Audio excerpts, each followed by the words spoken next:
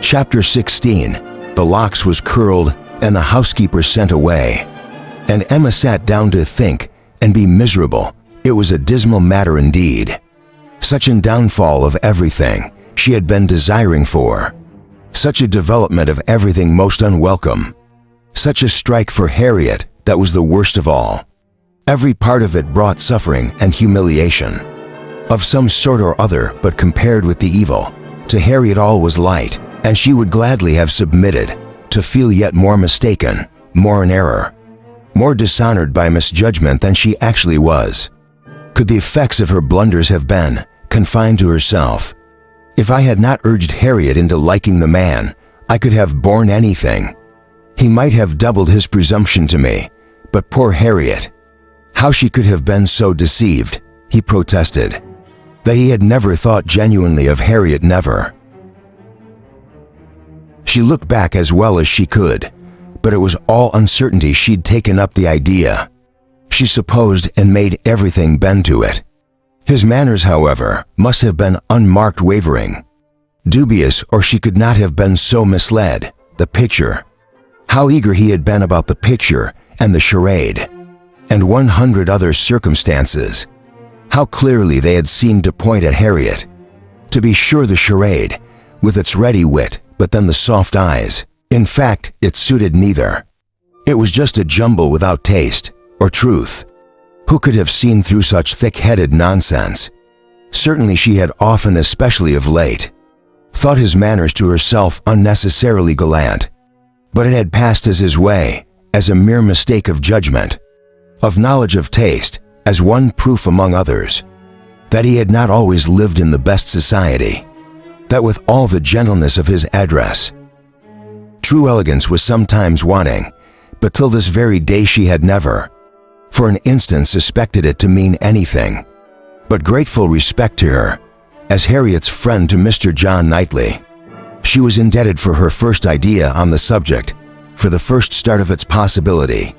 There was no denying that those brothers had penetration. She remembered what Mr. Knightley had once said to her about Mr. Elton, the caution he had given, the conviction he had professed that Mr. Elton would never marry indiscreetly, and blushed to think how much truer and knowledge of his character had been there, shown than she had reached herself. It was dreadfully mortifying. But Mr. Elton was proving himself in many respects the very reverse of what she had meant, and believed him, proud, assuming, conceited, very full of his own claims, and little concerned about the feelings of others. Contrary to the usual course of things, Mr. Elton's wanting to pay his addresses to her had sunk him in her opinion. His professions and his proposals did him no service. She thought nothing of his attachment was insulted by his hopes. He wanted to marry well, and having the arrogance to raise his eyes to her, pretended to be in love, but she was perfectly easy. As to his not suffering any disappointment that need be cared for, there have been no real affection, either in his language or manners. Sighs and fine words have been given in abundance, but she could hardly devise any set of expressions, or fancy any tone of voice less allied with real love. She need not trouble herself to pity him. He only wanted to aggrandize and enrich himself, and if Miss Woodhouse of Hartfield, the heiress of £30,000, were not quite so easily obtained as he advanced, he would soon try for Miss Somebody Else with 20, or with 10. But that he should talk of encouragement, should consider her as aware of his views, accepting his attentions, meaning, in short, to marry him, should suppose himself her equal in connection or mind, look down upon her friend, so well understanding the gradations of rank below him, and be so blind to what rose above as to fancy himself showing no presumption and addressing her. It was most provoking. Perhaps it was not fair to expect him to feel how very much he was her inferior, and talent and all the elegances of mind. The very want of such equality might prevent his perception of it, but he must know that in fortune and consequence she was greatly his superior. He must know that the Woodhouses had been settled for several generations at Hartfield, the younger branch of a very ancient family, and that the Eltons were nobody. The landed property of Hartfield certainly was inconsiderable, being but a sort of notch in the Donwell Abbey estate, to which all the rest of Highbury belonged, but their fortune from other sources was such as to make them scarcely secondary to Donwell Abbey itself in every other kind of consequence, and the Woodhouses had long held a high position in the consideration of the neighborhood, which Mr. Elton had first entered not 2 years ago, to make his way as he could, without any alliances, but in trade or anything to recommend him, to notice but his situation and his civility. But he had fancied her in love with him, that evidently must have been his dependence, and after raving a little about the seeming incongruity of gentle manners and a conceited head, Emma was obliged on common honesty to stop and admit that her own behavior to him had been so complacent and obliging, so full of courtesy and attention, as supposing her real motive and perceived might warrant a man of ordinary observation and delicacy, like Mr. Elton, in fancying himself a very decided favorite. If she had so misinterpreted his feelings, she had little right to wonder that he, with self-interest of blind him, should have wronged hers. The first era and the worst lay at her door. It was foolish, it was wrong, to take so active a part in bringing any two people together. It was adventuring too far, assuming too much, making light of what ought to be serious, a trick of what ought to be simple. She was quite concerned and ashamed and resolved. Do such things no more. Here have I said she actually talked poor Harriet into being very much attached to this man. She might never have thought of him but for me, and certainly never would have thought of him with hope, if I had not assured her of his attachment, for she is as modest and humble as I used to think him. Oh, that I had been satisfied with, persuading her not to accept young Martin. There I was quite right, that was well done of me. But there I should have stopped and left the rest. Time and chance, I was introducing her into good company, and giving her the opportunity of pleasing someone worth having. I ought not to have attempted more. But now, poor girl, her peace is cut up for some time. I've been but half a friend to her, if she were not to feel this disappointment. So very much I am sure, I have not an idea of anybody else who would be at all desirable for her. William Cox. Oh, no, I could not endure William Cox, a pert young lawyer. She stopped to blush and laugh at her own relapse, and then resumed a more serious, more dispiriting cogitation upon what had been, and might be and must be, the distressing explanation she had to make to Harriet, and all the poor Harriet would be suffering with, the awkwardness of future meetings, the difficulties of continuing or discontinuing the acquaintance, of subduing feelings, concealing resentment, and avoiding eclair were enough to occupy her in most unmirthful reflections for some time longer, and she went to bed at last with nothing settled but the conviction of her having blundered most dreadfully. To youth a natural cheerfulness like Emma's, though under temporary gloom at night, the return of day will hardly fail to bring return of spirits. The youth and cheerfulness of morning are in happy analogy and of powerful operation, and if the distress be not poignant enough to keep the eyes unclosed, they will be sure to open to sensations of softened suffering and brighter hope. Emma got up on the morrow more disposed for comfort than she had gone to bed, more ready to see alleviations of the evil before her, and to depend on getting tolerably out of it. It was a great consolation that Mr. Elton should not be really in love with her, also particularly amiable, as to make it shocking to disappoint him, that Harriet's nature should not be of that superior sort in which the feelings are most acute and retentive, and that there should be no necessity for anybody's knowing what a past, except the three principals, and especially for her father's being given a moment uneasiness about it. These were very cheering thoughts, and the sight of a great deal of snow on the ground did have further service, for anything was welcome that might justify that. All three being quite asunder at present, the weather was most favorable for her, though Christmas Day she could not go to church.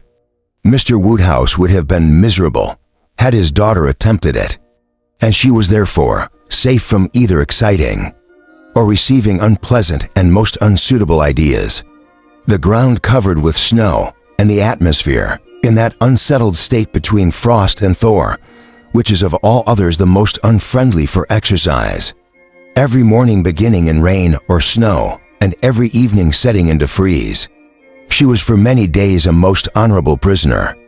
No intercourse with Harriet possible, but by no church for her on Sunday, any more than on Christmas Day, and no need to find excuses for Mr. Elton's absenting himself. It was weather, which might fairly confine everybody at home, and though she hoped and believed him to be really taking comfort in some society or other, it was very pleasant to have her father so well satisfied with his being all alone in his own house, too wise to stir out, and to hear him say to Mr. Knightley, whom no weather could keep entirely from them, Mr. Knightley, why do not you stay at home like poor Mr. Elton? These days of confinement would have been, but for her private perplexities, remarkably comfortable, as such seclusion exactly suited her brother, whose feelings must always be of great importance to his companions, and he had besides so thoroughly cleared of his humorous randles that his amiableness never failed him during the rest of his stay at Hartfield. He was always agreeable and obliging, and speaking pleasantly of everybody, but with all the hopes of cheerfulness and all the present comfort of delay. There was still such an evil hanging over her, in the hour of explanation with Harriet, has made it impossible for Emma to be ever perfectly at ease. Chapter 17. Mr. and Mrs. John Knightley were not attained long at Hartfield. The weather soon improved enough for those to move, who must move, and Mr. Woodhouse, having as usual tried to persuade his daughter to stay behind with all her children, was obliged to see the whole party set off and return to his lamentations over the destiny of poor Isabella, which poor Isabella, passing her life with those she doted on, full of their merits, blind to their faults and always innocently busy, might have been a model of right feminine happiness. The evening of the very day on which they went brought a note from Mr. Elton to Mr. Woodhouse, a long civil, ceremonious note to say, with Mr. Elton's best compliments, that he was proposing to leave Highbury the following morning, in his way to Bath, where, in compliance with the pressing entreaties of some friends, he had engaged to spend a few weeks, and very much regretted the impossibility he was under, from various circumstances of weather and business, of taking a personal leave of Mr. Woodhouse, of whose friendly civilities he should ever retain a grateful sense, and had Mr. Woodhouse any commands, should be happy to attend to them. Emma was most agreeably surprised. Mr. Elton's absence just at this time was the very thing to be desired. She admired him for contriving it, though not able to give him much credit for the manner in which it was announced. Resentment could not have been more plainly spoken than in facility to her father, from which she was so pointedly excluded. She had not even a share in his opening compliments.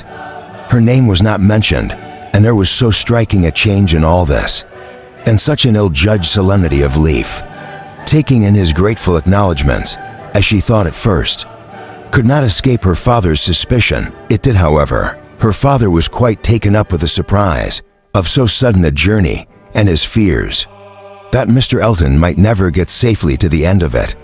And so nothing extraordinary in his language. It was a very useful note, for it supplied them with fresh matter for thought and conversation during the rest of their lonely evening. Mr. Woodhouse talked over his alarms, and Emma was in spirit to persuade them away. With all her usual promptitude, she now resolved to keep Harriet no longer in the dark. She had reason to believe her nearly recovered from her cold, and it was desirable that she should have as much time as possible for getting the better of her other complaint before the gentleman's return. She went to Mrs. Goddard's accordingly the very next day to undergo the necessary penance of communication, and a severe one it was. She had to destroy all the hopes which she had been so industriously feeding, to appear in the ungracious character of the one, preferred and acknowledge herself grossly mistaken, and misjudging in all her ideas on one subject, all her observations, all her convictions, all her prophecies for the last 6 weeks. The confession complete renewed her first chain, and the sight of Harriet's tears made her think that she would never be in charity with herself again. Harriet bought the intelligence very well, blaming nobody and everything, testifying to such an ingenuousness of disposition and lowly opinion of herself as must appear, with particular advantage at that moment to her friend.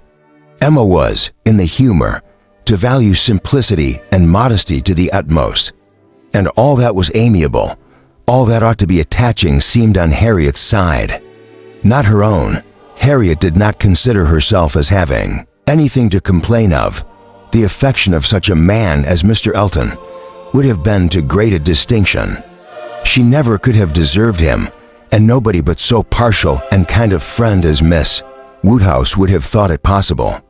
Her tears fell abundantly, but her grief was so truly artless that no dignity could have made it more respectable in Emma's eyes, and she listened to her and tried to console her with all her heart and understanding, really for the time convinced that Harriet was the superior creature of the two, and that to resemble her would be more for her own welfare and happiness than all that genius or intelligence could do. It was rather too late in the day to set about being simple-minded and ignorant, but she left her with every previous resolution confirmed of being humble and discreet, and repressing imagination all the rest of her life.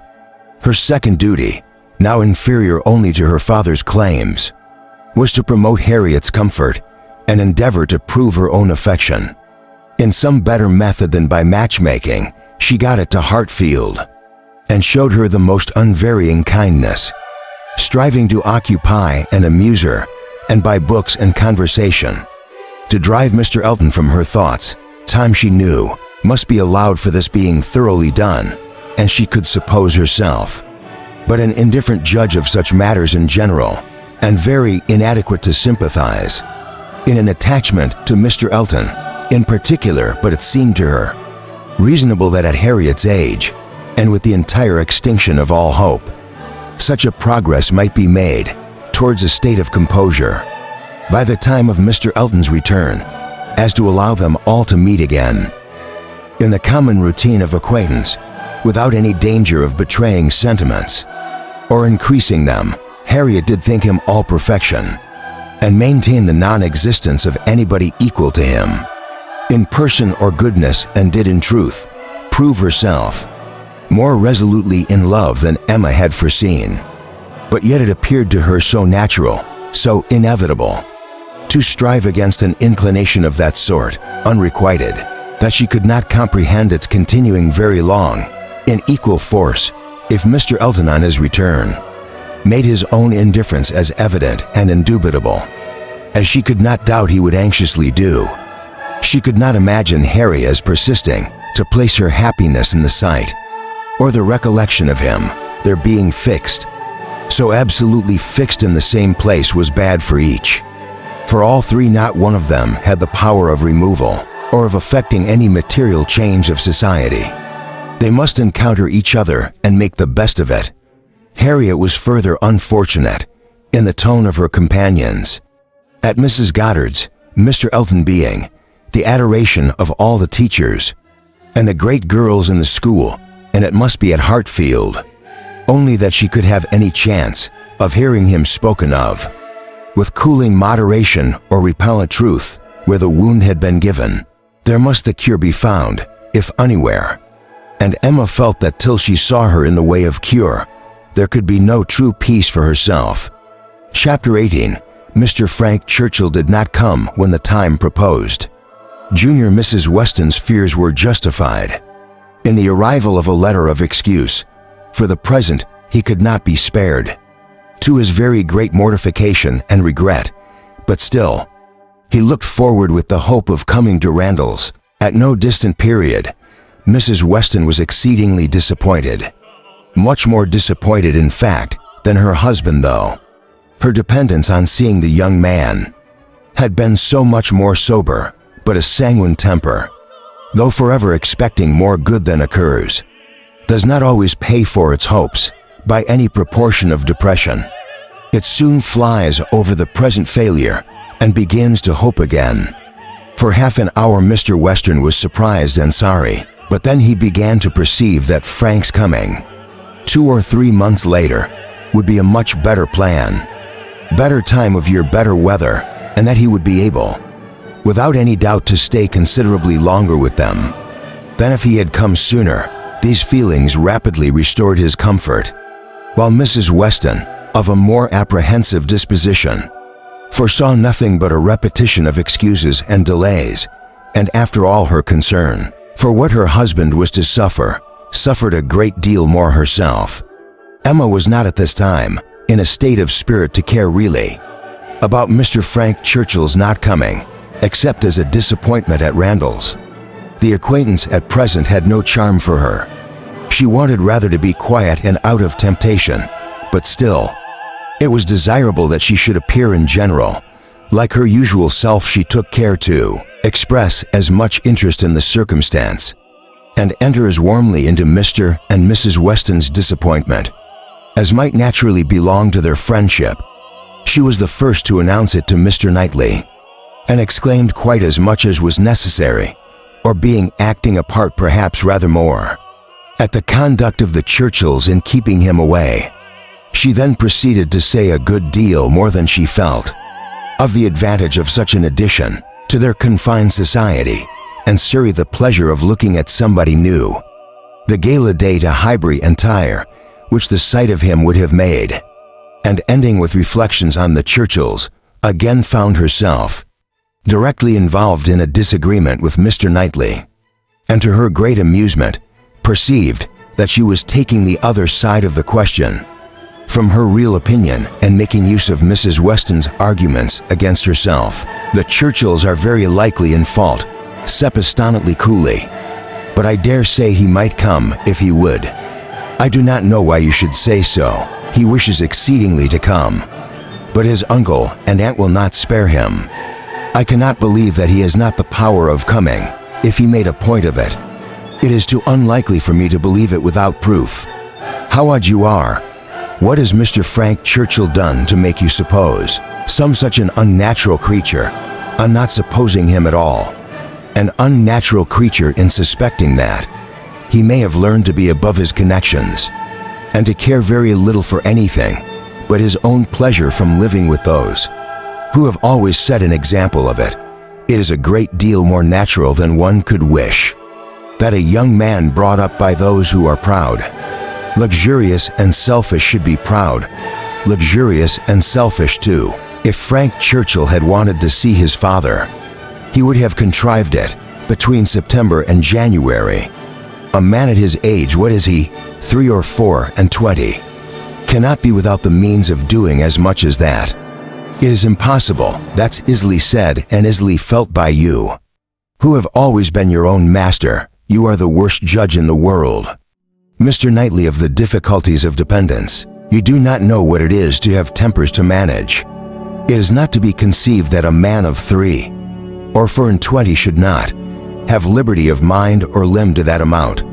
He cannot want money, he cannot want pleasure. We know on the contrary that he has so much of both, that he is glad to get rid of them at the idlest horns in the kingdom.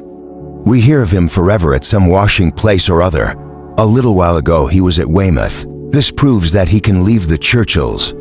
Yes, sometimes he can, and those times are whenever he thinks it worth his while, whenever there is any temptation of pleasure. It is very unfair to judge of anybody's conduct without an intimate knowledge of their situation. Nobody who has not been in the interior of a family can say what the difficulties of any individual of that family may be. We ought to be acquainted with Enscombe and with Mrs. Churchill's temper before we pretend to decide upon what her nephew can do. He may at times be able to do a great deal more than he can at others.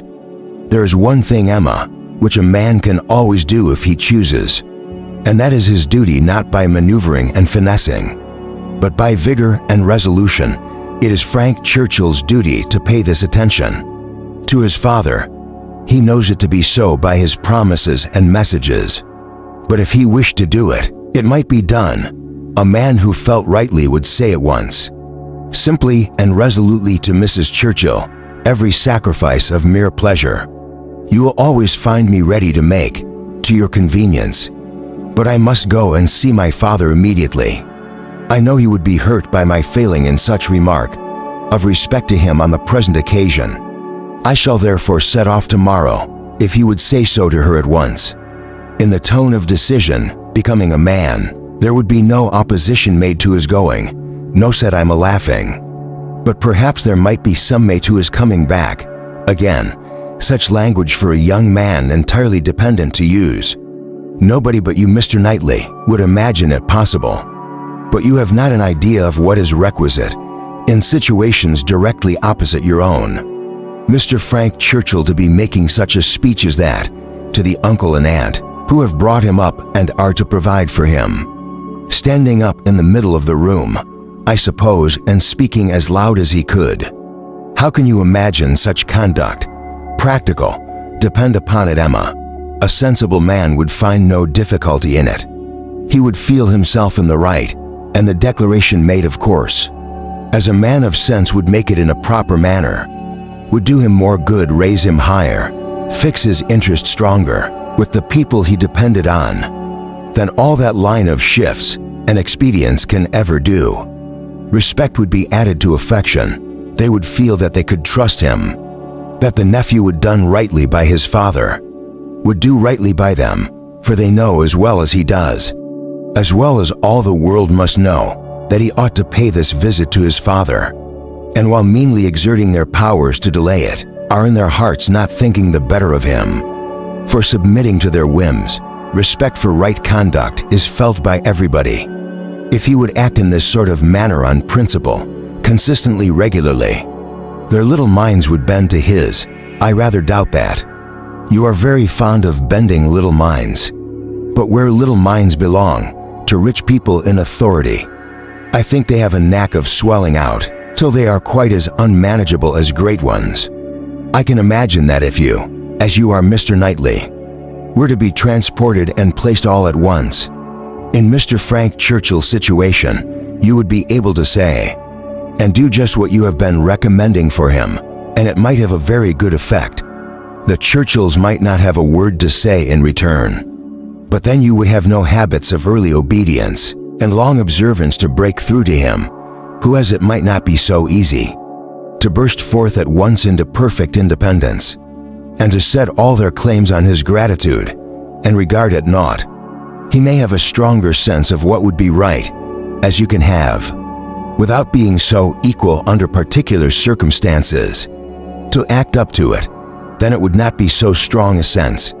If it failed to produce equal exertion, it could not be an equal conviction. Oh, the difference of situation and habit! I wish you would try to understand what an amiable young man may be likely to feel, indirectly opposing those whom, as a child and boy, he's been looking up to all his life. Your amiable young man is a very weak young man. If this be the first occasion of his carrying through a resolution to do right against the will of others, it ought to be a habit with him by this time of following his duty instead of consulting expediency. I can allow for the fears of the child, but not the man. As he became rational, he ought to have browsed himself and shaken off all that was unworthy and their authority. He ought to have opposed the first attempt on their side to make him slight his father. Had he begun as he ought, there would have been no difficulty. Now, we shall never agree about him, cried Emma, but that is nothing extraordinary. I have not the least idea of his being a weak young man. I feel sure that he is not. Mr. Weston would not be blind to folly, though in his own son, but he is very likely to have a more yielding, complying, mild disposition than would suit your notions of man's perfection. I dare say he has, and though it may cut him off from some advantages, it will secure him many others. Yes, all the advantages of sitting still when he ought to move. and of leading a life of mere idle pleasure, and fancying himself extremely expert, and finding excuses for it, he can sit down and write a fine, flourishing letter full of professions and falsehoods, and persuade himself that he has hit upon the very best method in the world of preserving peace at home and preventing his fathers having any right to complain. His letters disgust me. Your feelings are singular.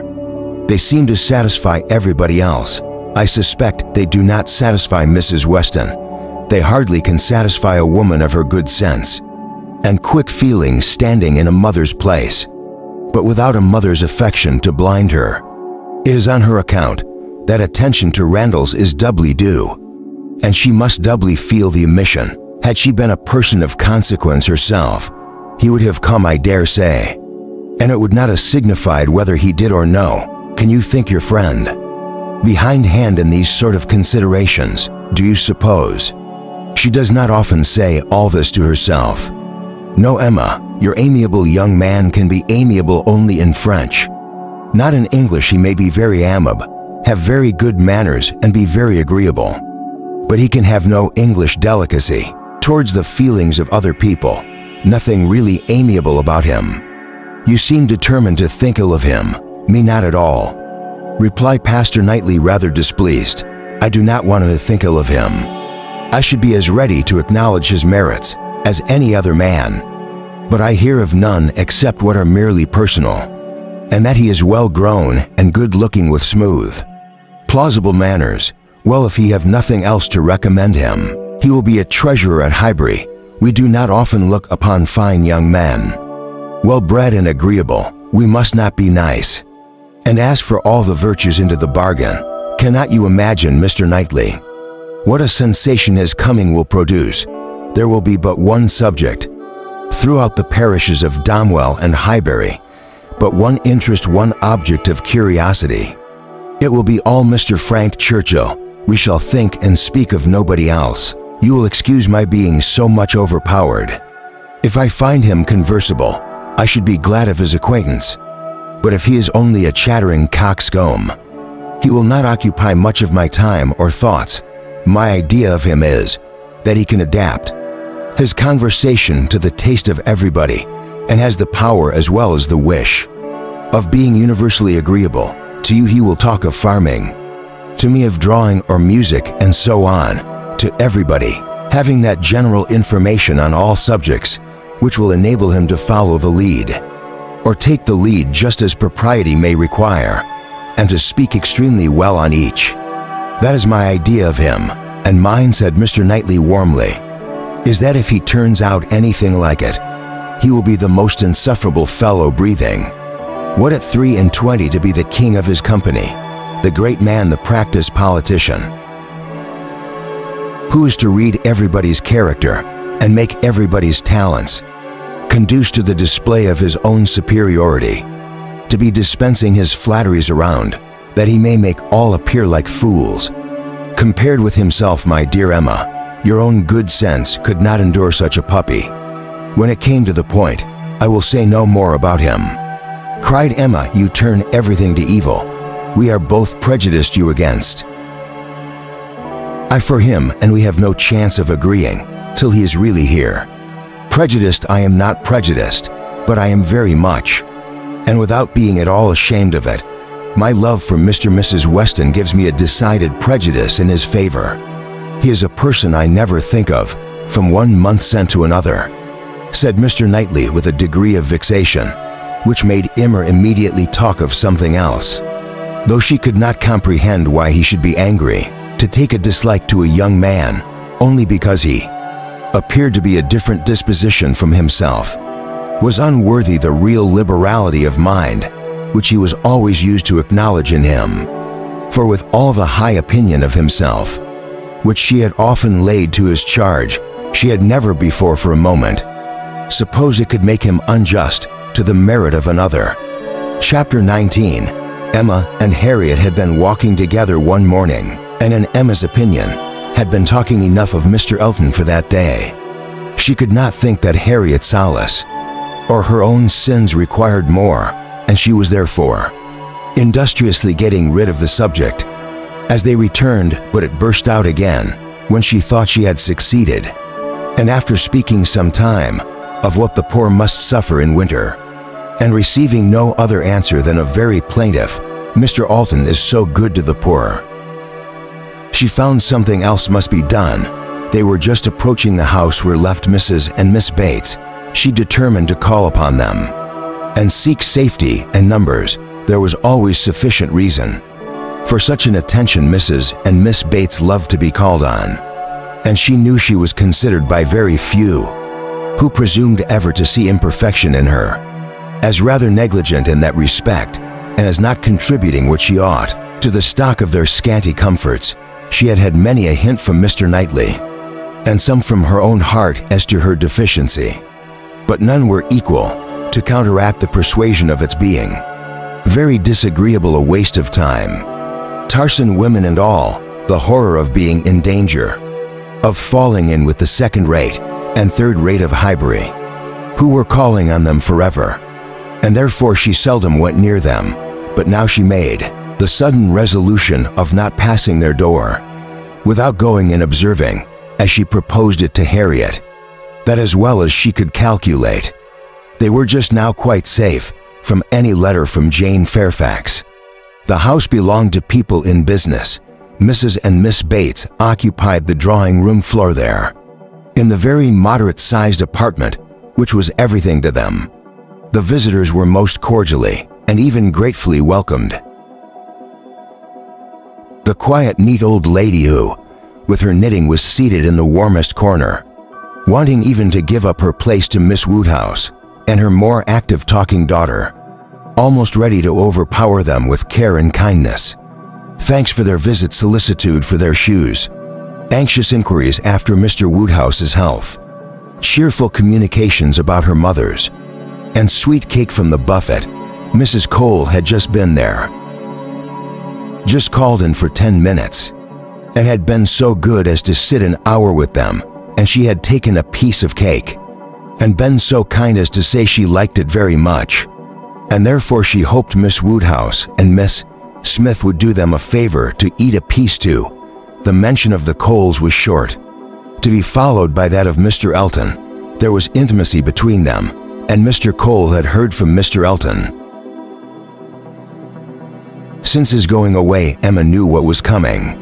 They must have the letter over again, and settle how long he had been gone, and how much he was engaged in company, and what a favorite he was wherever he went, and how full the master of the ceremonies ball had been.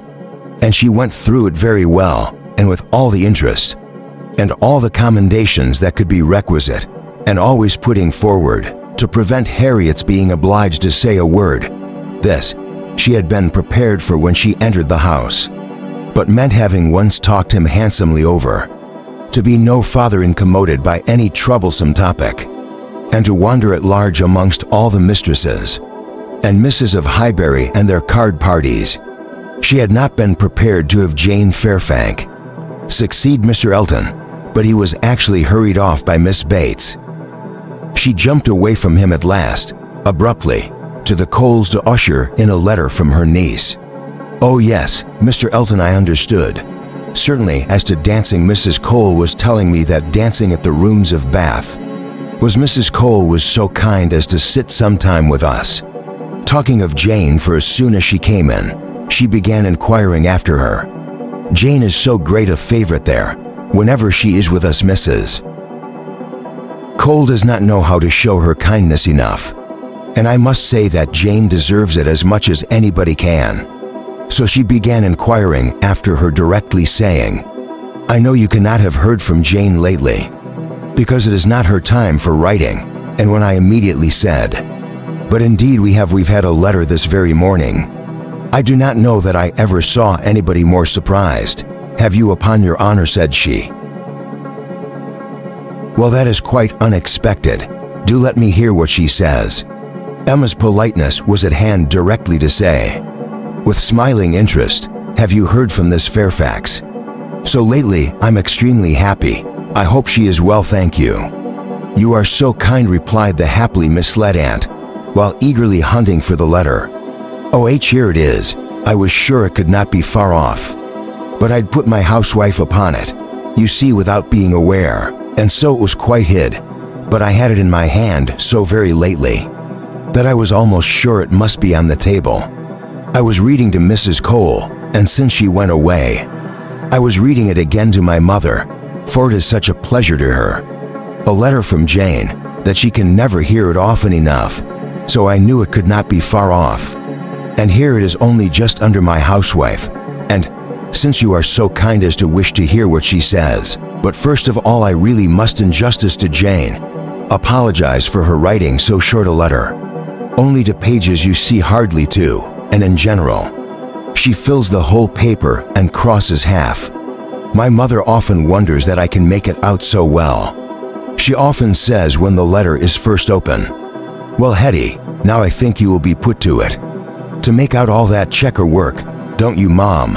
And then I tell her I'm sure she would contrive to make it out herself. If she had nobody to do it for her, every word of it I am sure she would pore over it, till she had made out every word. And indeed, though my mother's eyes are not so good as they were, she can see amazingly well. God, with the help of spectacles, it is such a blessing. My mother's are really very good indeed. Jane often says when she is here, "I am sure, Grandmama, you must have had very strong eyes to see as you do, and so much fine work as you have done too. I only wish my eyes may last me as well." All this spoken extremely fast, obliged Miss Bates to stop for breath, and Emma said something very civil about the excellence of Miss Fairfax's handwriting. "You're extremely kind," replied Miss Bates, highly gratified. "You were such a judge, and write so beautifully yourself. I'm sure there is nobody's praise that could give us so much pleasure as Miss Woodhouse's. My mother does not hear, she's a little deaf. You know, Mom, addressing her, do you hear what Miss Woodhouse is so obliging to say about Jane's handwriting?" And Emma had the advantage of hearing her own silly compliment repeated twice over before the good old lady could comprehend it. She was pondering in the meanwhile upon the possibility, without seeming very rude, of making her escape from Jane Fairfax's letter, and had almost resolved on hurrying away directly, under some slight excuse, when Miss Bates turned her again and seized her attention. "My mother's deafness is very trifling. You see, just nothing at all, by only raising my voice and saying anything 2 or 3 times over. She's short to hear, but then she is used to my voice. But it is very remarkable that she should always hear Jane better than she does me. Jane speaks so distinct. However, she will not find her grandma at all deafer than she was 2 years ago, which is saying a great deal at my mother's time of life. And it really is for 2 years, you know, since she was here. We never were so long without seeing her before. And as I was telling Mrs. Cole, we should hardly know how to make enough of her now. Are you expecting Miss Fairfax here soon?" "Oh yes, next week." "Indeed, that must be a very great pleasure. Thank you, you are very kind." "Yes, next week. Everybody is so surprised, and everybody says the same obliging things. I'm sure she'd be as happy to see her friends at High Prix as they can be. To see her, yes, Friday or Saturday, she cannot say which, because Colonel Campbell will be wanting the carriage himself one of those days, so very good of them to send her the whole way. But they always do, you know. Oh yes, Friday or Saturday next, that is what she writes about. That is the reason of her writing out of rule, as we call it, for in the common course we should not have heard from her before next Tuesday or Wednesday. Yes, so I imagined, I was afraid there could be little chance of my hearing anything of Miss Fairfax today, so uplighting of, you know, we should not have heard, if it had not been for this particular circumstance of her being to come here so soon. My mother is delighted, for she has to be 3 months with us, at least 3 months, she says so positively. As I'm going to have the pleasure of reading to you, the case is, you see, that the Campbells are going to Ireland. Mrs. Dixon has convinced her father and mother to come over and see her directly. They had not intended to go over till the summer, but she is so patient to see them again, for till she married last October, she was never away from them so much as a week, which must make it very strange to be in different kingdoms.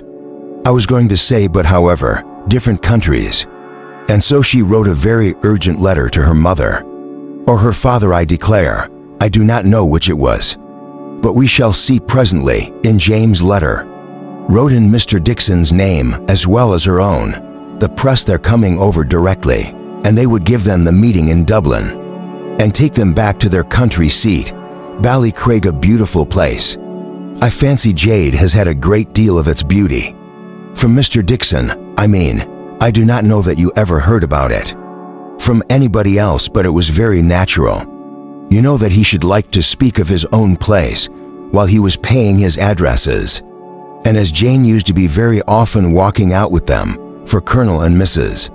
Campbell were very particular about their daughter not walking out often with only Mr. Dixon, for which I do not at all blame them. Of course, she heard everything he might be telling Miss Campbell about his home in Ireland, and I think she wrote us a word that he had shown them some drawings of the place, views that he had taken himself.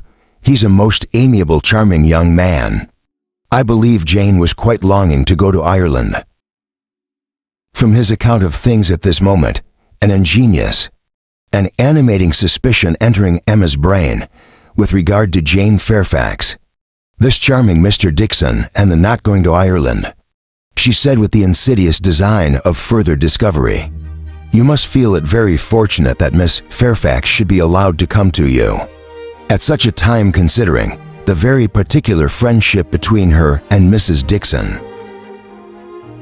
You could hardly have expected her to be excused from accompanying Colonel and Mrs. Campbell. Very true indeed.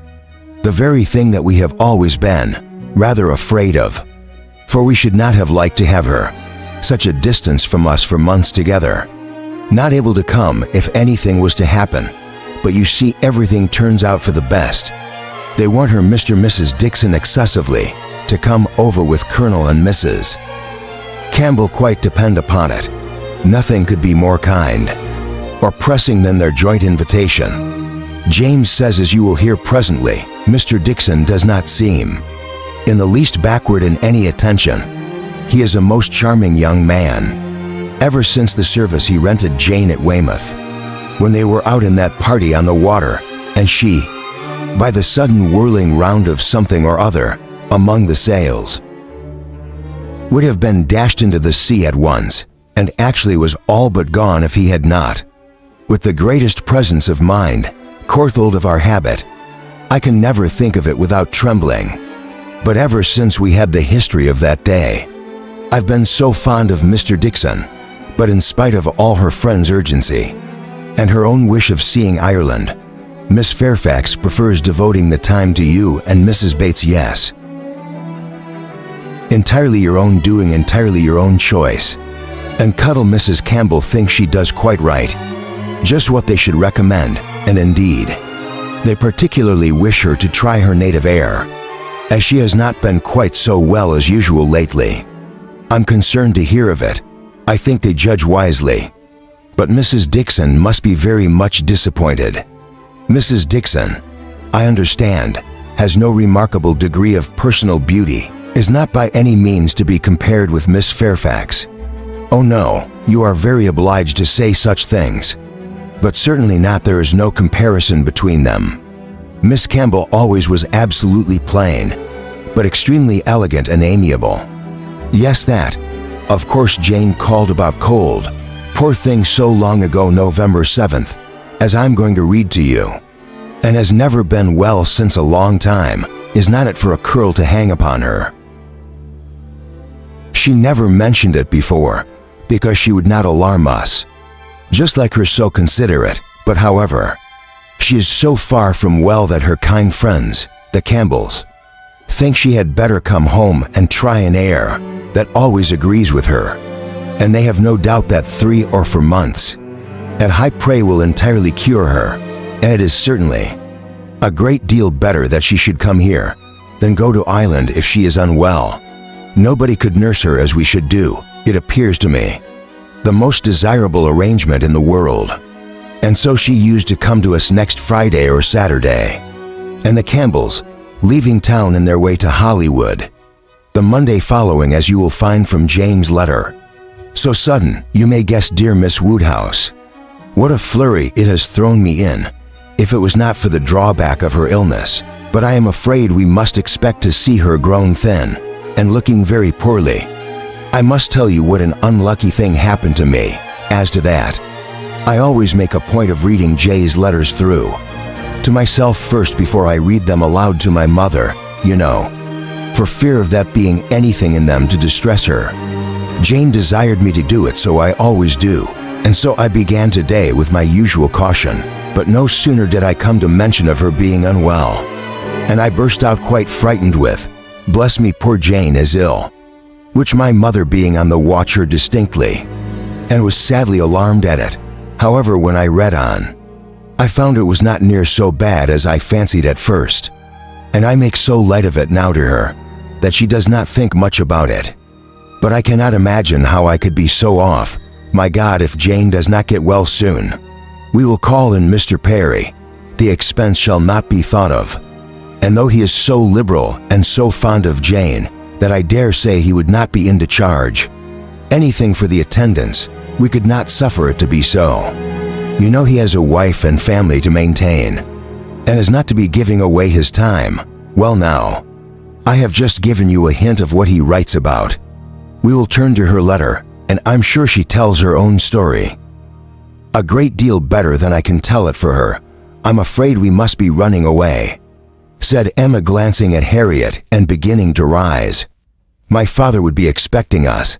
I had no intention, I thought. I had no power of staying more than 5 minutes when I first entered the house.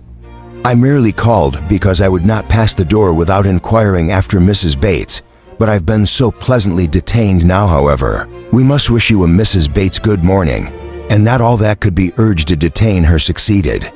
She regained the street happy in this, that, though much had been forced on her against her will, though she had in fact heard the whole substance of Jane Fairfax's letter, she had been able to escape the letter itself. Chapter 20. Jane Fairfax was an orphan, the only child of Mrs. Bates' youngest daughter. The marriage of Lieutenant Fairfax, of the Regiment of Infantry, and Miss Jane Bates had had its day of fame and pleasure, hope and interest, but nothing now remained of it, save the melancholy remembrance of him dying, and action abroad of his widow, sinking under consumption and grief soon afterwards. And this girl, by birth she belonged to Highbury, and when at 3 years old, on losing her mother, she became the property, the charge, the consolation, the fondling of her grandmother and aunt, that had seemed every probability of her being permanently fixed there, of being taught only what very limited means could command, and growing up with no advantages of connection or improvement, to being grafted on what nature had given her, in a pleasing person, good understanding, and warm-hearted, well-meaning relations. But the compassionate feelings of a friend of her father gave a change to her destiny. This was Colonel Campbell, who had very highly regarded Fairfax as an excellent officer and a most deserving young man, and father had been indebted to him for such attentions during a severe camp fever, as he believed had saved his life. These were claims which he did not learn to overlook, though some years passed away from the death of poor Fairfax, before his own return to England put anything in his power. When he did return, he sought out the child and took notice of her. He was a married man with only one living child, a girl about Jane's age, and Jane became their guest, paying them long visits and growing a favorite with all. And before she was 9 years old, his daughter's great fondness for her, and his own wish of being a real friend, united to produce an offer from Colonel Campbell of undertaking the whole charge of her education. It was accepted, and from that period, Jane had belonged to Colonel Campbell's family and had lived with them entirely, only visiting her grandmother from time to time. The plan was that she should be brought up for educating others. The very few £100 which she inherited from her father making independence impossible to provide for her. Otherwise was out of Colonel Campbell's power, for though his income by pay and appointments was handsome, his fortune was moderate and must be all his daughter's. But by giving her an education, he hoped to be supplying the means of respectable subsistence hereafter. Such was Jane Fairfax's history. She had fallen into good hands, known nothing but kindness from the Campbells, and been given an excellent education, living constantly with right-minded and well-informed people. Her heart and understanding had received every advantage of discipline and culture, and Colonel Campbell's residence being in London, every lighter talent had been done full justice to by the attendance of first-rate masters. Her disposition and abilities were equally worthy of all that friendship could do, and at 18 or 19, she was, as far as such an early age can be, qualified for the care of children, fully competent the office of instruction herself. But she was too much beloved to be parted with. Neither father nor mother could promote, and the daughter could not endure it. The evil day was put off. It was easy to decide that she was still too young, and Jane remained with them, sharing as another daughter in all the rational pleasures of an elegant society, and a judicious mixture of home and amusement, with only the drawback of the future, the sobering suggestions of her own good understanding, to remind her that all this might soon be over. The affection of the whole family, the warm attachment of Miss Campbell in particular, was the more honorable to each party from the circumstance of James' decided superiority both in beauty and acquirements that nature had given us in feature could not be unseen by the young woman, nor could her higher powers of mind be unfelt by the parents. They continued together with unabated regard, however, till the marriage of Miss Campbell, who by that chance, that luck, which so often defies anticipation in matrimonial affairs, giving attraction to what is moderate rather than to what is superior, engaged the affections of Mr. Dixon, a young man rich and agreeable, almost as soon as they were acquainted, and was eligible and happily settled.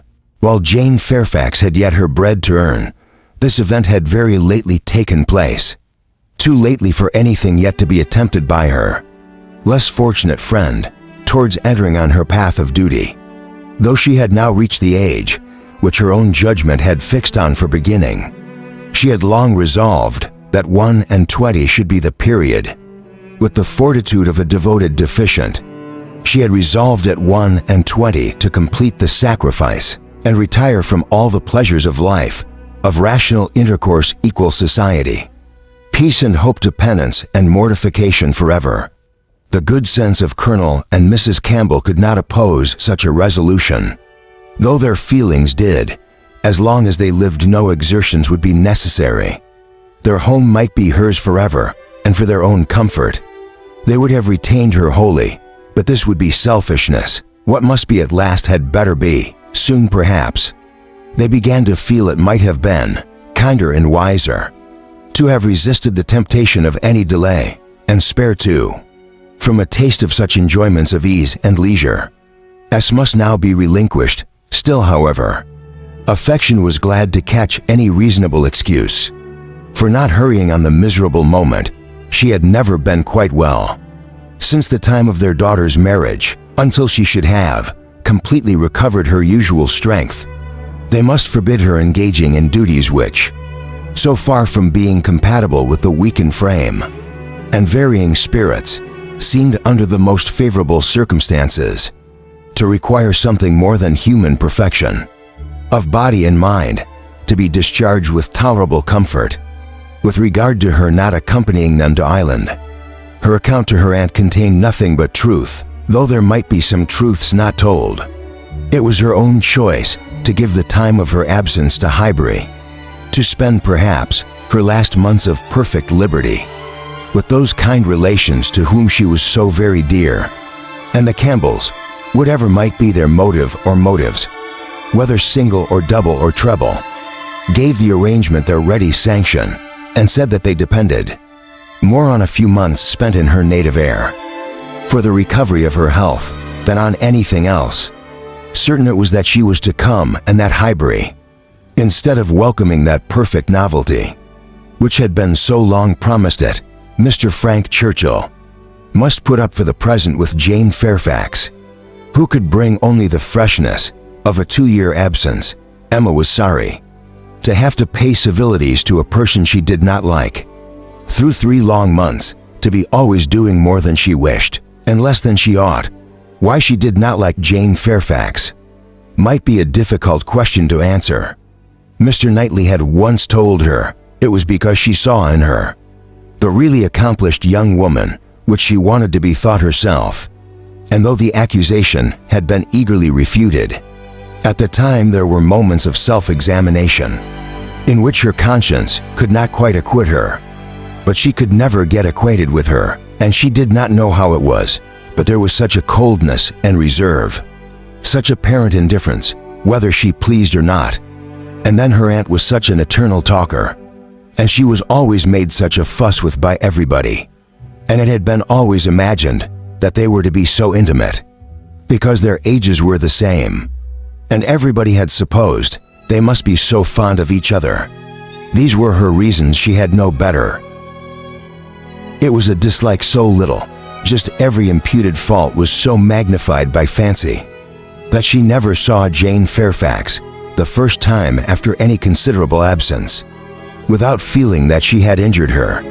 And now when the due visit was paid on her arrival, after 2 years' interval, she was particularly struck with the very appearance and manners which for those 2 whole years she had been depreciating. Jane Fairfax was very elegant, remarkably elegant, and she had herself the highest value for elegance. Her height was pretty, just such as almost everybody would think. Tall, and nobody could think very tall. Her figure particularly graceful. Her size the most becoming medium between fat and thin, though a slight appearance of ill health seemed to point out the likeliest evil of the 2. Emma could not but feel all this. And then her face, her features. There was more beauty in them altogether than she had remembered. It was not regular, but it was very pleasing beauty. Her eyes, a deep gray with dark eyelashes and eyebrows, had never been denied their praise, but the skin, which he had been used to cavil at as wanting color, had a clearness and delicacy which really needed no full of bloom. It was a style of beauty, of which elegance was the reigning character, and as such she must, in honor by all her principles, admire at elegance, which whether of person or of mind, she saw so little in Highbury that not to be vulgar was distinction and merit. In short, she sat during the first visit, looking at Jane Fairfax with twofold complacency, the sense of pleasure and the sense of rendering justice, and was determining that she would dislike her no longer when she took in her history, indeed her situation, as well as her beauty. When she considered what all this elegance was destined, to what she was going to sink from, how she was going to live, it seemed impossible to feel anything but compassion and respect, especially if to every well-known particular entitling to her interest were added the highly probable circumstance of an attachment to Mr. Dixon, which she had so naturally started to herself. In that case, nothing could be more pitiable or more honorable than the sacrifices she had resolved on. Emma was very willing now to acquit her of having seduced Mr. Dixon's affections from his wife, or of anything mischievous which her imagination has suggested. At first, if it were love, it might be simple, single, successless love on her side alone. She might have been unconsciously sucking in the sad poison, while a sharer of his conversation with her friend, and from the best, the purest of motives, might now be denying herself his visit to Ireland, and resolving to divide herself affectionately from him and his connections, by soon beginning her career of laborious duty. Upon the whole, Emma left her with such softened, charitable feelings as made a look around in walking home, and lament that Hyper afforded no young man worthy of giving her independence, nobody that she could wish to scheme about. For her, these were charming feelings, but not lasting, before she had committed herself to any public profession of eternal friendship for Jane Fairfax, all done more towards a recantation of past prejudices and errors than saying to Mr. Knightley, "She certainly is handsome. She is better than handsome." Jane had spent an evening at Hartfield with her grandmother and aunt, and everything was relapsing much into its usual state. Former provocations reappeared. The aunt was as tiresome as ever, more tiresome because anxiety for her health now added to admiration of her powers, and they had to listen to the description of exactly how little bread and butter she ate for breakfast, and how small a slice of mutton for dinner, as well as to see exhibitions of new caps and new work bags for her mother and herself. And Jane's offenses rose again. They had music Emma was obliged to play, and the thanks and praise which necessarily followed appeared to her an affectation of candor, an air of greatness, meaning only to show off in higher style her own very superior performance. She was besides, which was the worst of all, so cold, so cautious, there was no getting at her real opinion. Wrapped up in a cloak of politeness, she seemed determined to hazard nothing. She was suspiciously reserved, if anything could be more, where all was most she was more reserved, on the subject of Weymouth and the Dixons, than anything. She seemed bent on giving no real insight into Mr. Dixon's character, or her own value for his company, or opinion of the suitableness of the match. It was all general approbation and smoothness, nothing delineated or distinguished. It did her no service, however. Her caution was thrown away. Emma saw its artifice and returned to her first surmises. There probably was something more to conceal than her own preference. Mr. Dixon, perhaps, had been very near changing one friend for the other, or been fixed only to Miss Campbell. For the sake of the future £12,000, the like reserve prevailed on other topics. She and Mr. Frank Churchill had been at Weymouth. At the same time, it was known that they were a little acquainted, but not a syllable of real information could Emma procure as to what he truly was. Was he handsome? She believed he was reckoned a very fine young man. Was he agreeable? He was generally thought so. Did he appear a sensible young man, a young man of information, at a watering place or in a common London acquaintance? It was difficult to decide on such points. Manners were all that could be safely judged off under a much longer knowledge than they had yet heard. Of Mr. Churchill, she believed everybody found his manners pleasing. Emma could not forgive her. Chapter 21. Emma could not forgive her. But as neither provocation nor resentment were discerned by Mr. Knightley, who had been of the party and had seen only proper attention and pleasing behavior on each side, he was expressing the next morning, being at Hartfield again on affair with Mr. Woodhouse, his approbation of the whole, not so openly as he might have done had her father been out of the room, but speaking plain enough to be very intelligible. To Emma, he had been used to think her unjust to Jane, and had now great pleasure in marking an improvement. A very pleasant evening he began.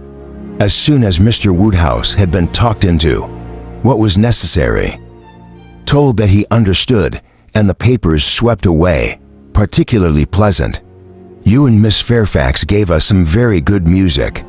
I do not know a more luxurious state, sir, than sitting at one's ears, to be entertained a whole evening by such young women, sometimes with music and sometimes with conversation. I am sure Miss Fairfax must have found the evening pleasant. Emma, you left nothing undone. I was glad you made a play. So much for having no instrument at her grandmother's. It must have been a real indulgence. I'm happy you approved, said Emma, smiling. But I hope I am not often deficient in what is due to guess at Hartfield. No, my dear, said her father instantly, that I am sure you are not. There is nobody half so attentive and civil as you are. If anything, you are too attentive. The muffin last night, if it had been handed around once, I think it would have been enough. No, Sophista Knightley. Nearly at the same time, you are not often deficient. Not often deficient either in manner or comprehension. I think you understand me, therefore. and Archlock expressed, "I understand you well enough." But she said only Miss Fairfax is reserved. "I always told you she was a little. But you will soon overcome all that part of her reserve, which ought to be overcome. All that has its foundation in difference. What arises from discretion must be honored. You think you're different. I do not see it, my dear Emma," said he, moving from his chair into one close to her. "You are not going to tell me. I hope that you had not a pleasant evening." "Oh no, I was pleased with my own perseverance, and asking questions, and amused to think how little information I obtained." "I am disappointed," was his only answer. "I hope everybody had a pleasant evening," said Mr. Woodhouse in his quiet way. I felt the fire rather too much. But then I moved back my chair a very little, and it did not disturb me. Miss Bates was very chatty and good-humored, as she always is, though she speaks rather too quick. However, she is very agreeable, and Mrs. Bates too, in a different way. I like old friends, and Miss Jane Fairfax is a very pretty sort of young lady, a very pretty and very well-behaved young lady indeed. She must have found the evening agreeable. Mr. Knightley, because she had Emma, true sir, and Emma, because she had no Fairfax. Emma saw his anxiety and, desiring to appease it, at least for the present, said, and with a sincerity which no one could question, "She is a sort of elegant creature that one cannot keep one's eyes from. I'm always watching her to admire, and I do pity her from my heart." Mr. Knightley looked as if he were more gratified than he cared to express, and before he could make any reply, Mr. Woodhouse, whose thoughts were on the Bates, said, "This is a great pity, that their circumstances should be so confined. Great pity indeed, and I have often wished nobody's so little. One convention to do small, trifling presents the very thing uncommon. Now we have killed a porker, and Emma thinks of sending them a lawyer or a leg. It is very small and delicate. Hatfield pork is not like any other pork, still it is pork. And my dear Emma, unless one could be sure, if they're making it into steaks, nicely fried as ours are without the smallest grease. Now not roasted, for no stomach can bear roast pork. I think we'd better send the leg, do you not think so, my dear? My dear Papa, I sent the whole hind quarter. I knew you would wish it. There will be the leg to be salted, you know, which is so very nice, and the loin to be dressed directly in any manner. They like, that's right, my dear, very right. I had not thought of it before, but that was the very best way. They must not oversalt the leg. And then if it's not oversalted, and it is very thoroughly boiled, just as so boils ours, and eaten very moderately off, with a boiled turnip and a little carrot or parsnip, I do not consider it unwholesome." "Emma," said Mr. Knightley, "presently I have a piece of news for you. You like news, and I heard an article in my way hither that I think will interest you." "News? Oh yes, I always like news. What is it? Why do you smile, sir? Where did you hear it? At Randall's?" He had time only to say no. "Not at Randall's. I have not been near Randall's," when the door was thrown open, and Miss Bates and Miss Fairfax walked into the room, full of thanks and full of news. Miss Bates knew not which to give quickest. Mr. Knightley soon saw that he had lost his moment, and that not another syllable of communication could rest with him. "Oh, my dear sir, how are you this morning, my dear Miss Woodhouse? I came quite overpowered. Such a beautiful high-end courtroom pork. You are too bountiful. Have you heard the news? Mr. Elton is going to be married." Emma had not had time even to think of Mr. Elton, and she was so completely surprised that she could not avoid a little start, and a blush of the sound. "There's my news. I thought it would interest you that Mr. Knightley," with a smile which implied a conviction of some part of what had passed between them. "But where could you hear it?" cried Miss Bates. "Where could you possibly hear it, Mr. Knightley? For it is not 5 minutes since I've received Mrs. Cole's note. No, it cannot be more than 5, or at least 10, for I'd got my bonus Spencer on just ready to come out. I was only gone down to speak to Patty again about the pork." Jane was standing in the passage. "Were you not, Jane? For my mother was so afraid that we had not any salting pan." large enough so I said I would go down and see. And Jane said, should I go down instead, for I think you have a little cold. And Patty has been washing the kitchen. Oh my dear, said I, well, and just then came a note. A Miss Hawkins, that's all I know. A Miss Hawkins a bath. But Mr. Knight, how could you possibly have heard it? For the very moment Mr. Cole told Mrs. Cole of it, she sat down and wrote to me. I Miss Hawkins, I was with Mr. Cole on a fair an hour and a half ago. He had just read Elton's letter, as I was shown in, and handed it to me directly. Well, that is quite, I suppose there never was a piece of news more generally interesting, my dear sir. You really are too bountiful. My mother does ask her very best compliments and regard, and 1,000 thanks, and says, you really quite oppress her. We consider our Hartfield pork, reply Mr. Woodhouse, indeed.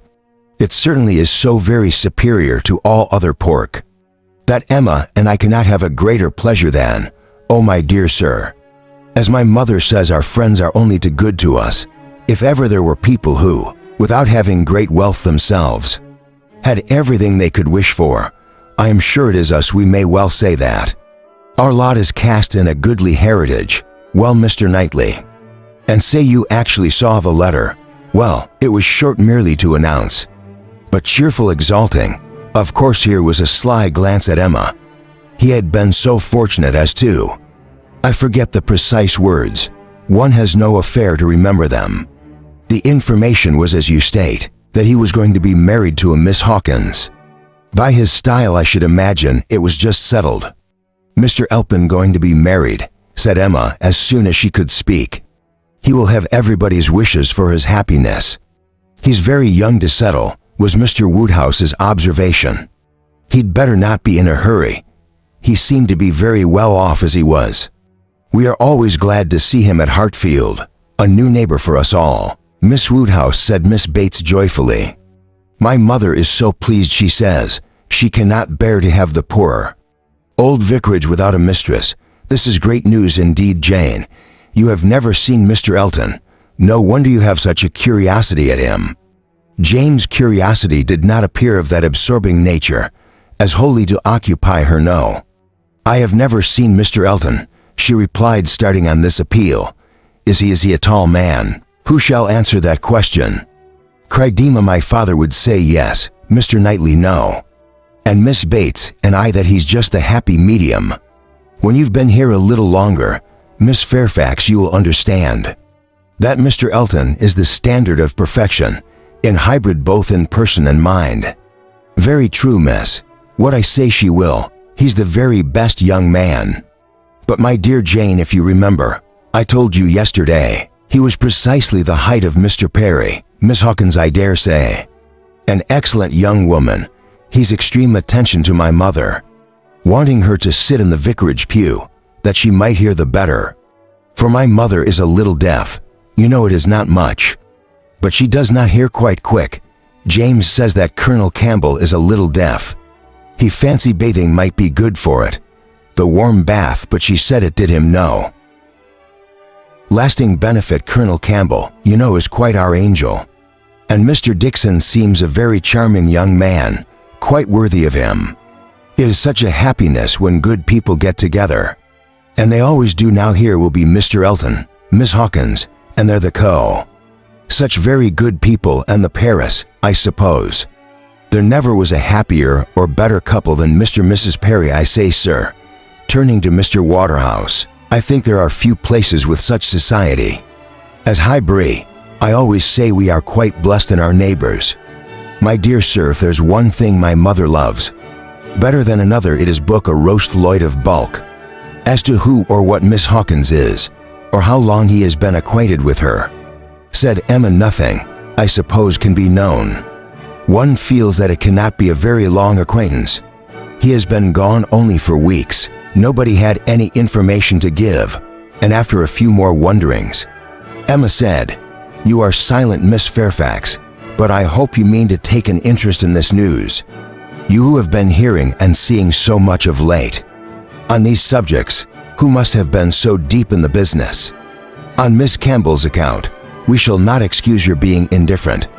About Mr. Elton or Miss Hawkins, when I have seen Mr. Elton, replied Jane, I dare say I shall be interested, but I believe it requires that with me. And as it is some months since Miss Campbell married, the impression may be a little worn off. Yes, he has been gone just for weeks, as you observe, miss. What has said Miss Bates? For weeks yesterday. Miss Hawkins, well, I'd always rather fancied it would be some young lady. Hereabout, not that I ever Mrs. Coe once whispered to me, but I immediately said no. Mr. Elton is a most worthy young man, but in short I do not think. I'm particularly quick at those sort of discoveries. I do not pretend to it. What is before me I see. At the same time, nobody could wonder if Mr. Elton should have aspired. Miss Woodhouse lets me chatter on so good-humouredly. She knows I would not offend for all the world. How does Miss Smith do? She seems quite recovered now. Have you heard from Mrs. John Knightley lately? Oh, those dear little children, Jane, do you know? I always fancy Mr. Dixon like Mr. John Knightley, I mean in person. Tall and with that sort of look and not very talkative. Quite wrong, my dear aunt, there's no likeness at all. Very odd, but one never does form a just idea of anybody. Beforehand one takes up a notion and runs away with it. Mr. Dixon, you say, is not strictly speaking handsome. Oh no, far from it, certainly playing. I told you he was playing, my dear. You said the Miss Campbell would not allow him to be plain, and that you yourself, oh. As for me, my judgment is worth nothing, where I have a regard. I always think a person well-looking, but I gave what I believe, the general opinion, when I called him plain. Well, my dear Jane, I believe we must be running away. The weather does not look well, and Grandmama would be uneasy. You are too obliging, my dearest Woodhouse, but we really must take leave. There's a bit of most agreeable piece of news indeed. I shall go around by Mrs. Cole's, but I shall not stop 3 minutes. And Jane, you would better go home directly. I would not have you out in a shower. We think she is the better for hybrid already. Thank you, we do indeed. I shall not attempt calling on Mrs. Goddard for. I really do not think she cares for anything but boiled pork when we dress the leg. It will be another thing. Good morning to you. My dear sir, oh, Mr. Knightley is coming too. Well, that is so very. I am sure if Jane is tired, you will be so kind as to give her your arm. Mr. Elton and Miss Hawkins, good morning to you. Emma, alone with her father, had half her attention wanted by him, while he lamented that young people would be in such a hurry to marry, and to marry strangers too. And the other half she would give to her own view of the subject. It was to herself an amusing and very welcome piece of news, as proving that Mr. Elton could not have suffered long. But she was sorry for Harriet. Harriet must feel it. And all that she could hope was, by giving the first information herself, to save her from hearing it abruptly from others. It was now about the time that she was likely to cool, if she were to meet Miss Bates in her way. And upon its beginning to rain, Emma was obliged to expect that the weather would be detaining her at Mrs. Goddard's, and that the intelligence would undoubtedly rush upon her without preparation. The shower was heavy but short, and it had not been over 5 minutes when in came Harriet with just the heated, agitated look which hurrying Viva with a full heart was likely to give, and the "Oh, Miss Woodhouse, what do you think has happened?" which instantly burst forth, had all the evidence of corresponding perturbation.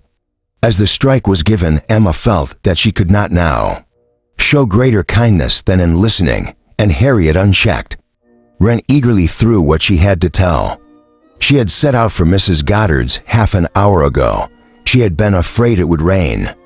She had been afraid it would pour down every moment, but she thought that she might get to Hartfield first. She'd hurried on as fast as possible, but then as she was passing by the house, where a young woman was making up a gown for her, she thought she would just step in and see how it went on. And though she did not seem to stay half a moment there, soon after she came out it began to rain, and she did not know what to do. So she ran on directly as fast as she could, and took shelter at Ford's. Ford's was the principal woolen draper, linen draper and haberdasher shop, united the shop first in size and fashion in the place. And so there she had sat, without an idea of anything in the world, for 10 minutes perhaps, when all of a sudden who should come in? To be sure, it was so very odd. But they always dealt at Ford's who should come in, but Elizabeth Martin and her brother. Dear Miss Woodhouse, only think, I thought I should have fainted. I did not know what to do. I was sitting near the door. Elizabeth saw me directly, but he did not. He was busy with the umbrella. I'm sure she saw me, but she looked away directly and took no notice. And they both went to quite the farther end of the shop, and I kept sitting near the door. Oh dear, who's so miserable? I'm sure I must have been as white as my gown. I could not go away, you know, because of the rain, but I did so wish myself anywhere in the world. But there, oh, dear Miss Woodhouse, well, at last I fancy he looked around and saw me. For instead of going on with their buyings, they began whispering to one another. I'm sure they were talking of me, and I could not help thinking that he was persuading her to speak to me. Do you think he was Miss Woodhouse? But presently she came forward, came quite up to me and asked me how I did, and seemed ready to shake hands if I would. She did not do any of it in the same way that she used. I could see she was altered. However, she seemed to try to be very friendly, and we shook hands and stood talking some time. But I know no more what I said. I was in such a tremble. I remember she said she was sorry we never met now, which I thought almost too kind. Dear Miss Woodhouse, I was absolutely gloomy by that time. It was beginning to hold up, and I was determined that nothing should stop me from getting away. And then only think, I found he was coming up towards me just slowly, you know, as if he did not quite know what to do. And so he came and spoke, and I answered. And I stood for a minute feeling dreadfully. You know, one can't tell how. And then I took courage and I said, it did not rain and I must go. And so off I said, and I have not got 3 yards from the door when he came after me, only to say if I was going to Hartfield.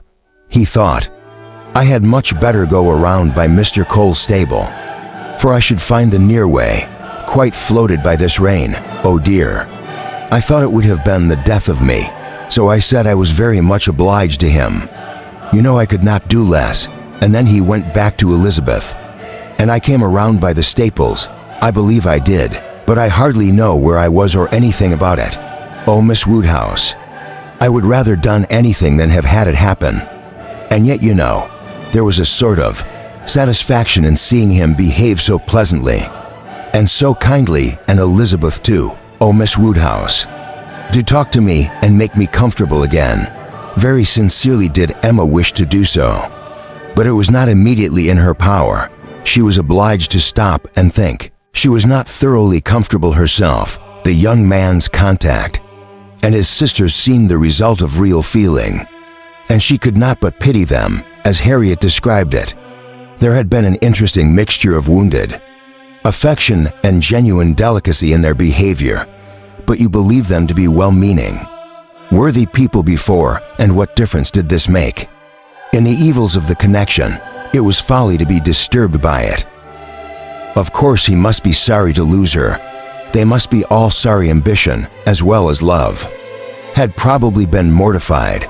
They might all have hoped arise by Harriet's acquaintance, and besides, what was the value of Harriet's description? So easily pleased, so little discerning what signified her praise.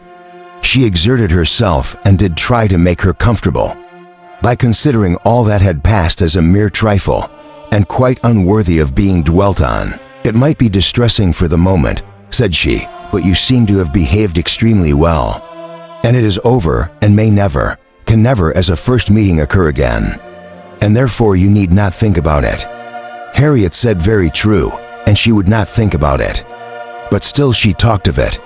Still she could talk of nothing else, and Emma at last, in order to put the Martins out of her head, was obliged to hurry on the news, which she had meant to give with so much tender caution, hardly knowing herself whether to rejoice or be angry, ashamed, or only amused at such a state of mind in poor Harriet.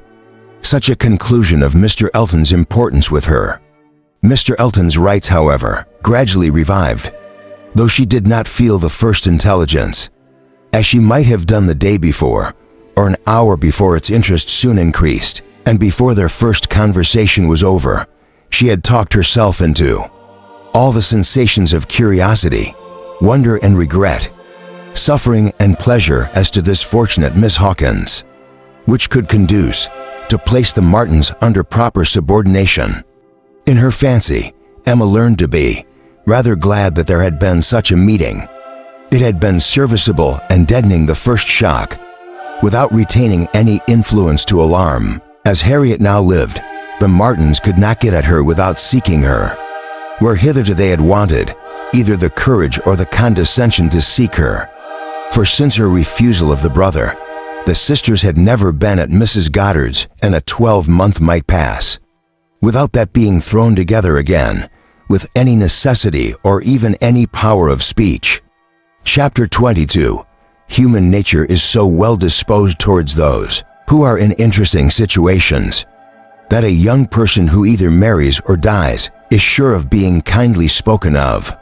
A week had not passed since Miss Hawkins' name was first mentioned in Highbury, before she was by some means or other discovered to have every recommendation of person and mind, to be handsome, elegant, highly accomplished, and perfectly amiable.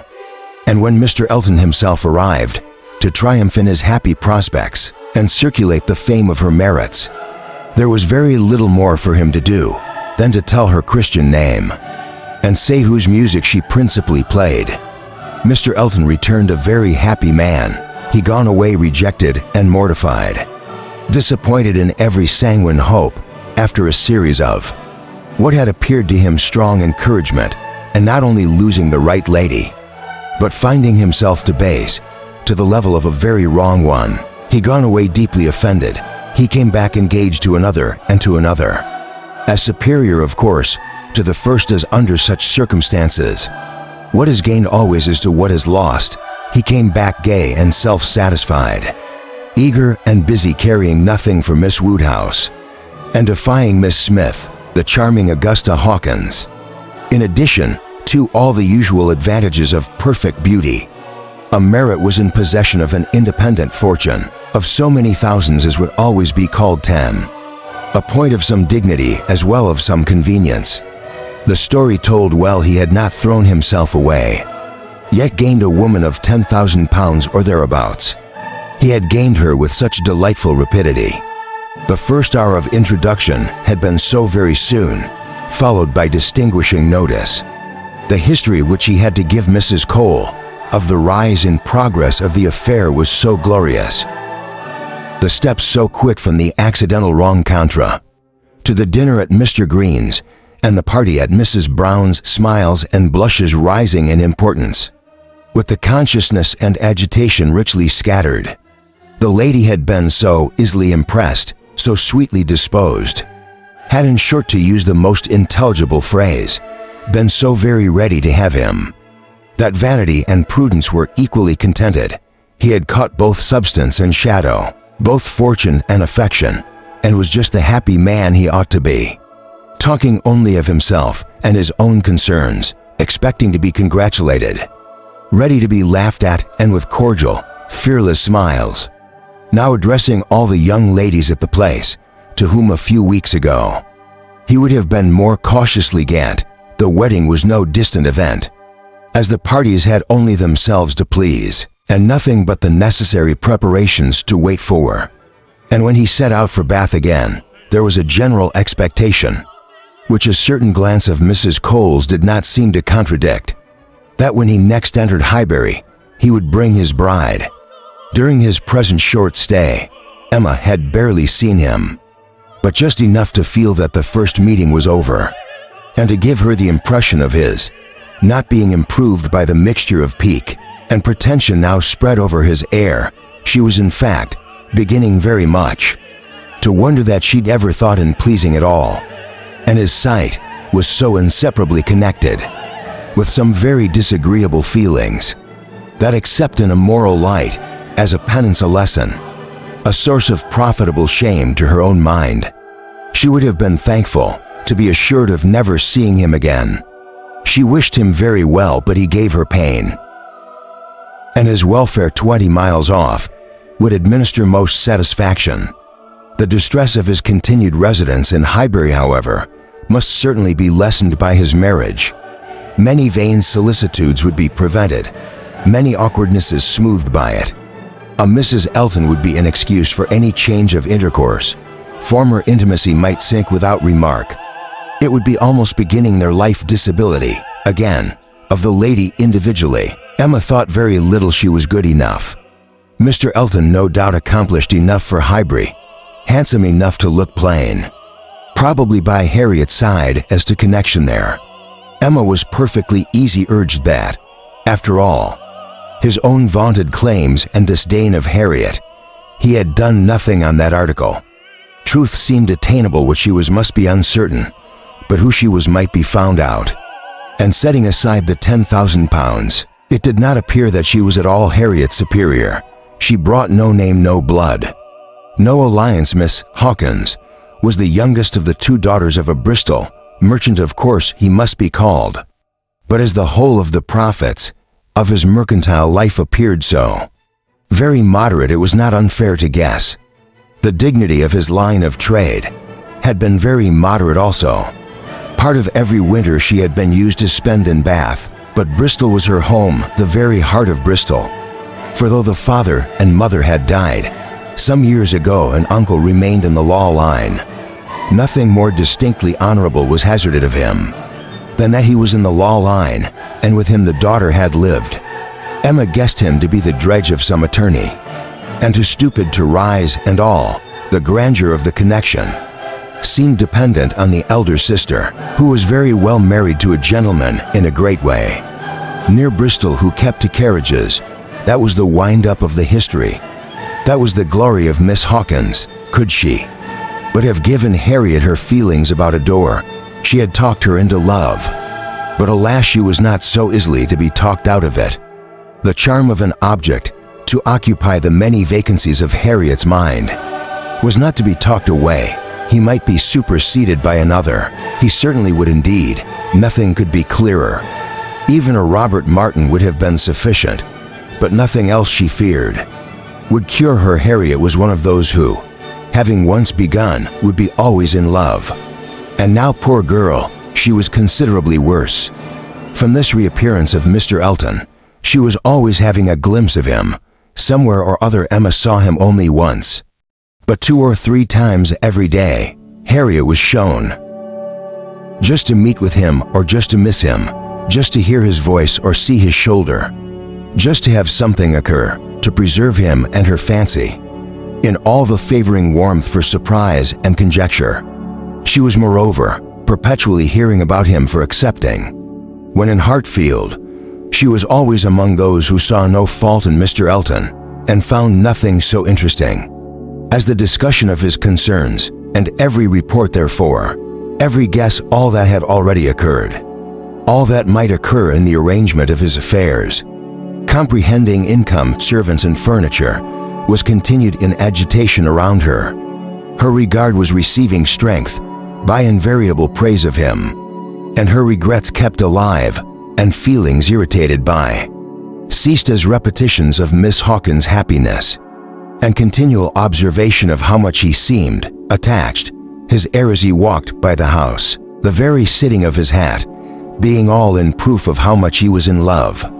Had it been allowable entertainment, had there been no distress to her friend, or approach to herself in the waverings of Harriet's mind, Emma would have been amused by its variations.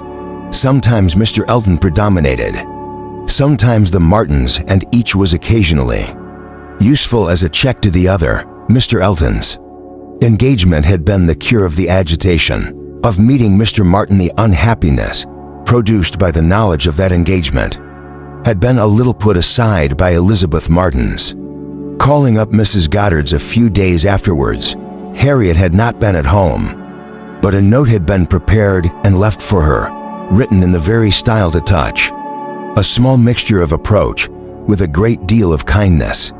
Until Mr. Elton himself appeared, she had been much occupied by it, continually pondering over what could be done in return, and desiring to do more than she dared to confess. But Mr. Elton in person had driven away all such cares. While he stayed, the Martins were forgotten, and on the very morning of his setting off, a bath again, Emma, to dissipate some of the distress it occasioned, judged it best for her to return Elizabeth Martin's visit. How that visit was to be acknowledged, what would be necessary, and what might be safest, had been a point to some doubtful consideration. Absolute neglect of the mother and sisters, when invited to come, would be ingratitude. It must not be. And yet the danger of a renewal of the acquaintance, after much thinking, she could determine on nothing better than Harriet's returning the visit, but in a way that if they had understanding, she convinced them that it was only to be a formal acquaintance. She meant to take her in the carriage, leave her at the Abbey Mill while she drove a little farther, and call for her again so soon as to allow no time for insidious applications or dangerous recurrences to the past, and give the most decided proof of what degree of intimacy was chosen for the future. She could think of nothing better, and though there was something in it which her own heart could not approve, something of ingratitude merely glossed over, it must be done, or what would become of Harriet? Chapter 23.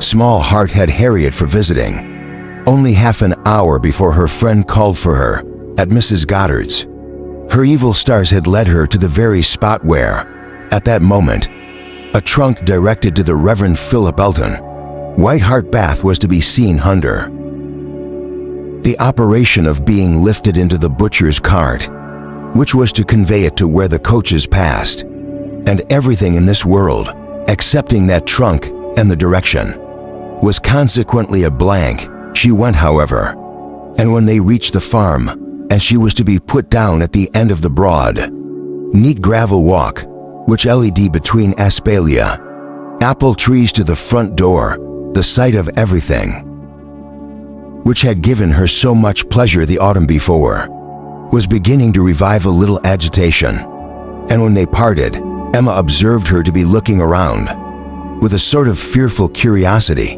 which determined her not to allow the visit to exceed the proposed quarter of an hour.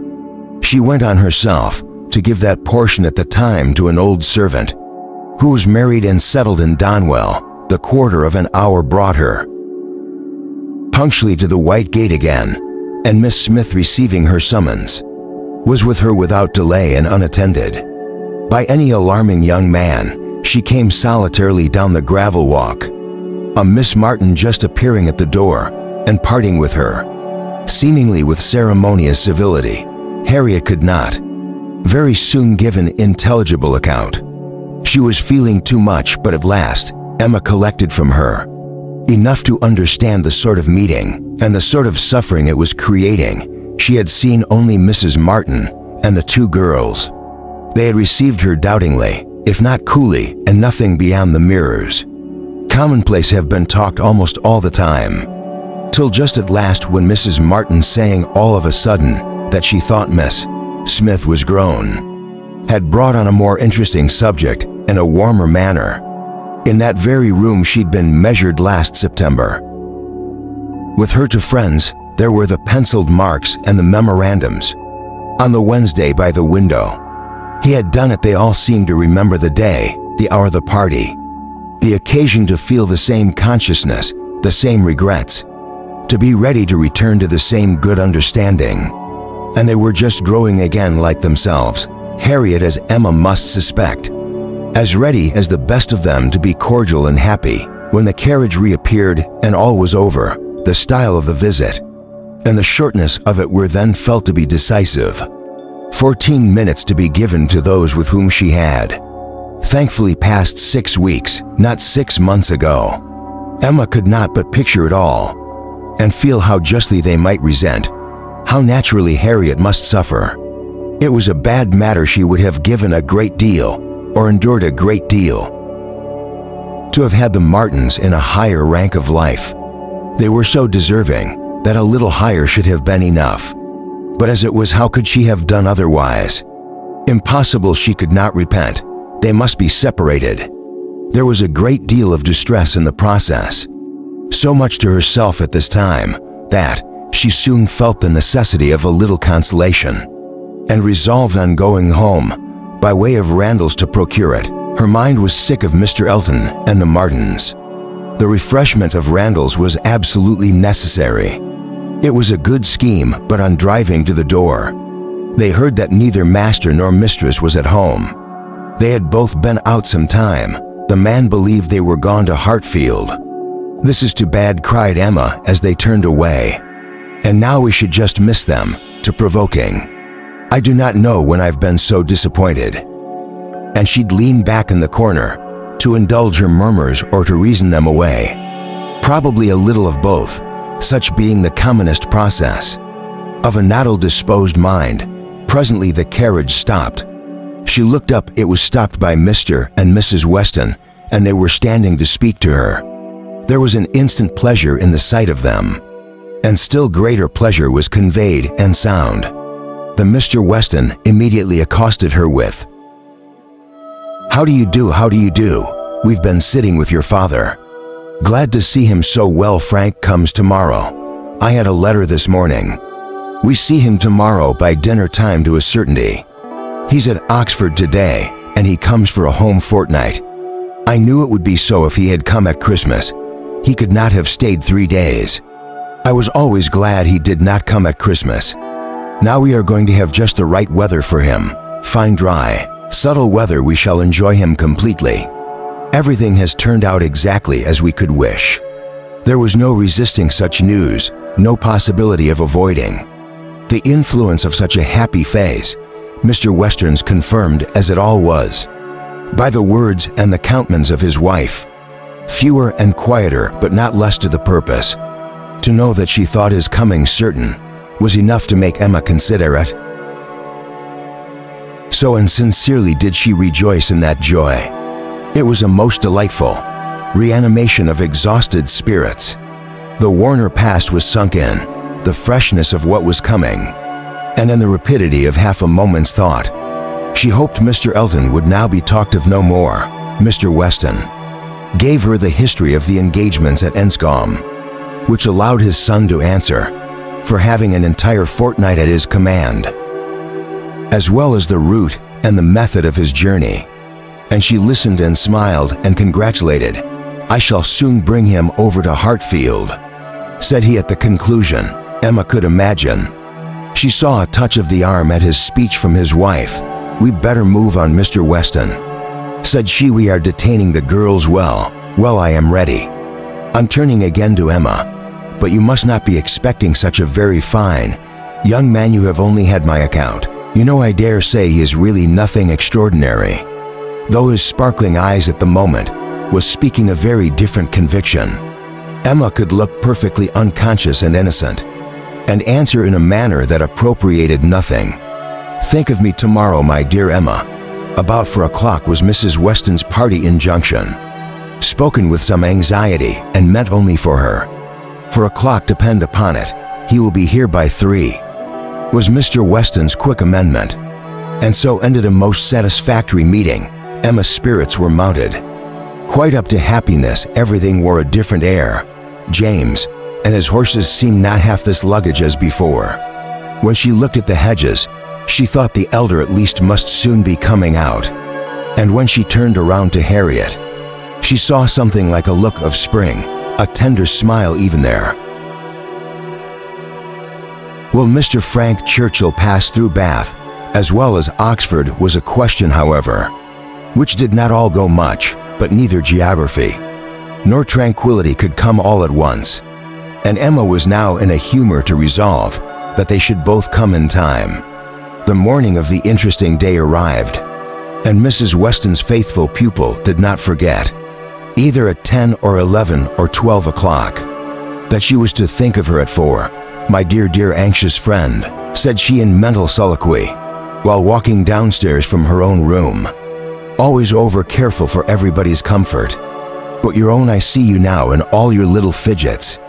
Going again and again into his room, to be sure that it's all right. The clock struck 12 as she passed through the hall. This 12, I shall not forget to think of you for hours hence. And by this time tomorrow, perhaps or a little later, I may be thinking of the possibility of their all calling here. I'm sure they will bring him soon. She opened the parlor door and saw a gentleman sitting with her father, Mr. Weston, and his son. They had been arrived only a few minutes, and Mr. Weston had scarcely finished his explanation of Frank's being a day before his time, and her father was yet in the midst of his very civil welcome and congratulations, when she appeared to have her share of surprise, introduction, and pleasure. The Frank Churchill so long talked off, so high an interest, was actually before her. He was presented to her, and she did not think too much had been said. In his praise, he was a very good-looking young man. Height, air, address, all were unacceptable, and his countenance had a great deal of the spirit and liveliness of his father's. He looked quick and sensible. She felt immediately that she should like him, and there was a well-bred ease of manner and a readiness to talk, which convinced her that he came intending to be acquainted with her, and that acquainted they soon must be. He had reached Randall's the evening before. She was pleased with the eagerness to arrive, which had made him alter his plan and travel earlier, later and quicker, that he might gain half a day. I told you yesterday, cried Mr. Weston with exultation. I told you all that he would be here before the time named. I remembered what I used to do myself. One cannot creep upon a journey. One cannot help getting on faster than one has planned, and the pleasure of coming in upon one's friends before the lookout begins is worth a great deal. More than any little exertion it needs, it is a great pleasure where one can indulge in it, said the young man. Though there are not many houses that I should presume on so far, but in coming home, I felt I might do anything. The word home made his father look on him with fresh complacency. Emma was directly sure that he knew how to make himself agreeable. The conviction was strengthened by what followed. He was very much pleased with Randall's. Those are the most admirably arranged house. Would hardly allow it even to be very small. Marred the situation, the walk to Highbury itself, Hartfield still more, and professed himself to have always felt the sort of interest in the country which none but one's own country gives, and the greatest curiosity to visit it, that he should never have been able to indulge so amiable a feeling before, passed suspiciously through Emma's brain. But still, if it were a falsehood, it was a pleasant one and pleasantly handled. His manner had no air of study or exaggeration. He did really look and speak as even a state of no common enjoyment. Their subjects in general were such as belongs to an opening acquaintance on his side. Were the inquiries, was she a horsewoman? Pleasant rides, pleasant walks. Had they a large neighborhood hybrid? Perhaps afforded society enough. There were several pretty houses in and about it. Balls, had they balls? Was it a musical society? But when satisfied on all these points, and their acquaintance proportionably advanced, he can try to find an opportunity, while their two fathers were engaged with each other, of introducing his mother-in-law, and speaking of her with so much handsome praise, so much warm admiration, so much gratitude for the happiness she secured to his father, and her very kind reception of himself, as was an additional proof of his knowing how to please, and of his certainly thinking it worthwhile to try to please her. He did not advance a word of praise beyond what she knew to be thoroughly deserved by Mrs. Weston, but undoubtedly he could know very little of the matter. He understood what would be welcome. He could be sure of little else. His father's marriage, he said, had been the wisest measure. Every friend must rejoice in it, and the family, from whom he had received such a blessing, must be ever considered as having conferred the highest obligation on him. He got as near as he could to thanking her for Miss Taylor's merits, without seeming quite to forget that, in the common course of things, it was to be rather supposed that Miss Taylor had formed Miss Woodhouse's character than Miss Woodhouse Miss Taylor's, and at last as it resolved to qualify his opinion completely. For traveling round to its object, he wound it all up with astonishment at the youth and beauty of her person. Elegant, agreeable manners, I was prepared for, said he. But I confess that considering everything, I had not expected more than a tolerably well-looking woman of a certain age. I did not know that I was to find a pretty young woman, and Mrs. Weston. You cannot see too much perfection of Mrs. Weston for my feelings that Emma, were you to guess her to be 18, I should listen with pleasure, but she would be ready to quarrel with you. For using such words, don't let her imagine that. You have spoken of her as a pretty young woman. I hope I should know better. He replied, no. Depend upon it with a gallant bow, that in addressing Mrs. Weston, I should understand whom I might praise, without any danger of being thought extravagant. In my terms, Emma wondered whether the same suspicion of what might be expected from their knowing each other, which had taken strong possession of her mind, had ever crossed his end, whether his compliments would be considered as marks of acquiescence or proofs of defiance. She must see more of him to understand his ways. At present she only felt that they were agreeable. She had no doubt of what Mr. Weston was often thinking. About his quick eye, she detected again and again, glancing towards them with a happy expression. And even when he might have determined not to look, she was confident that he was often listening, her own father's perfect exemption from any thought of a kind, the entire deficiency in him of all such sort of penetrational suspicion, was a most comfortable circumstance. Happily he was not farther from approving matrimony than from foreseeing it, though always objecting to every marriage that was arranged. He never suffered beforehand from the apprehension of any. It seemed as if he could not think so ill of any to persons, understanding as to suppose they meant to marry, till it were proved against them. She blessed the favoring blindness he could now, without the drawback of a single unpleasant demise, without a glance forward to any possible treachery in his guest, give way to all his natural, kind-hearted civility and solicitous inquiries, after Mr. Frank Churchill's accommodation, on his journey through the sad evils of sleeping to nights on the road, and express very genuine, unmixed anxiety to know that he had certainly escaped catching cold, which, however, he could not allow him to feel quite assured of himself, till after another night, a reasonable visit paid, Mr. Weston began to move. He must be going, he had a fair at the Crown, about his hay and a great many errands for Mrs. Weston at Ford's, but he need not hurry. Anybody else, his son too well bred to hear the hint, rose immediately also saying, as you're going farther on a fair, sir, I will take the opportunity of paying a visit, which must be paid some day or other, and therefore may as well be paid now. I have the honor of being acquainted with a neighbor of yours, turning to Emma, a lady residing in or near Highbury, a family of the name of Fairfax.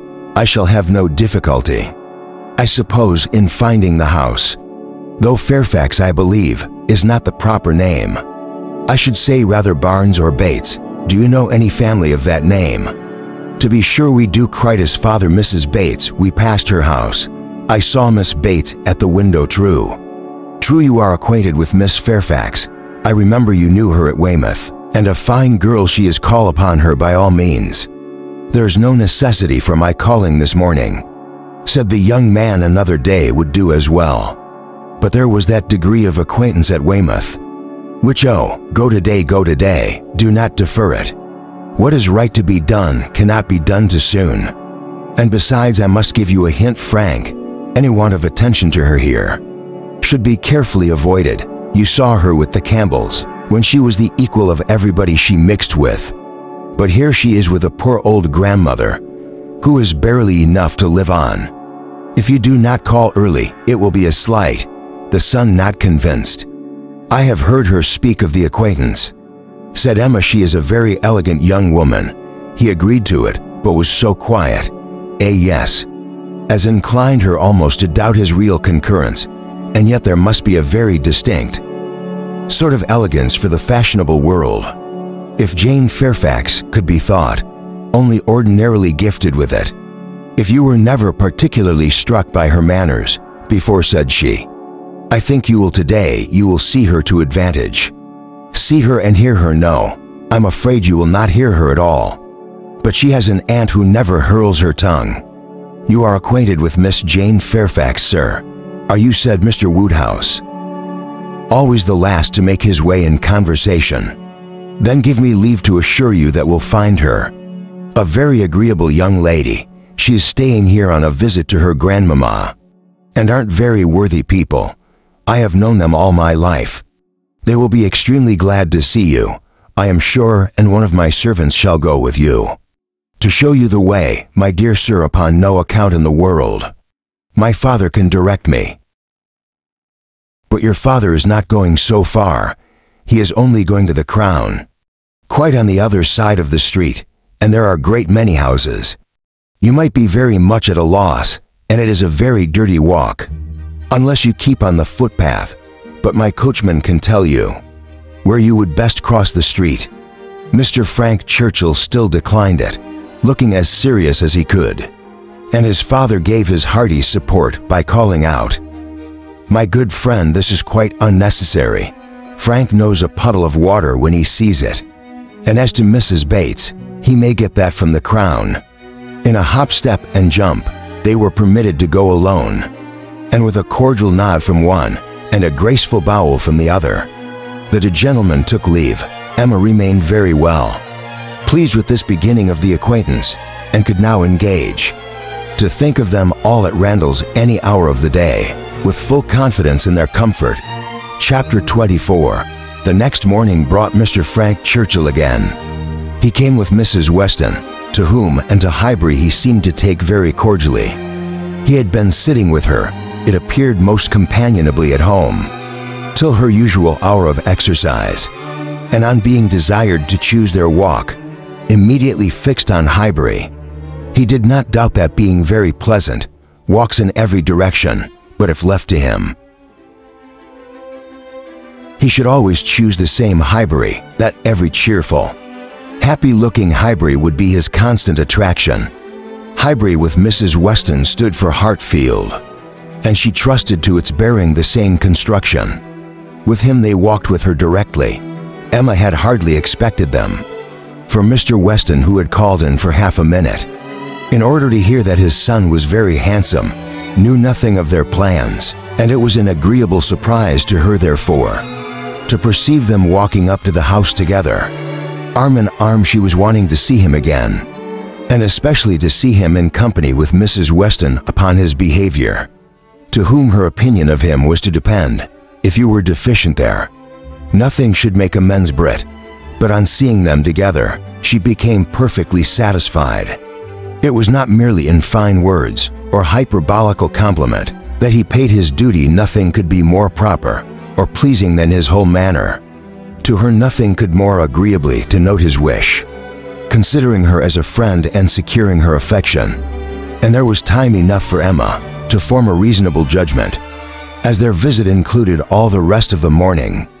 They were all three walking about together for an hour or two, first round the strawberries of Hartfield, and afterwards in Highbury. He was delighted with everything, admired Hartfield efficiently for Mr. Woodhouse's ear, and when their going father was resolved on, confessed he wished to be, made acquaintance with the whole village, and found matter of commendation and interest, much often than Emma could have supposed, some of the objects of his curiosity. Spoke very amiable feelings. He begged to be shown the house which his father had lived in so long, and which had been the home of his father's father, and on recollecting that an old woman who had nursed him was still living, walked in quest of her cottage, from one end of the street to the other, and though in some points of pursuit or observation there was no positive merit, they showed altogether a goodwill towards Highbury in general, which must be very like a merit to those he was with. Emma watched and decided that, with such feelings as were now shown, it could not be fairly supposed that he had been ever voluntarily absenting himself, that he had not been acting a part, or making a parade of insincere professions, and that Mr. Knightley certainly had not done him justice. Their first pause was at the Crown Inn, an inconsiderable house, though the principal one of the sort, where a couple of pair of post horses were kept, more for the convenience of the neighborhood than from any run on the road, and his companions had not expected to be detained by any interest, excited there but in passing it. They gave the history of the large room visibly added. It had been built many years ago for a ballroom, and while the neighborhood had been, in particularly populous, dancing state had been occasionally used as such, but such brilliant days had long since passed away. And now, the highest purpose for which it was ever wanted was to accommodate a West Club established among the gentlemen and half-gentlemen of the place. He was immediately interested. Its character as a ballroom caught him, and instead of passing on, he stopped for several minutes at the two superior, sashed windows which were open to look in and contemplate its capabilities, and lament that its original purpose should have ceased. He saw no fault in the room. He would acknowledge none, which they suggested no. It was long enough, broad enough, handsome enough. It would hold the very number for comfort. They ought to have balls there, at least every fortnight through the winter. Why had not Miss Woodhouse revived the former good old days of the room? She could do anything in Highbury, the want of proper families in the place, and the conviction that none beyond the place and its immediate environs could be tempted to attend, were mentioned, but he was not satisfied. He could not be persuaded that so many good-looking houses as he saw around him could not furnish numbers enough for such a meeting, and even when particulars were given and families described, he was still unwilling to admit that the inconvenience of such a mixture would be anything, or that there would be the smallest difficulty in everybody's returning to their proper place the next morning. He argued like a young man very much bent on dancing, and Emma was rather surprised to see the constitution of the Western prevail so decidedly against the habits of the Churchills. He seemed to have all the life and spirit, cheerful feelings and social inclinations of his father, and nothing of the pride or reserve of Enscombe. Of pride indeed, there was perhaps scarcely enough. His indifference to a disarray of rank bordered too much on inelegance of mind. He could be no judge, however, of the evil he was holding sheep. It was but an effusion of lively spirits. At last, he was convinced to move on from the front of the Crown, and being now almost facing the house where the Bates is lodged, Emma recollected his intended visit the day before, and asked him if he had paid it. Yes, oh yes. He replied, I was just going to mention it. A very successful visit. I saw all the three ladies, and felt very much obliged to you for your preparatory hint. If the talking on to take me quite by surprise, it must have been the death of me, as it was I was only betrayed into paying a most unreasonable visit. 10 minutes would have been all that was necessary, perhaps all that was proper, and I had told my father I should certainly be at home before him. But there was no getting away, no pause, and to my utter astonishment, I found when he, finding me nowhere else, joined me there at last, and that I had been actually sitting with them very nearly 3/4 of an hour. The good lady had not given me the possibility of escape before. And how do you think Miss Fairfax looking ill? Very ill, that is. If a young lady can never be allowed to look ill, but the expression is hardly admissible, Mrs. Weston, is it? Ladies can never look ill, and genuinely Miss Fairfax is naturally so pale as almost always to give the appearance of ill health. A most deplorable want of complexion. Emma would not agree to this, and began a warm defense of Miss Fairfax's complexion, who certainly never brilliant, but she would not allow it to have a sickly hue in general, and there was a softness and delicacy in her skin which gave peculiar elegance to the character of her face. He listened with all due deference, acknowledged that he had heard many people say the same, but yet he must confess that to him nothing could make amends for the ones of the fine glow of health, where features were indifferent. A fine complexion gave beauty to the more, and where they were good the effect was fortunately. He need not attempt to describe what the effect was. Well said, Emma. There's no disputing about taste. At least you admire her except her complexion. He shook his head and laughed. I cannot separate Miss Fairfax and her complexion. Did you see her often at Weymouth? Were you often in the same society? At this moment they were approaching Ford's, and he hastily exclaimed, "Huh, this must be the very shot that everybody attends every day of their lives. As my father informs me, he comes to Highbury himself. He says 6 days out of the 7, and has always a fair at Ford's. Even not be inconvenient, you pray. Let us go in, that I may prove myself to belong to the place. To be a true citizen of Highbury, I must buy something at Ford's. It will be taking out my freedom. I dare say they sell gloves. Oh yes, gloves and everything. I do admire your patriotism. You will be adored in Highbury. You are very popular before you came, because you were Mr. Western's son. But lay out half a guinea at Foods, and your popularity will stand upon your own virtues." They went in, and while the sleek, well-tied parcels of men's beavers and York tan were bringing down and displaying on the counter, he said, "But I beg your pardon, Miss Woodhouse, you were speaking to me, and you were saying something at the very moment of this burst of my amour patrie. Do not let me lose it, I assure you. The utmost stretch of public fame would not make me amends for any loss of happiness in private life. I merely asked whether you had known much of this Fairfax and her party at Weymouth, and now that I understand your question, I must pronounce it to be a very unfair one. It is always the lady's right to decide on the degree of acquaintance. Miss Fairfax must already have given her account. I shall not commit myself by claiming more than she may choose to allow. Upon my word, you answer as discreetly as she could do herself. But her account of everything leaves so much to be guessed. She is so very reserved, so very unwilling to give the least information about anybody, that I rarely think you may say what you like of your acquaintance with her. May I indeed? Then I will speak the truth, and nothing suits me so well. I met her frequently at Weymouth. I had known the Campbells a little in town, and at Weymouth we were very much in the same set. Colonel Campbell is a very agreeable man, and Mrs. Campbell a friendly, warm-hearted woman. I like them all. You know Miss Fairfax's situation in life. I conclude what she is destined to be. Yes, rather hesitatingly, I believe I do. You get upon delicate subjects, Emma, said Mrs. Weston, smiling. Remember that I am here. Mr. Frank Churchill hardly knows what to say.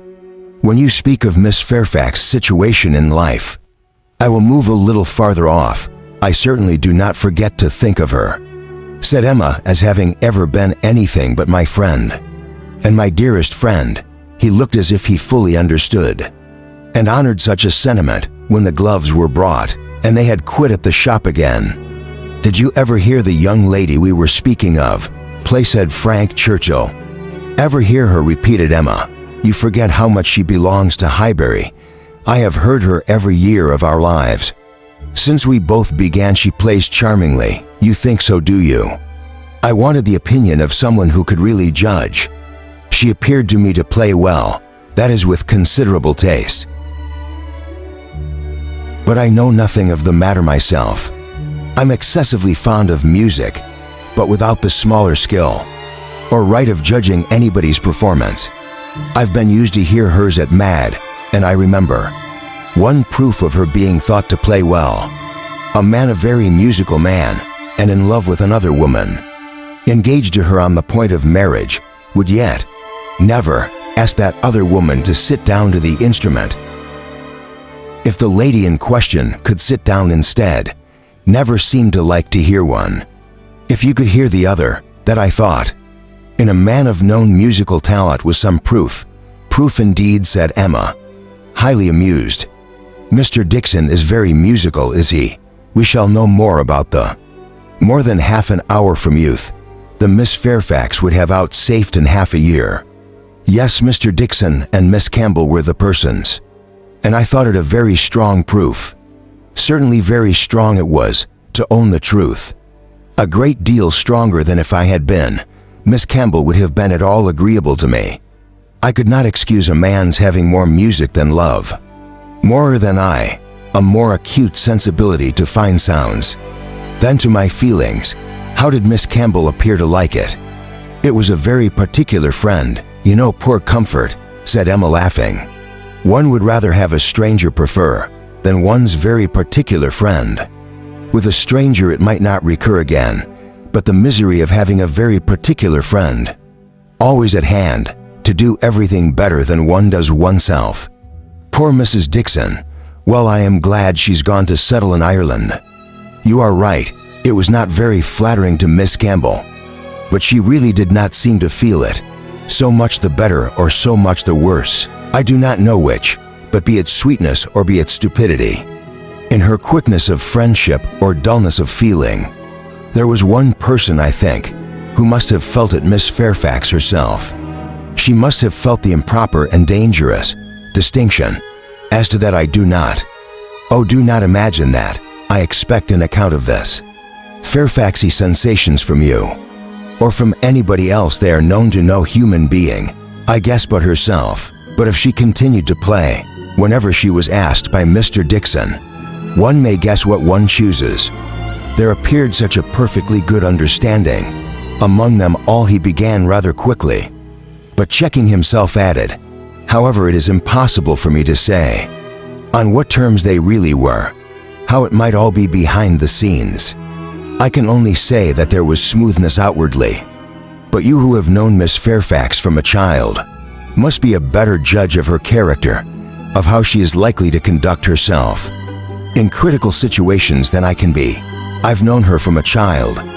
Undoubtedly, we have been children and women together, and it is natural to suppose that we should be intimate, that we should have taken to each other whenever she visited her friends. But we never did. I hardly know how it happened. A little perhaps from that wickedness on my side, which was prone to take disgust towards a girl, so idolized and so cried up to, as she always was, by her aunt and grandmother and all their set, and then her reserve. I never could attach myself to anyone so completely reserved. It is the most repulsive quality indeed. City oftentimes very convenient, no doubt, but never pleasing. There is safety and reserve, but no attraction. One cannot love a reserved person, not till the reserve ceases towards oneself, and then the attraction may be the greater, but I must be more in one of a friend, or an agreeable companion than I have yet been. To take the trouble of conquering anybody's reserve, to procure one intimacy between Miss Fairfax on me, is quite out of the question. I have no reason to think ill of her, not the least, except that such extreme and perpetual cautiousness of word and manner, such a dread of giving a distinct idea about anybody, is apt suggest suspicions of that being something to conceal. He perfectly agreed with her, and after walking together so long and thinking so much alike, Emma felt herself so well acquainted with him that she could hardly believe it to be only their second meeting.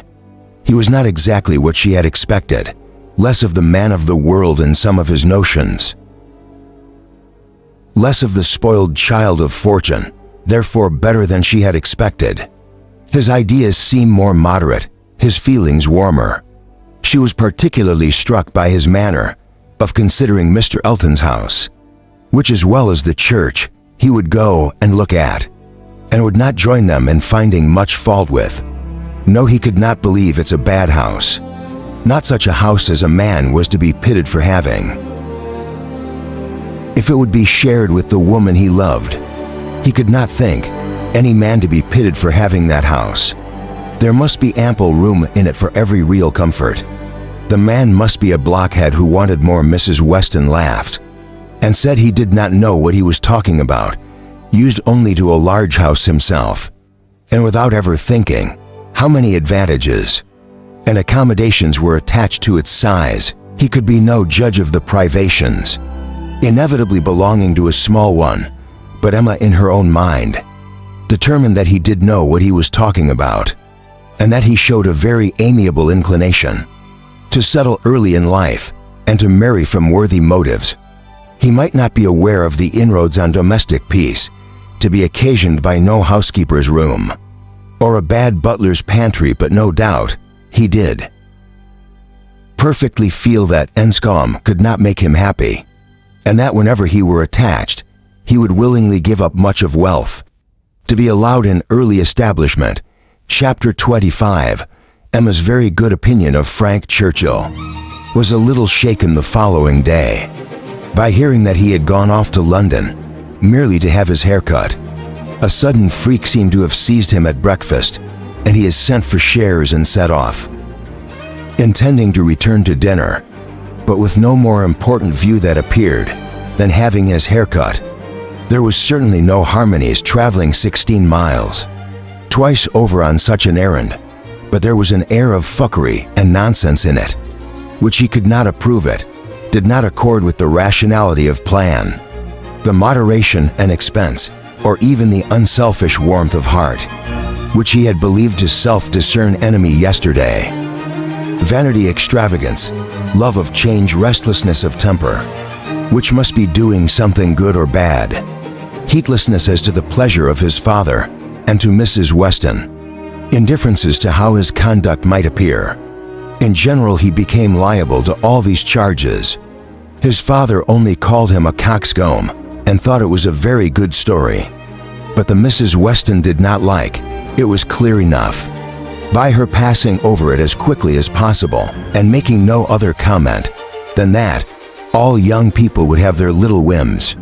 With the exception of this little blot, Emma found that his visit, hitherto, had given her friend only good ideas of him. Mrs. Weston was very ready to say how attentive and pleasant a companion he made himself, how much she sought like in his disposition. Altogether he appeared to have a very open temper, certainly a very cheerful and lively one. She could observe nothing wrong in his notions, a great deal decidedly right. He spoke of his uncle with warm regard, was fond of talking to him, said he would be the best man in the world if he were left to himself, and though there was no being attached to the aunt, he acknowledged her kindness with gratitude, and seemed to mean always to speak of her with respect.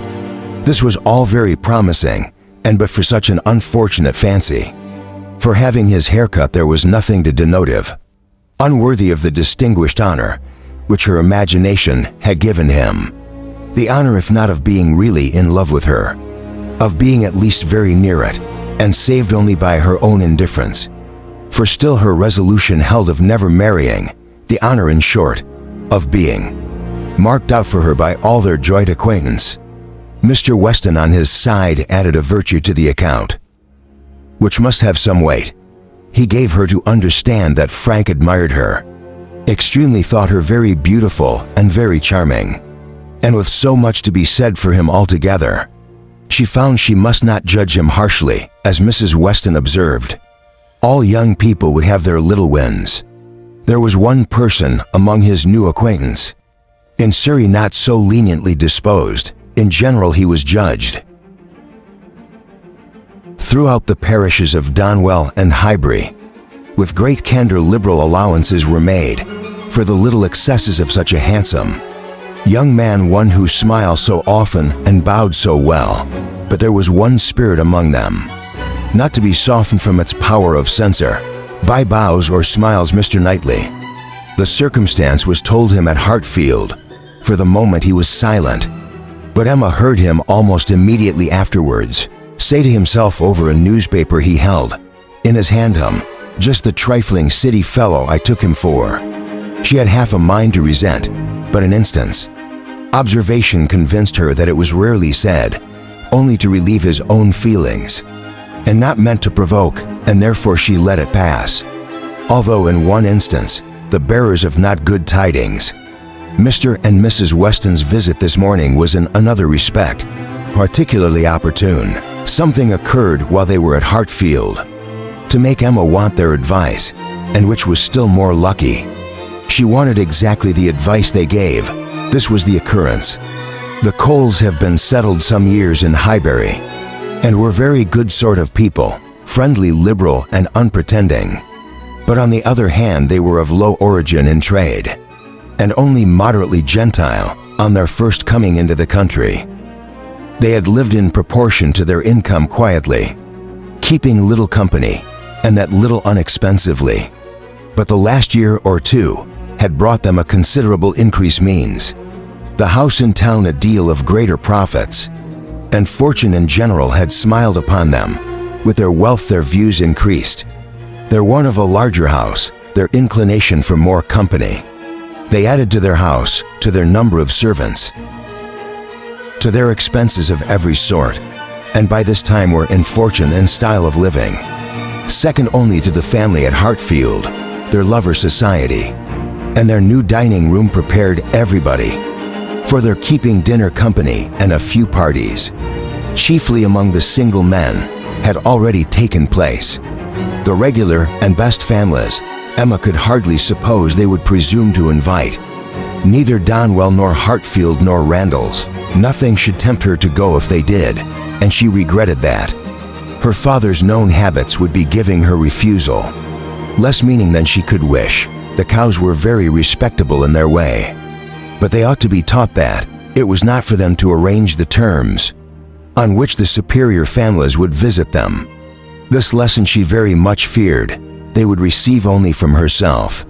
She had little hope of Mr. Knightley, none of Mr. Weston, but she had made up her mind how to meet this presumption so many weeks before. It appeared that when the insult came at last, it found her very differently affected. Donwell and the Randalls had received their invitation, and none had come for her father and herself, and Mrs. Weston's accounting for it with, "I suppose they will not take the liberty with you. They know you do not dine out," was not quite sufficient. She felt that she should like to have the power of refusal, and afterwards, as the idea of the party to be assembled there, consisting precisely of those whose society was dearest to her, occurred again and again. She did not know that she might not have been tempted to accept. Harriet was to be there in the evening, and the bases they have been speaking of it as they walked about Hybrid the day before. And Frank Churchill had most earnestly lamented her absence might not the evening end, and a dance had been a question of his. The bare possibility of it acted as a further irritation on her spirits, and her being left in solitary Granger, even supposing the admission to be intended as a compliment, was but poor comfort. It was the arrival of this very invitation, while the Westerns were at Hartfield, which made their presence so acceptable, for though her first remark on reading it was that, of course it must be declined, she so very soon proceeded to ask them what they advised her to do, that their advice for her going was most prompt and successful. She owned that considering everything, she was not absolutely without inclination for the party. The Coles expressed themselves so properly. There was so much real attention in the manner of it, so much consideration for her father. They would have solicited the honor earlier, but had been waiting. The arrival of a folding screen from London, which they hope might keep Mr. Woodhouse from any draught of air, and therefore induce him the more readily to give them the honor of his company. Upon the whole she was very persuadable, and it being briefly subtle among themselves, how it might be done without neglecting his comfort, how certainly Mrs. Goddard, if not Mrs. Bates, might be depended on for bearing him company. Mr. Woodhouse was to be talked into an acquiescence of his daughters going out to dinner on a day now near at hand, and spending the whole evening away from him. As for his going, Emma did not wish him to think it possible. The hours would be too late, and the party too numerous. He was soon pretty well resigned. "I'm not fond of dinner visiting," said he. "I never was. No more as Hammer late hours do not agree with us. I'm sorry Mr. and Mrs. Cole should have done it. I think it would be much better if they would come in one afternoon next summer and take their tea with us. Take us in their afternoon walk, which they might do as our eyes are so reasonable, and yet get home without being out in the damp of the evening. The doss of a summer evening are what I would not expose anybody to." However, as they are so very, desires to have Emma dying with them. As you will both be there, and Mr. Knightley too. To take care of her I cannot wish to prevent it, provided the weather be what it ought. Neither damp nor cold nor windy. Then, turning to Mr. Weston with a look of gentle approach, Miss Taylor, if you had not married, you would have stayed at home with me. Well, sir, cried Mr. Weston as I took Miss Taylor away, it is incumbent on me to supply her place if I can, and I will step to Mrs. Godar in a moment if you wish it. But the idea of anything to be done in a moment was increasing, not listening Mr. Woodhouse's agitation. The ladies knew better how to relay it. Mr. Weston must be quiet, and everything deliberately arranged. With this treatment, Mr. Woodhouse was soon composed enough for talking. As usual, he should be happy to see Mrs. Godar. He had a great regard for Mrs. Godar, and Emma should write a line and invite her. James would take the note. But first of all, that must be an answer written to Mrs. Cole. You will make my excuses, my dear. As civilly as possible. You will say that I'm quite an invalid and go nowhere, and therefore must decline that obliging invitation. Beginning with my compliments, of course, but you will do everything right. I need not tell you what is to be done. We must remember to let James know that the carriage will be wanted. On Tuesday I should have no fears for you with him. We have never been there above once, since the new approach was made, but still, I have no doubt that James will take you very safely.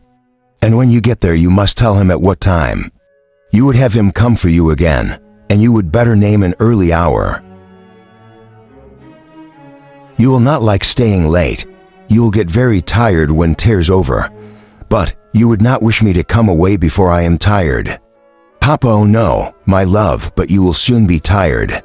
There will be a great many people talking at once. You will not like the noise, but my dear sir, cry.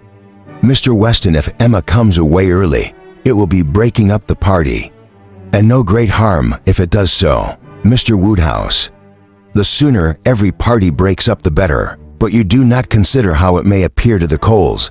Emma's going away directly after tea.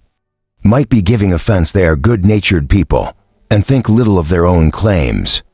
But still they must feel that anybody's hurrying away is no great compliment, and this Woodhouse is doing. It would be thought more often any other person in the room. You would not wish to disappoint and mortify the Coles, I am sure, sir. Friendly, good sort of people as ever lived, and who have been your neighbors these 10 years. No, upon no account in the world. Mr. Weston, I am much obliged to you for reminding me. I should be extremely sorry to be giving them any pain. I know what worthy people they are.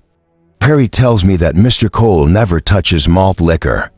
You would not think it to look at him, but he's bilious. Mr. Cole is very bilious. No, I would not be the means of getting them any pain. My dear Emma, you must consider this. I'm sure rather than run the risk of hurting Mr. and Mrs. Cole, you would stay a little longer than you might wish. You will not regard being tired. You'll be perfectly safe, you know. Among your friends, oh yes, Papa. I have no fears at all for myself. And I should have no scruples of staying as late as Mrs. Weston, but on your account. I'm only afraid if you're sitting up for me.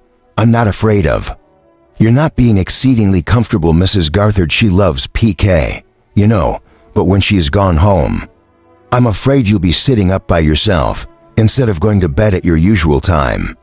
And the idea of that would entirely destroy my comfort. You must promise me not to sit up.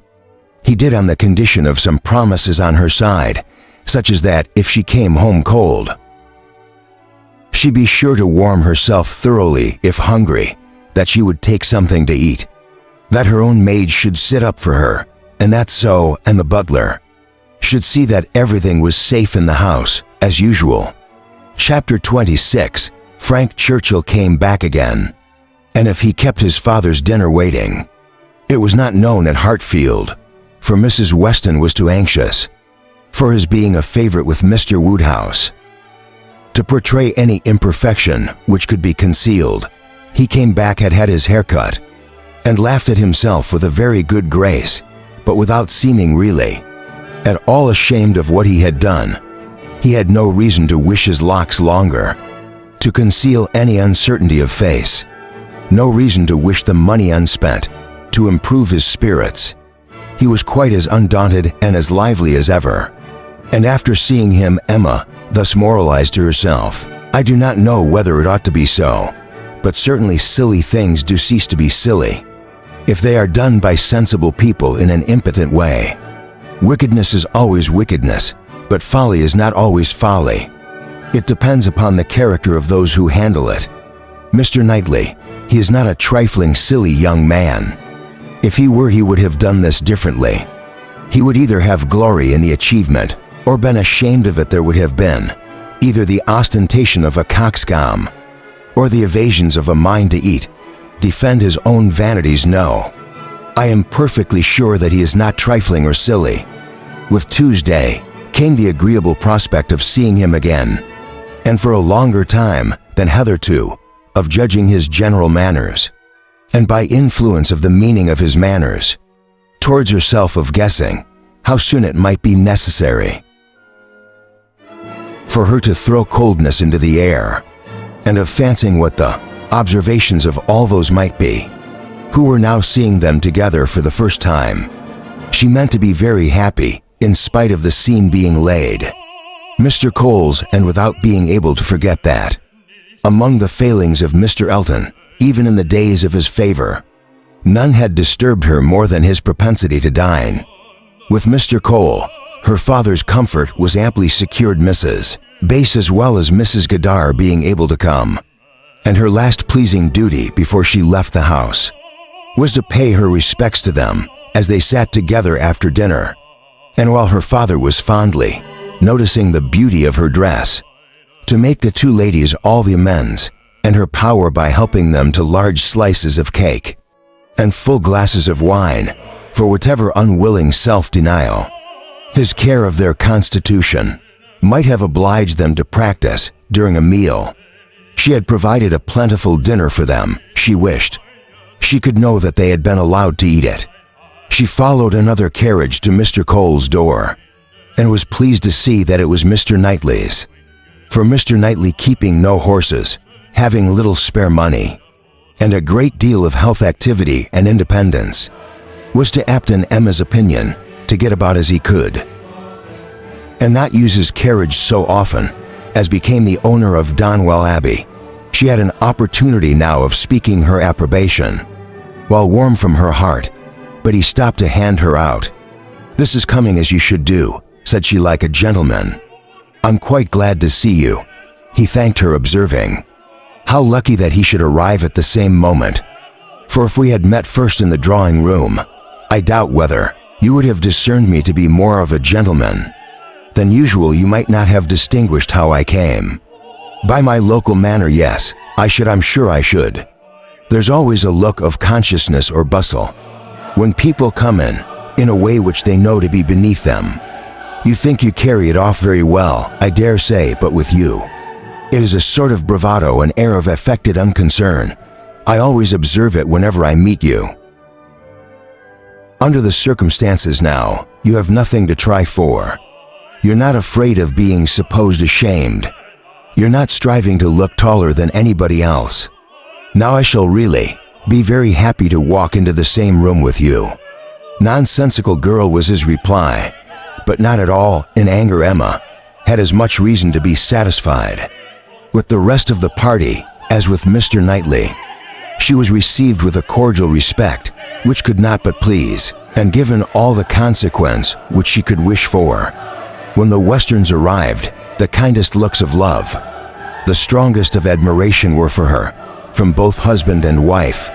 The son approached her with a cheerful eagerness which marked her as his peculiar object, and at dinner she found him seated by her, and as she firmly believed, not without some dexterity on his side. The party was rather large, as it included one other family, a proper unobjectionable country family, whom the Coles had the advantage of naming among their acquaintance, and the male part of Mr. Cox's family, the Lawyer of Highbury. The less worthy females were to come in the evening.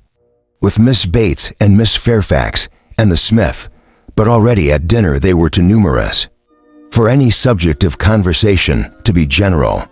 And while politics and Mr. Elton were talked over, Emma could fairly surrender all her attention to the pleasantness of her neighbor.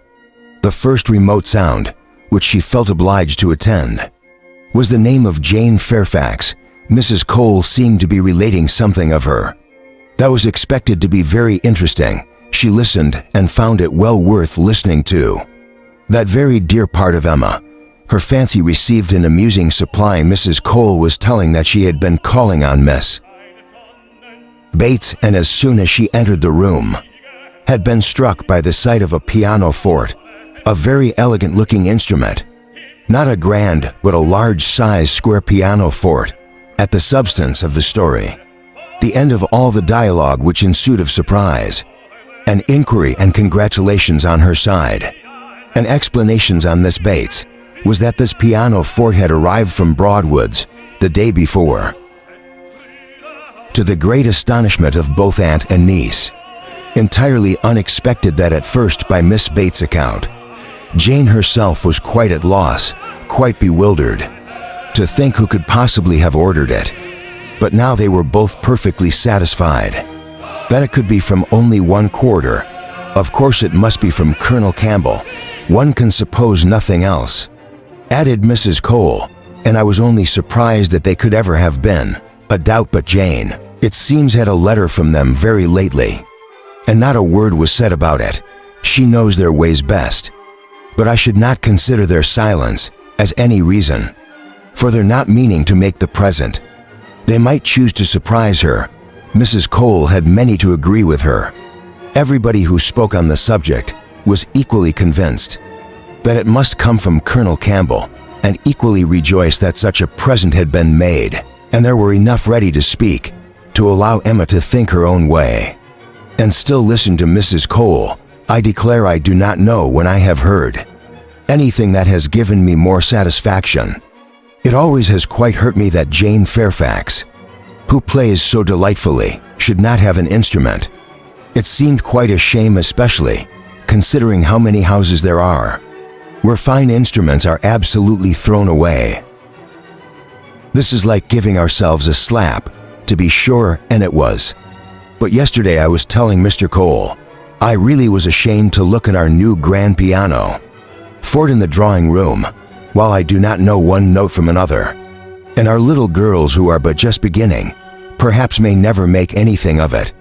There is Jane Fairfax, who is mistress of music, has not anything of the nature of an instrument, not even the pitifulest old spinach in the world, to amuse herself with. I was saying this to Mr. Cole but yesterday, and he quite agreed with me, only he's so particularly fond of music that he could not help indulging himself in the purchase, hoping that some of our good neighbors might be so obliging occasionally to put it to better use than we can, and that really is the reason why the instrument was bought.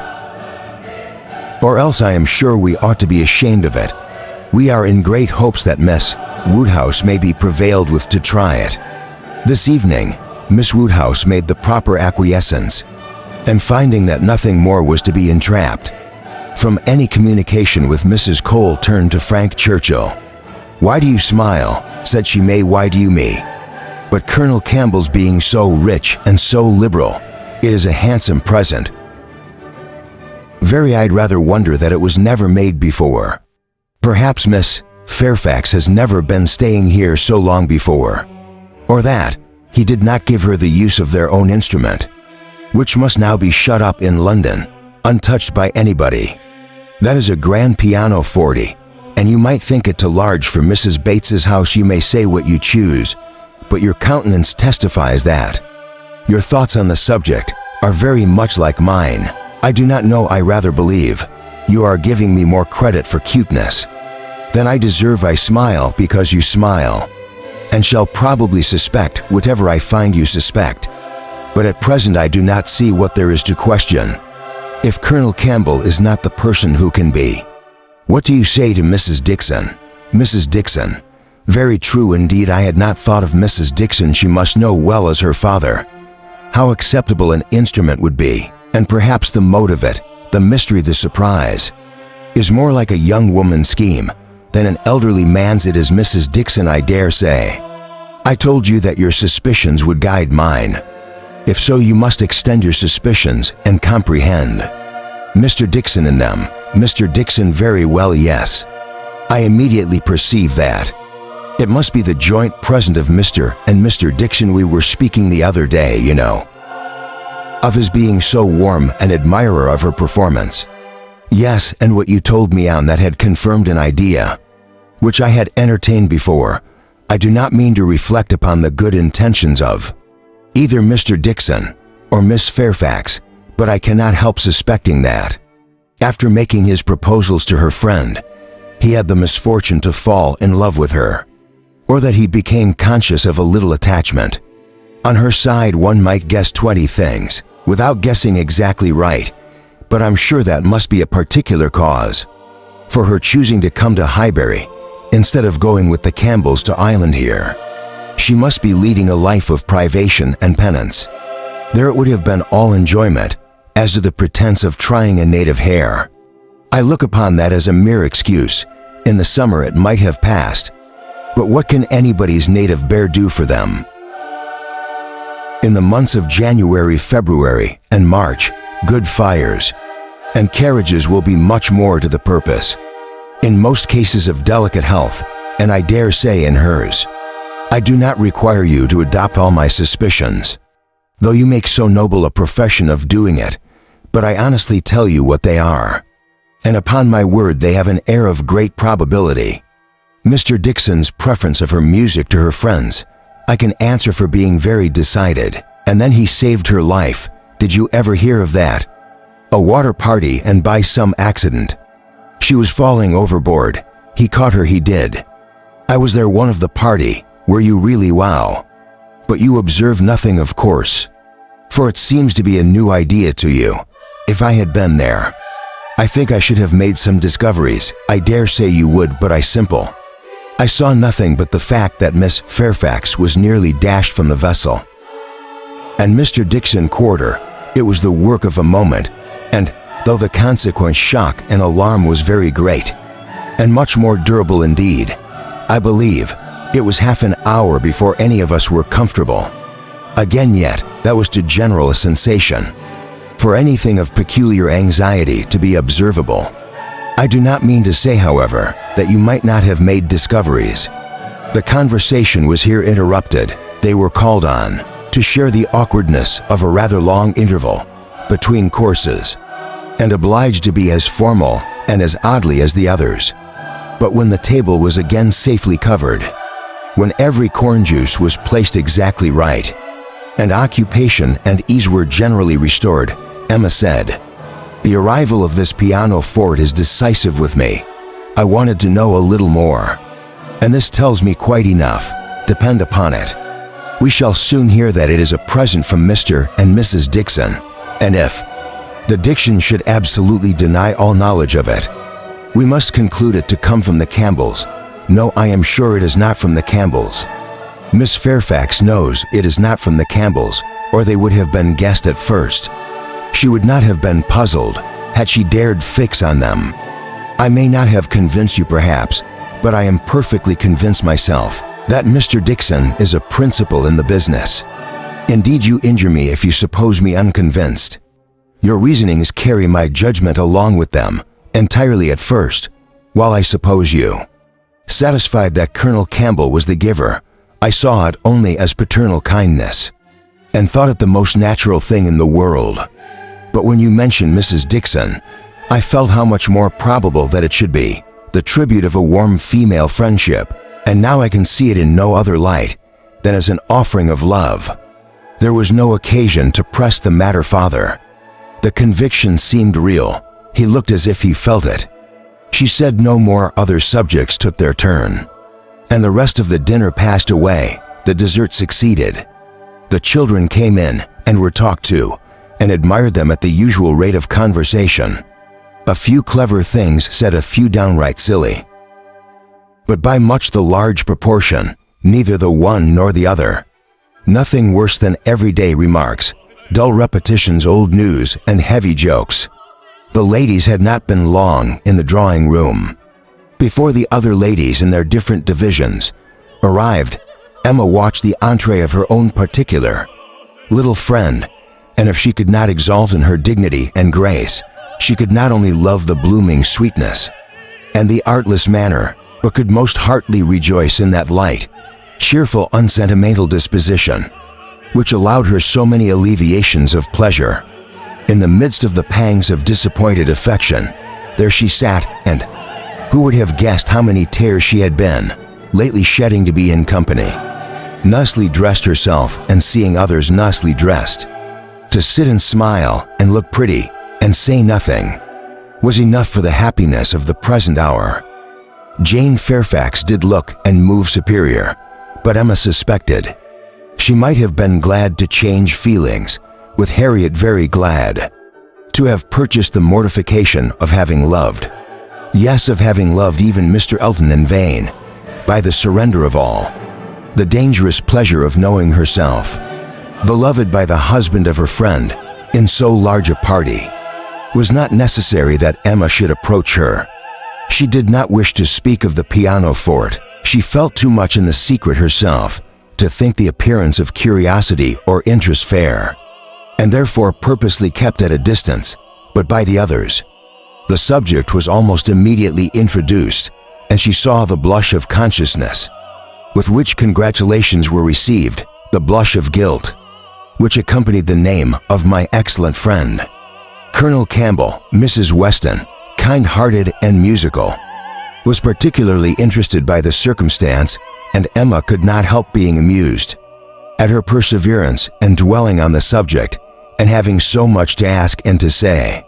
Us to tone, touch, and pedal, totally unsuspicious of that wish of saying as little about it as possible, which she plainly read in the fair heroine's countenance. It was soon joined by some of the gentlemen, and the very first of the early was Frank Churchill. In he walked the first and the handsomest, and after paying his compliments on Parsong to Miss Bates and her niece, made his way directly to the opposite side of the circle, where sat Miss Woodhouse. Until he could find a seat by her, he would not sit at all. Emma divined what everybody present must be thinking. She was his object, and everybody must perceive it. She introduced him to her friend, Miss Smith, and at convenient moments afterwards heard what each thought of the other. He had never seen so lovely a face, and was delighted with her naivety, and she only. To be sure, it was paying him to create a compliment, but she did think there were some looks a little like Mr. Elton. Emma restrained her indignation, and only turned from her in silent smiles of intelligence passed between her and the gentleman, on first glancing towards Miss Fairfax. But it was most prudent to avoid speech.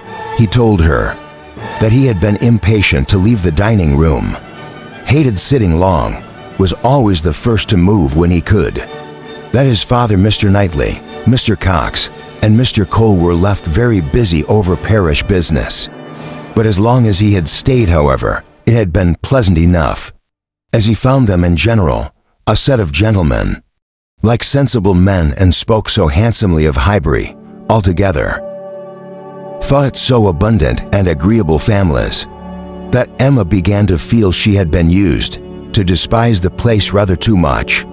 She questioned him as to the society in Yorkshire, the extent to the neighborhood, about Enscombe and the sort, and could make out from his answers that, as far as Enscombe was concerned, there was very little going on, that their visitings were among a range of great families, none very near, and that even when days were fixed and invitations accepted, it was an even chance that Mrs. Churchill were not in health or spirits for going, that they made a point of visiting no fresh person, and that though he had his separate engagements, was not without difficulty, without considerable address at times, that he could get away, or introduce an acquaintance for a night. She saw that Enscombe could not satisfy, and that Highbury, taken in its best, might reasonably please a young man who had more retirement at home than he liked. His importance at Enscombe was evident. He did not boast, but it naturally betrayed itself, that he had urged his aunt, where his uncle could do nothing. And on her laughing and noticing, he owned that he believed accepting 1 or 2 points. He could with time persuade her to anything, one of these points on which his influence failed. He then mentioned he had wanted very much to go abroad, had been very eager indeed to be allowed to travel, but she would not hear of it. This had happened the year before. Now, he said, he was beginning to have no longer the same wish. The unpersuadable point which he did not mention, and the guess to be good behavior with his father. I have made a most miserable discovery, said he after short pause. I have been here a week tomorrow. Half my time I never knew days fly so fast. A week tomorrow, and I have hardly begun to enjoy myself. But just got acquainted with Mrs. Weston and others. I hate the recollection. Perhaps you may now begin to regret that you spent 1 whole day out of so few in having your hair cut. No, said he, smiling, that is no subject of regret at all. I have no pleasure in seeing my friends, unless I can believe myself fit to be seen. The rest of the gentlemen being now in the room, Emma found herself obliged to turn from him for a few minutes and listen to Mr. Cole. When Mr. Cole had moved away, and her attention could be restored as before, she saw Frank Churchill looking intently across the room at Miss Fairfax, who was sitting exactly opposite. What is the matter, said she. He started. Thank you for rousing me, he replied. I believe I've been very rude, but really, Miss Fairfax has done her tresses in so odd a way. So very odd a way that I cannot keep my eyes from her. I never saw anything so outre those cars. This must be a fancy of her own. I see nobody else looking like her. I must go and ask her whether it is an Irish fashion. Try, yes, I declare I will, and you shall see how she takes it. Whether she colors. He was gone immediately, and Emma soon saw him standing before Miss Fairfax and talking to her, but as to its effect on the young lady, as he had improvidently placed himself exactly between them, exactly in front of Miss Fairfax, she could absolutely distinguish nothing before he could return to his chair. It was taken by Mrs. West. This is the luxury of a large party, said she. One can get near everybody and say everything. My dear Emma, I am longing to talk to you. I've been making discoveries and forming plans, just like yourself, and I must tell them while the idea is fresh. Do you know how Miss Bates and her niece came here? How they were invited, were they not? Oh yes. But how were they conveyed hither? The manner of their coming. They walked, I conclude. How else could they come? Very true. Well, a little while ago, it occurred to me how very sad it would be to have Jane Fairfax walking home again, late at night and cold as the nights are now. And as I looked at her, though I never saw her appear to more advantage, it struck me that she was heated and would therefore be particularly liable to take cold. Poor girl. So, as soon as Mr. Weston came into the room, and I could get at him, I spoke to him about the carriage. You may guess how readily he came into my wishes, and having his approbation, I made my way directly to Miss Bates to assure her that the carriage would be at her service before it took us home, for I thought it would be, making her comfortable at once. Good. So she was as grateful as possible. You may be sure nobody was ever so fortunate as herself, but with many, many thanks. There was no occasion to troubles, for Mr. Knight miscarriage had brought and was to take them home again. I was quite surprised, very glad I am sure, but really quite surprised. Such a very kind attention, and so thoughtful an attention. The sort of thing that so few men would think of, and in short, from knowing his usual ways, I am very much inclined to think that it was for their accommodation. The carriage was used at all, I do suspect. He would not have had a pair of horses for himself, and that it was only as an excuse for assisting them. Very likely, said Emma. Nothing more likely. I know no man more likely than Mr. Knightley to do this sort of thing. To do anything really good-natured, useful, considerate, or benevolent. He's not a gallant man, but he is a very humane one. And this, considering Jane Fairfax's ill health, would appear a case of humanity to him, and for an act of an ostentatious kindness. There's nobody whom I would fix on more than Mr. Knightley. I know he had horses today. For we arrived together, and I laughed at him about it, but he said not a word that could betray. Well, said Mrs. Weston, smiling, you give him credit for more simple, disinterested and evidence in this instance than I do. For while Miss Bates was speaking, a suspicion darted into my head, and I have never been able to get it out again. The more I think of it, the more probably it appears. In short, I have made a match between Mr. Knightley and Jane Fairfax. See the consequence of keeping you company. What do you say to it? Mr. Knightley and Jane Fairfax, exclaimed Emma. Dear Mrs. Weston, how could you think of such a thing? Mr. Knightley must not marry. You would not have little Henry cut out from Donwell. Oh no, Henry must have Donwell. I cannot at all consent to Mr. Knightley's marrying, and I'm sure it is not at all likely. I am amazed that you should think of such a thing. My dear Emma, I have told you what led me to think of it. I do not want the match. I do not want to injure dear little Henry, but the idea has been given me by circumstances. And if Mr. Knightley really wished to marry, you would not have him refrain on Henry's account. A boy of 6 years old who knows nothing of the matter. Yes, I would. I could not bear to have Henry supplanted Mr. Knightley. Mary, no, I never had such an idea, and I cannot adopt it now. And Jane Fairfax, too, of all women.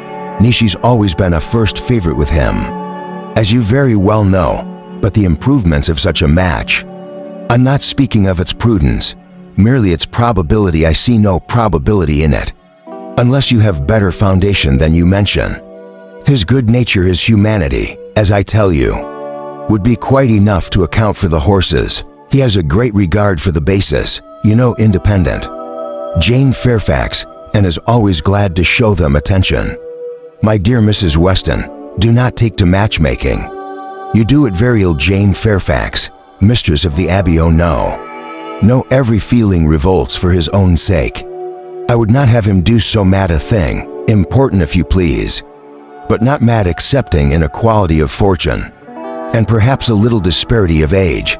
I can see nothing unsuitable. But Mr. Knight, he does not want to marry. I am sure he has not the least idea of it. Do not put it into his head. Why should he marry? He is as happy as possible by himself, with his farm and his sheep and his library and all the parish to manage. And he's extremely fond of his brother's children. He has no occasion to marry, either to fill up his time or his heart.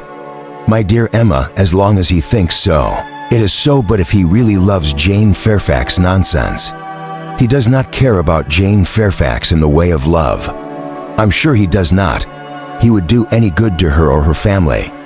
But well, said Mrs. Weston, laughing, perhaps the greatest good he could do them would be to give Jane such a respectable home. If it would be good to her, I'm sure it would be evil to himself. A very shameful and degrading connection. How would he bear to have Miss Bates belonging to him? To have her haunting the Abbey and thanking him all day long for his great kindness, and burying Jane, so very kind and obliging. But you always have been such a very kind neighbor, and then fly off, through half a sentence, to a mother's old petticoat. Not that it was such a very old petticoat either, but still it would last a great while, and indeed she was, thankfully. Say that their petticoats were all very strong. For shame, Emma, do not mimic her. You divert me against my conscience, and upon my word, I do not think Mr. Knightley would be much disturbed by Miss Bates. Little things do not irritate him. She might talk on, and he wanted to say anything himself. He would only talk louder and drown her voice. But the question is not whether it would be a bad connection for him, but whether he wishes it, and I think he does. I've heard him speak, and so must you, so very highly of Jane Fairfax. The interest he takes in her, his anxiety about her health, is concerned that she should have no happier prospect. I have heard him express himself so warmly on those points. Such an admirer of her performance on the piano, 40, and of her voice. I have heard him say that he could listen to her forever. Oh, and I had almost forgotten one idea that occurred to me. This pianoforte that had been sent, by somebody though. We have all been so well satisfied to consider it a present from the Campbells. May it not be from Mr. Knightley. I cannot help suspecting him. I think he is just the person to do it, even without being in love. And it can be no argument to prove that he is enough. But I do not think it is at all likely a thing for him to do. Mr. Knightley does nothing mysteriously. I have heard him lamenting her having no instrument, repeatedly often than I should suppose such a circumstance would, in the common course of things, occur to him very well. And if he had intended to give her one, he would have told her so. That might be scruples of delicacy. My dear Emma, I have a very strong notion that it comes from him. I am sure he was particularly silent when Mrs. Cole told us of it at dinner. You take up an idea, Mrs. Western, and run away with it, as you have many a time reproached me with doing. I see no sign of attachment. I believe nothing of a pianoforte, and prove only she convince me that Mr. Knightley has any thought of marrying Jane Fairfax. They combated the point some time longer in the same way, Emma rather gaining ground over the mind of her friend. The Mrs. Weston was the most used of the two to yield, till a little bustle in the room showed them that tea was over and the instrument in preparation, and at the same moment Mr. Cole, approaching to entreat Miss Woodhouse, would do them the honor of trying it. Frank Churchill, of whom in the eagerness of her conversation with Mrs. Weston she had been seeing nothing, except that he had found a seat by Miss Fairfax, followed Mr. Cole to add his very pressing entreaties, and as in every respect it suited Emma best to lead, she gave a very proper compliance. She knew the limitations of her own powers too well to attempt more than she could perform. With credit she wanted neither taste nor spirit in the little things which are generally acceptable, and could accompany her own voice well. A compliment to her song took her agreeably by surprise, a second slightly, but correctly taken by Frank Churchill. Her pardon was duly begged at the close of the song, and everything usual followed. He was accused of having a delightful voice, and a perfect knowledge of music, which was properly denied, and that he knew nothing of the matter. He had no voice at all, roundly asserted. They sang together once more, and Emma would then resign her place to Miss Fairfax, whose performance, both vocal and instrumental, she never could attempt to conceal from herself, was infinitely superior to her own. With mixed feelings she seated herself at a little distance from the numbers, round the instrument to listen. Frank Churchill sang again. They had sung together once or twice, it appeared, at Weymouth, but the sight of Mr. Knightley among the most attentive soon drew away half Emma's mind, and she fell into a train of thinking on the subject of Mrs. Weston's suspicions, to which the sweet sounds of the united voices gave only momentary interruptions. Her objections to Mr. Knightley's marrying did not in the least subside. She could see nothing with evil in it. It would be a great disappointment to Mr. John Knightley, consequently to Isabella a real injury to the children, a most mortifying change, a material loss to them all, a very great deduction from her father's daily comfort, and as to herself she could not at all endure the idea of Jane Fairfax at Donwell Abbey, and Mrs. Knightley for them all to give way to no. Mr. Knightley must never marry. Little Henry must remain the heir of Donwell. Presently, Mr. Knightley looked back and came and sat down by her. They talked at first only of the performance. His admiration was certainly very warm, yet she thought, but for Mrs. Weston, it would not have struck her as a sort of touchstone. However, she began to speak of his kindness in conveying the Aunt Annis, and though his answer was, in the spirit of cutting the matter short, she believed it to indicate only his disinclination to dwell on any kindness of his own. I often feel concerned, said she, that I dare not make our carriage more useful. On such occasions it is not that I'm without the wish, but you know how impossible my father would deem it, that James should put to for such a purpose. Quite out of the question, quite out of the question, he replied. But you must often wish it, I'm sure, and he smiled. with such seeming pleasure at the conviction that she must proceed another step, this present from the campus. Said she, "This piano forte is very kindly given." "Yes," he replied, and without the smallest apparent embarrassment, "but they would have done better had they given a notice of it." Surprises are foolish things, the pleasure is not enhanced, and the inconvenience is often considerable. I should have expected better judgment, and Colonel Campbell.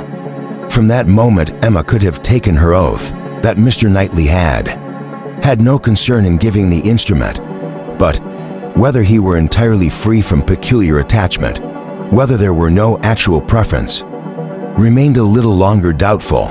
Towards the end of Jane's second song, her voice grew thick. "That will do," said he when it was finished, thinking aloud. "You have sung quite enough one evening. Now be quiet." Another song, however, was soon begged for one more.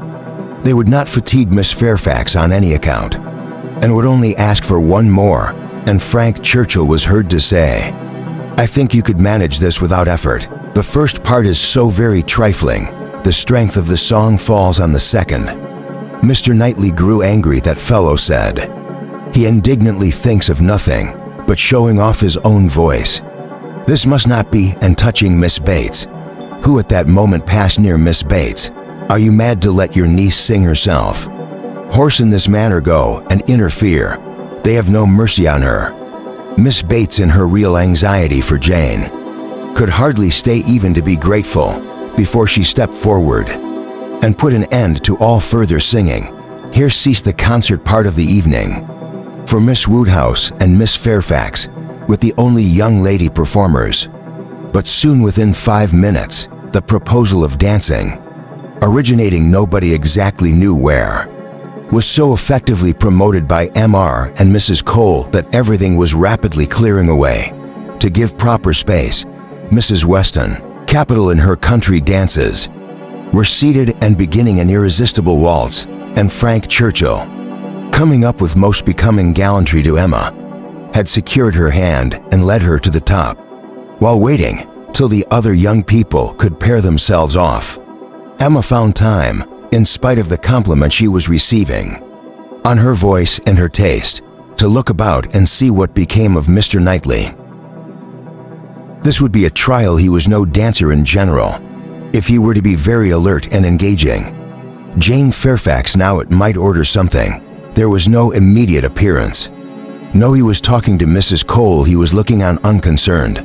Jane was asked by somebody else, and he was still talking to Mrs. Cole.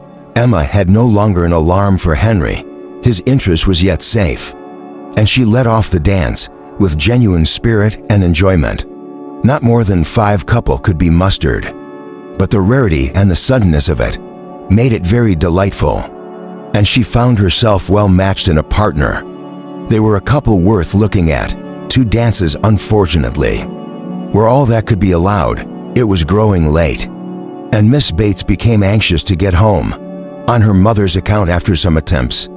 Therefore, to be permitted to begin again, they were obliged to thank Mrs. Weston look sorrowful, and have done.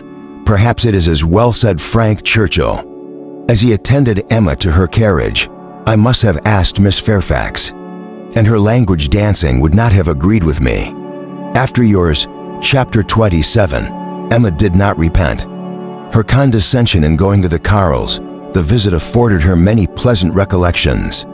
The next day, and all that she might be supposed to have lost on the side of dignified seclusion, must be amply repaid in the splendor of popularity. She must have delighted the Coles, worthy people who deserved to be made happy, and left a name behind her that would not soon die away. Perfect happiness, even in memory, is not common, and there were 2 points on which was not quite easy. She doubted whether she had not transgressed the duty of woman by woman in betraying her suspicions of Jane Fairfax's feelings. To Frank Churchill it was hardly right, but it had been so strong an idea that it would escape her, and his submission to all that she told was a compliment to her penetration, which made it difficult for her to be quite certain that she ought to have held her tongue. The other circumstance of regret related also to Jane Fairfax. And there she had no doubt. She did faintedly and unequivocally, regret the inferiority of her own playing and singing. She did most heartily grieve over the idleness of her childhood, and sat down and practiced vigorously an hour and a half. She was then interrupted by Harriet's coming in, and if Harriet's praise could have satisfied her, she might soon have been comforted. Oh, if I could put play as well as you and Miss Fairfax. Don't class us together, Harriet, by playing is no more like hers than a lamp is like sunshine. Oh dear, I think you play the best of the two. I think you play quite as well as she does. I'm sure I had much rather hear you. Everybody last night said how well you played. Those who knew anything about it must have felt the difference. The truth is, Harriet, that my playing is just good enough to be praised. But Jane Fairfax is much beyond it. Well, I always shall think that you play quite as well as she does, or that if there is any difference, nobody would ever find it out. Mr. Cole said how much taste you had, and Mr. Frank Churchill talked a great deal about your taste, and that he valued taste much more than execution. Ah, but Jane Fairfax has them both. Harriet, are you sure? I saw she had execution, but I did not know she had any taste. Nobody talked about it, and I hate Italian singing. There's no understanding a word of it. Besides, if she does place her very well, you know it is no more than she is obliged to do, because she will have to teach. The Coxes were wondering last night whether she would get into any great family. How did you think the Coxes looked? Just as they always do, very vulgar. They told me something, said Harriet, rather hesitatingly, but it is nothing of any consequence.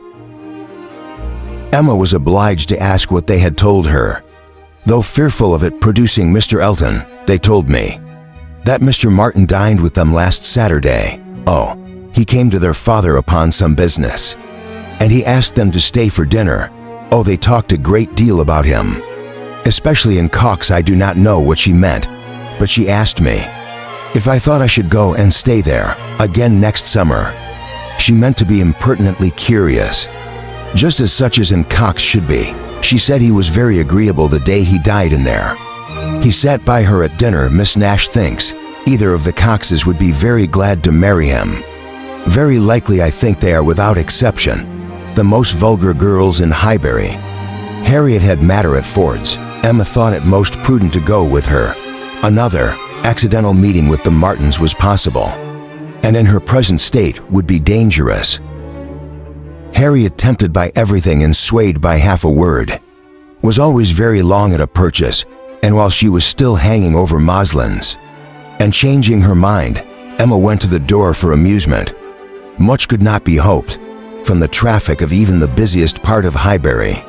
Emma Perry walking hastily by, Mr. William Cox letting himself in at the office door, Mr. Cole's carriage horses returning from exercise, or a stray letter boy, an obstacle mule, were the liveliest objects she could presume to expect. And when her eyes fell only on the butcher, with his tray, a tidy old woman traveling home was from shop with her full basket, 2 cars crawling over a dirty bone, and a string of doodling children around the baker's little bow window, eyeing the gingerbread, she knew she had no reason to complain, and was amused enough, quite enough still, to stand at the door, a mind lively and at ease, can do with seeing nothing, and can see nothing but does not answer. She looked down the Randalls Road. The scene enlarged to persons. Appeared Mrs. Weston and her son-in-law. They were walking into Highbury to Hartfield. Of course they were stopping, however, in the first place at Mrs. Bates, whose house was a little nearer Randall's than Ford's, and had all but knocked when Emma caught their eye. Immediately they crossed the road and came forward to her, and the agreeableness of yesterday's engagement seemed to give fresh pleasure to the present meeting. Mrs. Weston informed her that she was going to call on the Bases in order to hear the new instrument, for my companion tells me she said that I absolutely promised Miss Bates last night that I would come this morning. I was not aware of it myself. I did not know that I'd fixed a day, but as he says I did. I am going now, and while Mrs. Weston pays her visit, I may be allowed, I hope, Sir Frank Churchill, to join your party and wait for her at Hartfield. If you are going home, Mrs. Weston was disappointed. I thought you meant to go with me. They would be very much pleased me. I should be quite in the way. But perhaps I may be equally in the way here. Miss Woodhouse looks as if she did not want me. My aunt always sends me off when she is shopping. She says I fidget her to death. And Miss Woodhouse looks as if she could almost say the same. What am I to do? I'm here on no matter of my own. Said Emma, I'm only waiting for my friend. She will probably soon have done, and then we shall go home. But you'd better go with Mrs. Weston and hear the instrument well, if you advise it, but with a smile. If Colonel Campbell should have employed a careless friend, and if it should prove to have an indifferent tone, what shall I say? I shall be no support to Mrs. Weston. She might do very well by herself. A disagreeable truth would be palatable through her lips. But I am the richest being in the world, as a civil falsehood. I do not believe any such thing applied, Emma. I am persuaded that you can be as insincere as your neighbors, when it is necessary, but there is no reason to suppose. The instrument is indifferent, quite otherwise indeed. If I understood Miss Fairfax's opinion last night, do come with me, said Mrs. Weston, if it be not very disagreeable to you. It need not attain us long. We will go to Hartfield afterwards. We will follow them to Hartfield. I really wish you to call with me. It will be felt so great an attention, and I always thought you meant it. He could say no more, and with the hope of Hartfield to reward him, return with Mrs. Weston to Mrs. Bates' door. Emma watched them in, and then joined Harriet at the interesting counter, trying with all the force of her own mind to convince her that, if she wanted plain muslin, it was of no use to look at figured, and that a blue ribbon, be it ever so beautiful, would still never match her yellow pattern. At last it was all settled, even to the destination of the parcel. Should I send it to Mrs. Goddard, Mom? Asked Mrs. Ford. Yes, no. Yes to Mrs. Goddard only. My patent gown is at Hartfield. No, you shall send it to Hartfield if you please, but then Mrs. Goddard will want to see it, and I could take the patent gown home any day. But as you want the ribbon directly, so it better go to Hartfield. At least the ribbon you could make it into parcels, Mrs. Ford, could you not? It is not worthwhile, Harriet, to give Mrs. Ford the trouble of 2 parcels. Memories is no trouble in the world, Mom, said the obliging Mrs. Ford. Oh, but indeed I would much rather have it only in one. Then if you please, you shall send it all to Mrs. Goddard's. I do not know, no. I think, Miss Woodhouse, I may just as well have it sent to Hartfield, and take it home with me tonight, or what you advise that you do not give. Another half-second to the subject. To Hartfield, if you please, Mrs. Ford. Ah, that would be much the best, said Harriet, quite satisfied. I should not at all like to have it sent to Mrs. Goddard's. Voices approached the shop, or rather one voice and 2 ladies, Mrs. Weston and Miss Bates, met them at the door.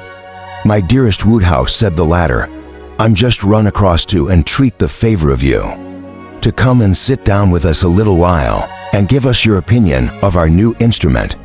And you and Miss Smith, how do you do? Miss Smith, very well, I thank you, and I begged Mrs. Weston to come with me, that I might be sure of succeeding. I hope Mrs. Bates and Miss Fairfax are very well.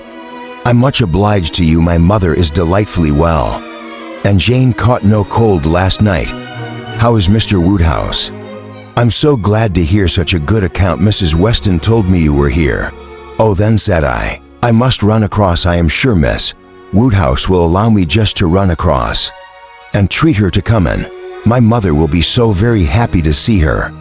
And now we are such a nice party, she cannot refuse, I pray to, said Mr. Frank Churchill. Miss Woodhouse's opinion of the instrument will be worth having, but, said I shall be more sure of succeeding if one of you will go with me. Oh, said he, wait half a minute till I have finished my job.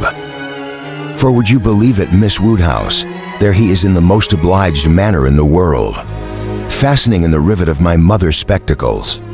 The rivet came out, you know, this morning, so very uplighting. For my mother had no use of his spectacles, could not put them on, and by the by, everybody ought to have 2 pairs of spectacles. Should indeed, Jane said, so I meant to take them over to John Saunders. The first thing I did. But something rather hint me all the morning, first one thing then another. There's no saying what you know, at one time Patty came to say. She thought the kitchen chimney wanted sweeping. Oh, said I, Patty, do not come with your bad news to me.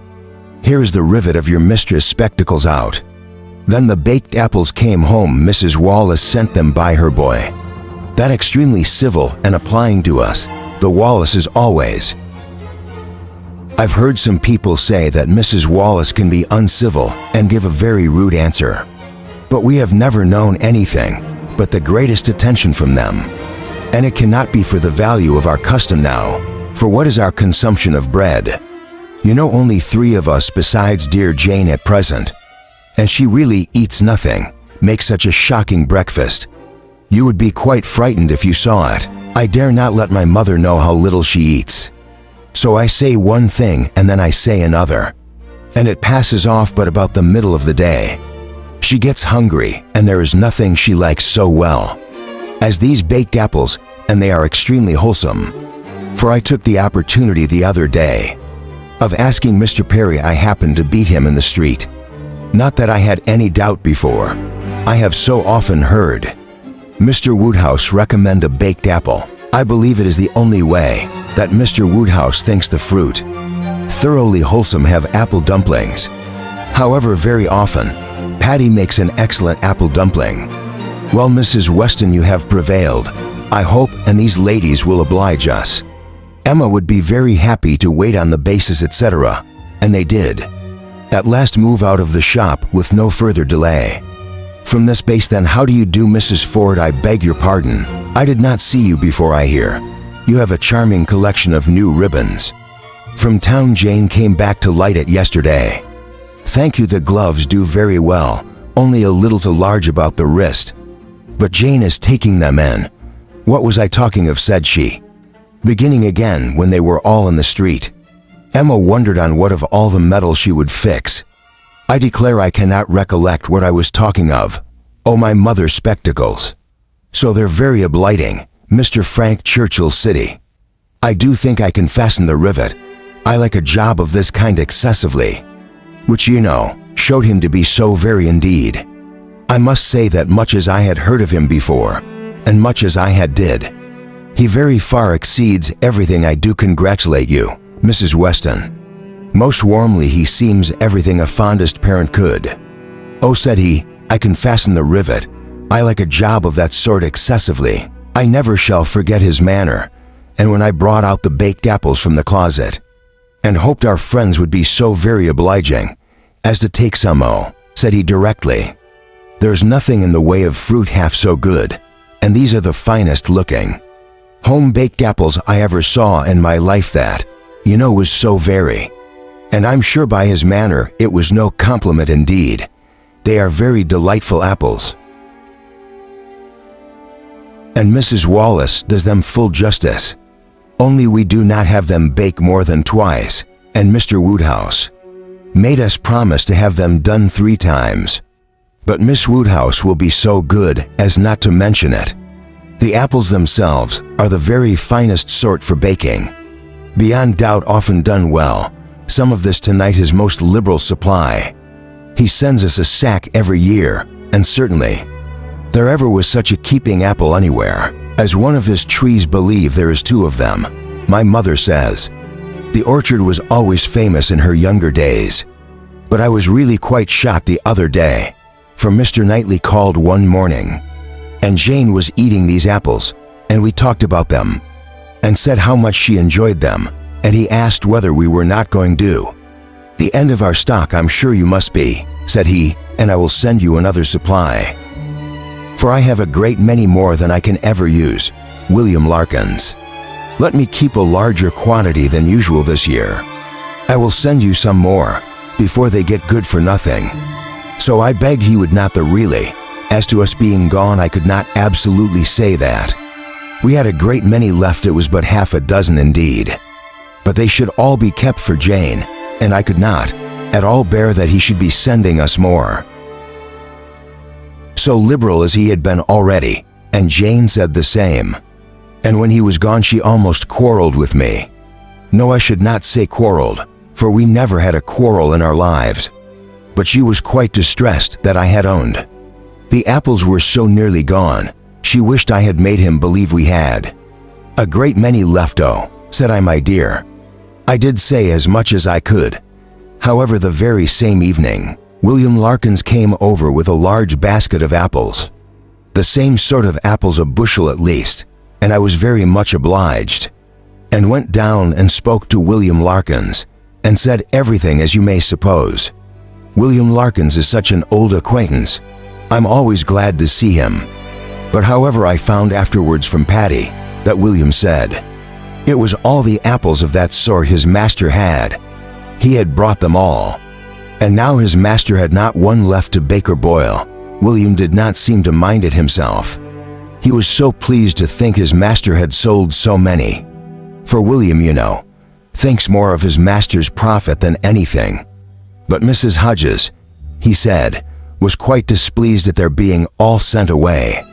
She could not bear that her master could not be able to have another apple tart. This spring he told Patty this, that bid her not mind it, and be sure not to say anything to us about it. But Mrs. Hodges would be crossed sometimes, and as long as so many sacks were sold, it did not signify who ate the remainder. And so Patty told me, and I was excessively shocked indeed. I would not have Mr. Knighting or anything about it. For the world he would be so very, I wanted to keep it from James' knowledge.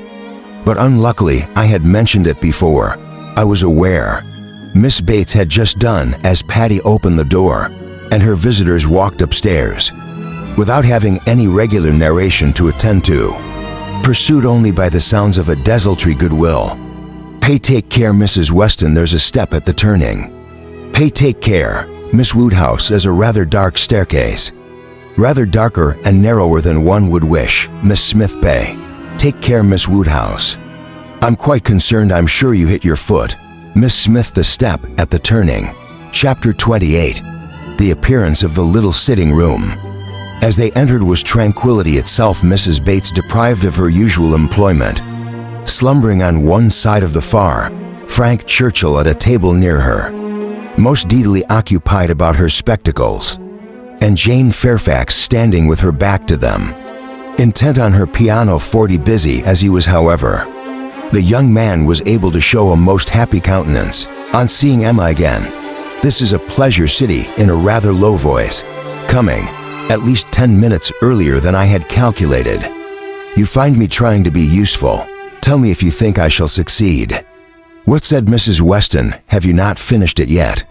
You would not earn a very good livelihood as a working silversmith at this rate. I have not been working uninterruptedly, he replied. I have been assisting with Fairfax in trying to make an instrument stand steadily. It was not quite firm, and unevenness in the floor. I believe, you see, we have been wedging one leg with paper. This was very kind of you to be convinced to come.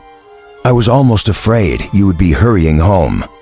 He contrived that she should be seated by him, and was sufficiently employed in looking out the best baked apple for her, and trying to make her help or advise him in his work, till Jane Fairfax was quite ready to sit down to the piano. 40 again that she was not immediately ready. Emma did suspect to arise from the state of her nerves. She had not yet possessed the instrument long enough to touch it without emotion. She must reason herself into the power of performance, and Emma could not but pity such feelings, whatever their origin, and could not but resolve never to expose them to her neighbor again. At last Jane began, and though the first bars were feebly given, the powers of the instrument were gradually done for. Justice to Mrs. Weston had been delighted before, and was delighted again. Emma joined her in all her praise, and a pianoforte with every proper discrimination was pronounced to be altogether of the highest promise, whoever Colonel Campbell might employ. Said Frank Churchill with a smile at Emma, the person has not chosen ill. I heard a good deal of Colonel Campbell's taste. At Weymouth, and the softness of the upper notes, I am sure is exactly what he and all that party would particularly prize. I dare say, Miss Fairfax, that he either gave his friend very minute directions or wrote to Broadwood himself. Do you not think so? Jane did not look round. She was not obliged to hear. Mrs. Weston had been speaking to her at the same moment. It is not fair, said Emma in a whisper. Mine was a random guess. Do not distress her.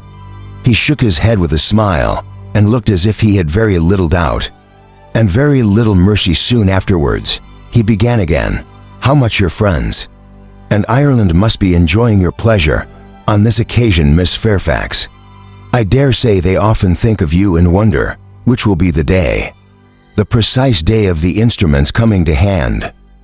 Do you imagine Colonel Campbell knows the affair to be going forward just at this time? Do you imagine it to be the consequence of an immediate commission from him, or that he may have sent only a general direction, an order indefinite as to time, to depend upon the contingencies and conveniences? He paused. She could not but hear. She could not avoid answering. Till I have a letter from Colonel Campbell, said she in a voice of forced calmness. I can imagine nothing with any confidence. It must all be conjecture.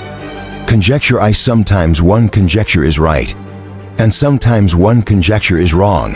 I wish I could conjecture. How soon I shall make this rivet quite firm. What nonsense one talks, Miss Woodhouse. When hard at work, if one talks at all. Your real workmen, I suppose, hold their tongues, but we gentlemen laborers, if we get hold of a word.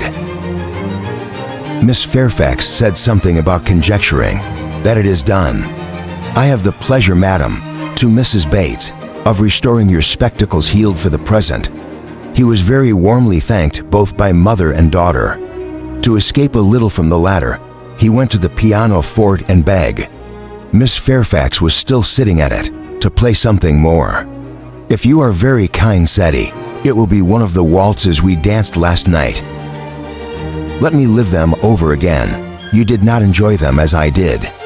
You appeared tired the whole time. I believe you were glad we danced no longer. But I would have given worlds, all the worlds on ever has to give, for another half hour. She played. What felicity! It is to hear a tune again that has made one happy. If I mistake, no, that was danced at Weymouth. She looked up at him for a moment, colored deeply, and played something else. He took some music from a chair near the pianoforte, and turning to Emma said, Here is something quite new to me. Do you know it, Kramer? And here are a new set of Irish melodies, that from such a quarter one might expect. This was all sent with the instrument. Very thoughtful of Colonel Campbell, was it not? Enormous Fairfax could have no music here. I honor that part of the attention, particularly. It shows it to have been so thoroughly from the heart. Nothing hastily done, nothing incomplete. True affection only could have prompted it. Emma wished he would be less pointed, yet could not help being amused, and went on glancing her eye towards Jane Fairfax. She caught the remains of a smile when she saw that, with all the deep blush of consciousness, there had been a smile of secret delight. She had less scruple in the amusement, and much less compunction with respect to her. This amiable, upright, perfect Jane Fairfax was apparently cherishing the very reprehensible feelings. He brought all the music to her, and they looked it over together. Emma took the opportunity of whispering, You speak to plain, she must understand you. I hope she does. I would have her understand me.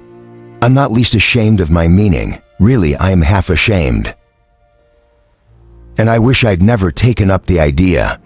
I'm very glad you did, and that you communicated it to me. I have now a key to all her odd looks and ways.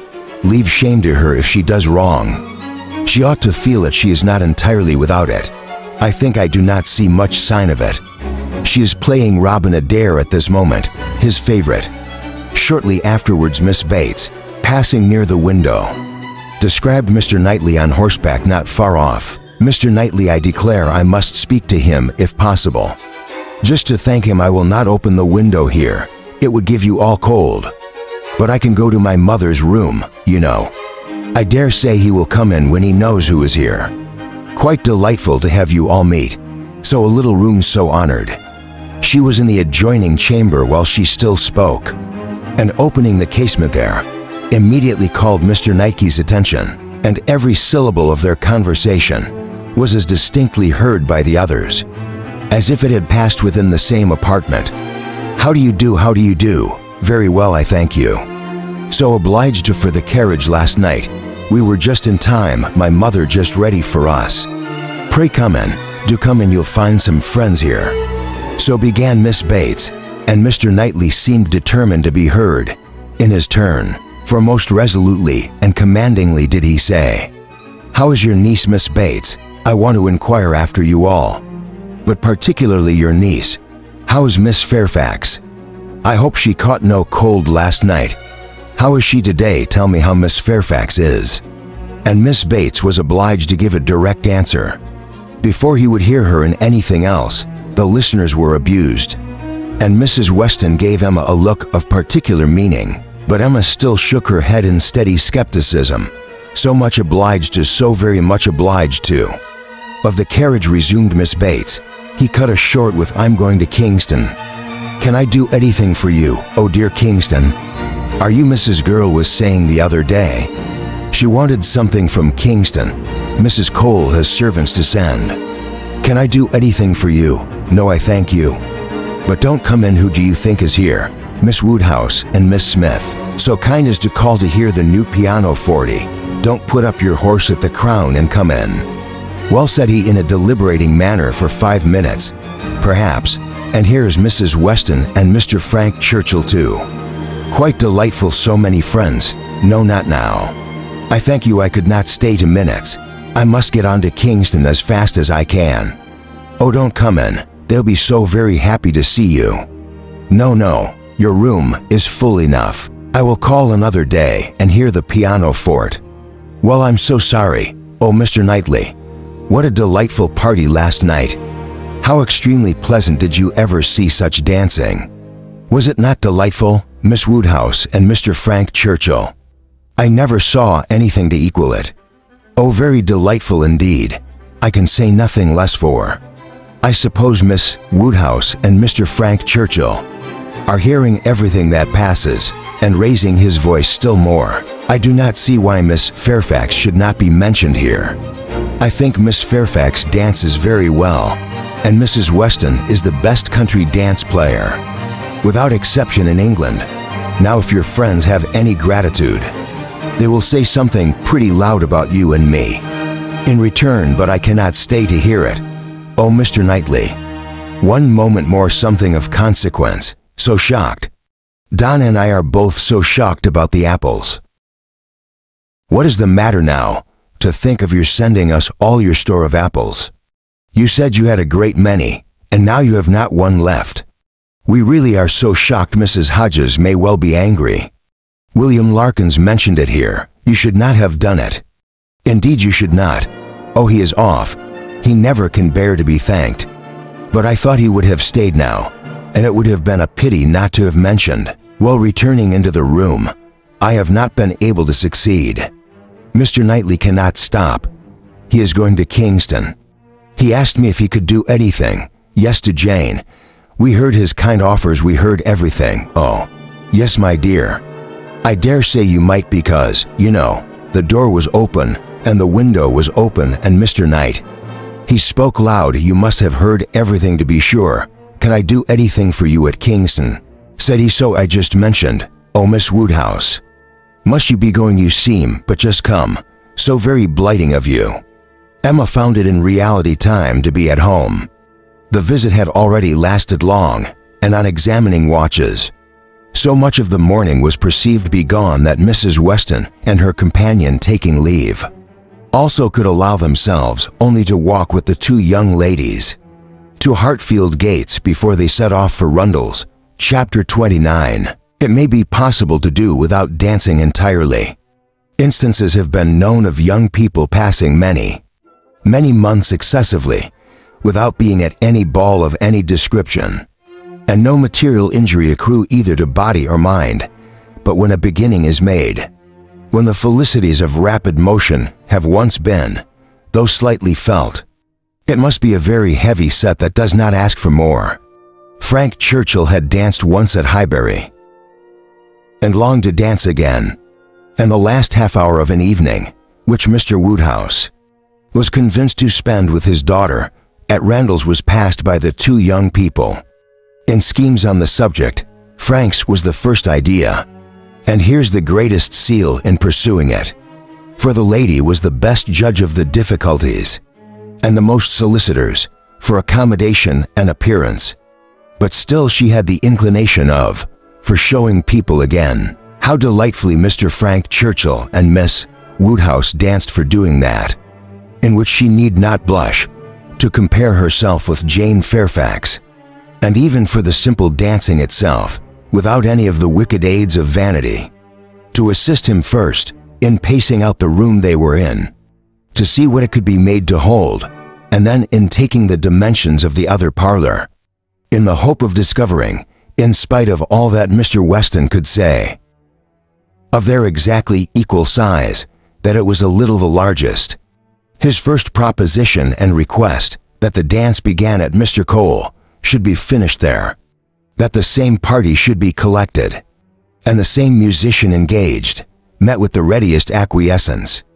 Mr. Weston entered into the idea with thorough enjoyment, and Mrs. Weston most willingly undertook to play as long as they could wish to dance, and the interesting employment had followed of reckoning up exactly who there would be, and pushing out the indispensable division of space to every couple. You and Miss Smith and Miss Fairfax will be 3, and the 2 Miss Cox's 5 had been repeated many times over, and there will be to Gilbert's. Young Cox, my father, and myself, besides Mr. Knightley. Yes, that will be quite enough for pleasure. You and Miss Smith and Miss Fairfax will be 3, and the 2 Coxes 5, and for 5 couple there will be plenty of room. But soon it came to be on one side, but will it be good room for 5 couple? I really do not think there will on another, and after all, 5 couple are not enough to make it worthwhile. To stand up 5 couple are nothing. When one thing genuinely about it, it will not do to invite 5 couple. It can be allowable only as the thought of the moment. Somebody said that Miss Gilbert was expected at her brother's, and must be invited with the rest. Somebody else believed Mrs. Gilbert would have danced the other evening. If she had been asked, a word was put in for a second young Cox, and at last Mr. Weston, naming one family of cousins who must be included, and another of very old acquaintance, who could not be left out. It became a certainty that the 5 couple would be at least 10, and a very interesting speculation in what possible manner they could be disposed of. The doors of the 2 rooms were just opposite each other. Might not they use both rooms and dance across the passage? It seemed the best scheme, and yet it was not so good. But that many of them wanted a better. Emma said it would be awkward. Mrs. Weston was in distress about the supper, and Mr. Woodhouse opposed it earnestly on the score of health. It made him so very unhappy indeed that it could not be persevered in. Oh no, said he would be the extreme of importance. I could not bear it for Emma. Emma is not strong, she would catch a dreadful cold. So poor little Harriet, so you would all. Mrs. Weston, you would be quite laid up. Do not let them talk of such a wild thing. Pray do not let them talk of it. That young man, speaking lower, is very thoughtless. Do not tell his father, but that young man is not quite the thing. He has been opening the doors very often this evening, and keeping them open very inconsiderately. He does not think the draught. I do not mean to set you against him, but indeed he is not quite the thing. Mrs. Weston was sorry for such a charge. She knew the importance of it, and said everything in her power to do it away. Every door was now closed, the passage plan given up, and the first scheme of dancing, only in the room they were in, resorted to again, and with such good will on Frank Churchill's part, that the space which a quarter of an hour before had been deemed barely sufficient for 5 couple, was now endeavored to be made out quite enough for 10. We are too magnificent, said he. We allowed unnecessary room. 10 couple may stand here very well. Emma demurred. It would be a sad crowd. And what could be worse than dancing without space to turn in? Very true, he gravely replied. It was very bad, but still he went on measuring, and still he ended with, I think there will be very tolerable room for 10 couple. No, no, said she, you are quite unreasonable. It will be dreadful to be standing so close. Nothing can be farther from pleasure than to be dancing in a crowd, and a crowd in a little room. There's no denying it, he replied. I agree with you exactly, a crowd in a little room. Miss Woodhouse, you have the art of giving pictures in a few words. Exquisite, quite exquisite. Still, however, having proceeded so far, one is unwilling to give the matter up. It would be a disappointment to my father, and altogether I do not know that. I am rather of the opinion that 10 couple might stand him very well. Emma perceived that the nature of his gallantry was a little self-willed, and that he would rather oppose than lose the pleasure of dancing with her. But she took the compliment and forgave the rest. Had she intended ever to marry him, it might have been worthwhile to pause and consider, and try to understand the value of his preference and the character of his temper. But for all the purposes of their acquaintance, he was quite amiable enough. Before the middle of the next day, he was at Hartfield, and he entered the room with such an agreeable smile as certified the continuance of the scheme. It soon appeared that he came to announce an improvement. Well, Miss Woodhouse, you almost immediately began. Your inclination for dancing has not been quite frightened away. I hope by the terrors of my father's little rooms. I bring a new proposal on the subject. I thought of my father's, which waits only your approbation to be acted upon. May I hope for the honor of your hand for the first 2 dances of this little projected ball, to be given not at Randall's, but at the Crown and the Crown, yes. If you and Mr. Woodhouse see no objection, and I trust you cannot, my father hopes his friends will be so kind as to visit him there. Better accommodations he can promise them, and not a less grateful welcome than at Randall's. It is his own idea. Mrs. Weston sees no objection in it, provided you are satisfied. This is what we all feel. Oh, you are perfectly right. 10 couple in either of the Randalls' rooms would have been insufferable dreadful. I felt how right you were the whole time, but was too anxious for securing anything to like. To yield is not at a good exchange. You consent, I hope you consent. It appears to me a plan that nobody can object to. If Mr. and Mrs. Weston do not, I think it admirable, and as far as I can answer for myself, shall be most happy. It seems to be the only improvement that could be. Papa do not think it an excellent improvement. She was obliged to repeat and explain it before it was fully comprehended, and then being quite new, further representations were necessary to make it acceptable. No, he thought it far from an improvement, a very bad plan, much worse than the other. A rheumatism was always damp and dangerous, never properly aired or fit to be inhabited. If they must dance, they'd better dance at Randall's. He had never been in a room at the Crown in his life, did not know the people who kept it by sight. Oh no, a very bad plan. They would catch worse colds at the Crown than anywhere. I was going to observe Sir Frank Churchill that one of the great recommendations of this change will be the very little danger if anybody's catching cold. So much less danger at the Crown than at Randall's. Mr. Perry might have reason to regret the alteration, but nobody else could, sir, said Mr. Woodhouse rather warmly. You are very much mistaken if you suppose Mr. Perry to be that sort of character. Mr. Perry is extremely concerned when any of us are ill, but I do not understand how the room at the Crown can be safer for you than at your father's house.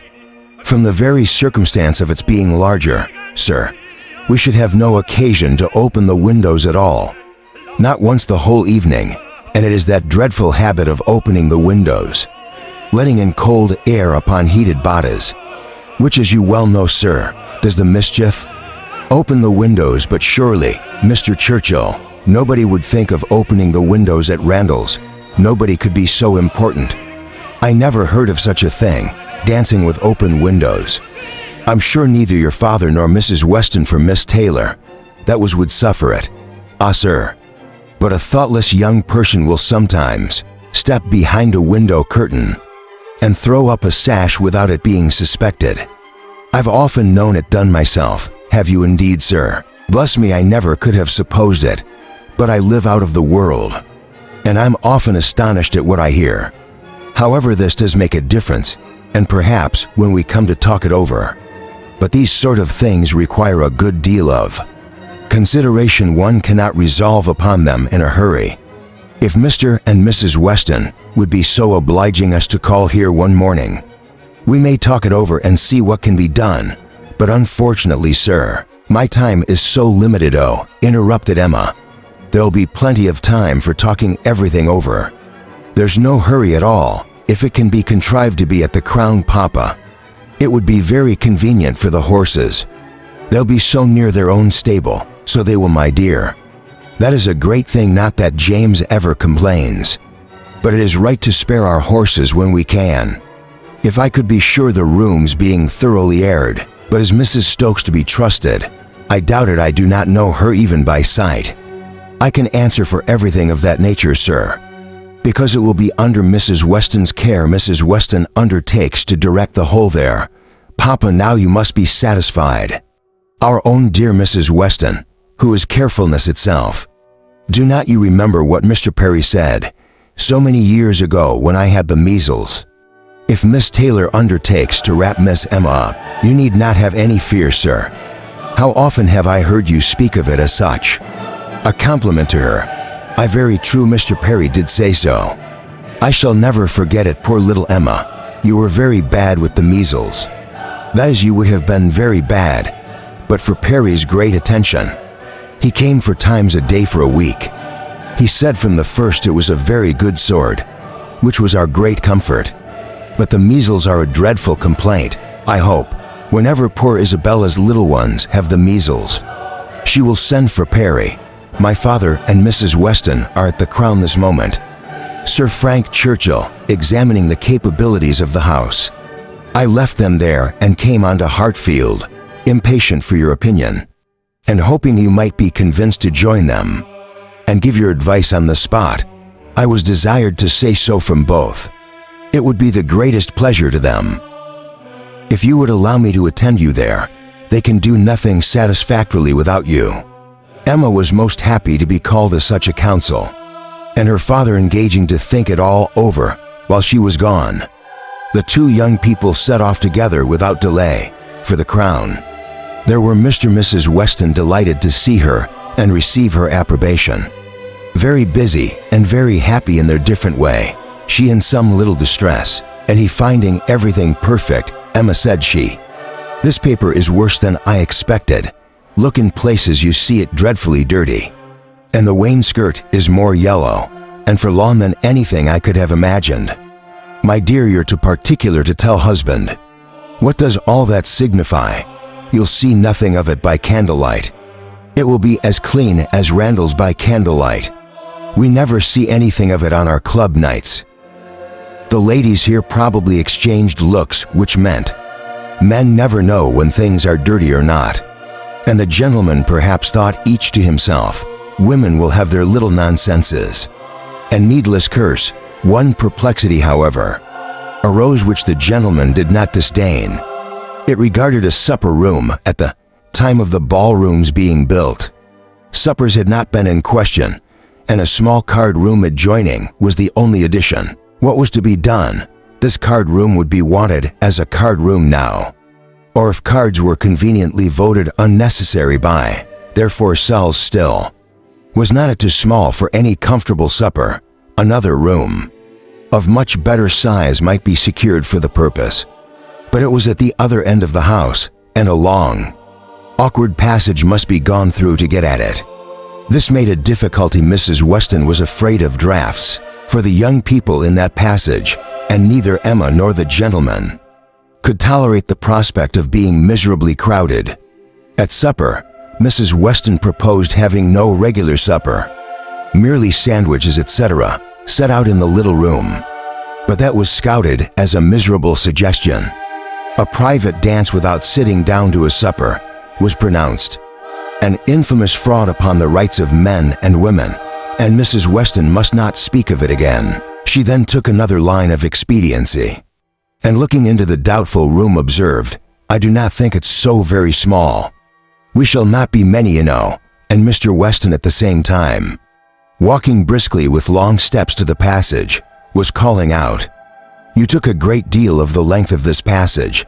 My dear, it is a mere nothing after all. And not the least draught from the stairs. I wish I said Mrs. Weston one could know which arrangement our guests and General would like best, to do what would be most generally pleasing. Must be our object if one could, but tell what that would be." "Yes, very true," cried Frank. "Very true, you want your neighbors' opinions. I do not wonder at you, if one could ascertain what the chief of them. The Coles, for instance, they are not far off, shall I call upon them? Or the space, she is still nearer. And I do not know whether Miss Bates is not as likely to understand the inclinations of the rest of the people as anybody. I think we do want a larger council. Suppose I go and invite Miss Bates to join us?" "Well, if you please," said Mrs. Weston, rather hesitating, "if you think she will be of any use." "You will get nothing to the purpose from Miss Bates," said Emma. "She will be all delight and gratitude, but she will tell you nothing. She will not even listen to your questions. I see no advantage in consulting Miss Bates, but she's so amusing, so extremely amusing. I'm very fond of hearing Miss Bates talk, and I need not bring the whole family, you know, here." Mr. Weston joined them, and on hearing what was proposed, gave it his decided approbation. "I do, Frank. Go fetch Miss Bates, and let us end the matter at once. She will enjoy the scheme, I'm sure, and I do not know a proper person for showing us how to do away with difficulties. Fetch Miss Bates, we are growing a little too nice. She is a standing lesson of how to be happy. But fetch them both, invite them both. Both, sir. Can the old lady?" "The old lady, no. The young lady, to be sure. I shall think you are great blockhead, Frank, if you bring the arms without the niece." "Oh, I beg your pardon, sir. I did not immediately recollect. Undoubtedly, if you wish it, I will never to persuade them both." And away he run, long before he reappeared, attending the short, neat, brisk moving aunt and her elegant niece Mrs. Weston, like a sweet-tempered woman and a good wife, had examined the passage again and found the evils of it much less than she had supposed before, indeed very trifling. And here ended the difficulties of decision. All the rest, in speculation at least, was perfectly smooth. All the minor arrangements of table and chair, lights and music, tea and supper, made themselves, or were left as mere trifles to be settled at any time.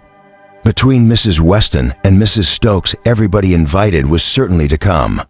Frank had already written to Enscombe to propose staying a few days beyond his fortnight, which could not possibly be refused, and a delightful dance it was to be. Most cautiously, when Miss Bates arrived, did she agree that it must, as a counselor she was not wanted, but as an approval, a much safer character, she was truly welcome. Her approbation at once general and minute, warm and incessant, could not but please. And for another half hour, they were all walking to and fro between the different rooms, some suggesting, some attending, and all in happy enjoyment of the future.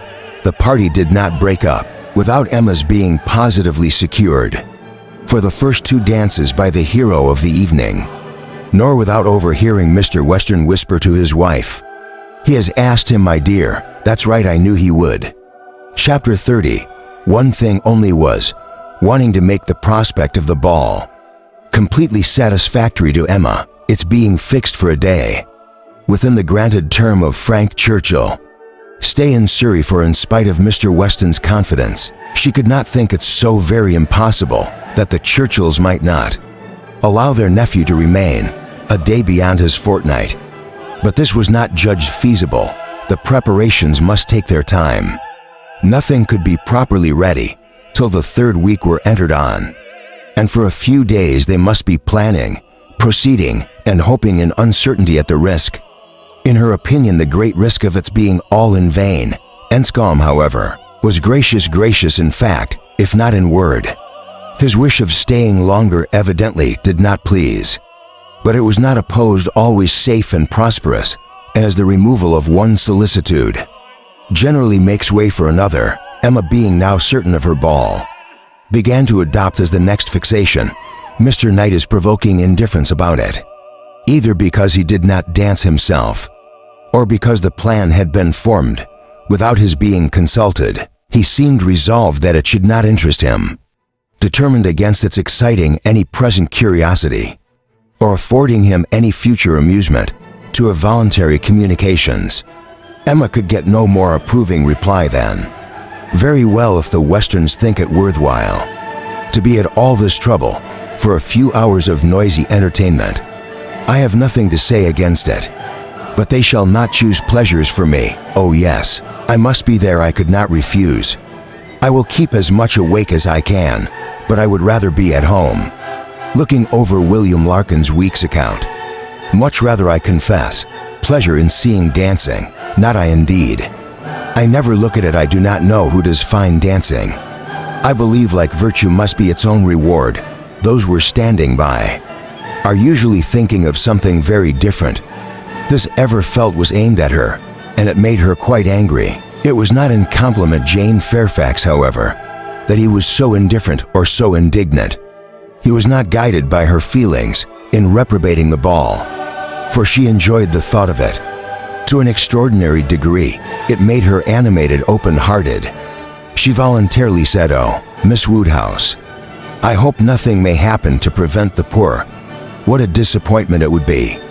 I do look forward to it, I own, with very great pleasure." It was not to oblige Jane Fairfax, therefore, that he would have preferred the society of William Larkins. No, she was more and more convinced that Mrs. Weston was quite misguided in that surmise. There was a great deal of friendly and of compassionate attachment on his side, but no love. Alas, there was soon no leisure for quarreling with Mr. Knightley. 2 days of joyful security were immediately followed by the downfall of everything. A letter arrived from Mr. Churchill to urge his nephew's instant return. Mrs. Churchill was unwell, far too unwell to do without him. She had been in a very suffering state, so said her husband, when writing to her nephew 2 days before, though from her usual unwillingness to give, suffering and constant habit of never thinking of herself, she had not mentioned it. But now she was too ill to trifle and must entreat him to set off ends come without delay. The substance of this letter was forwarded to Emma in a note from Mrs. Weston.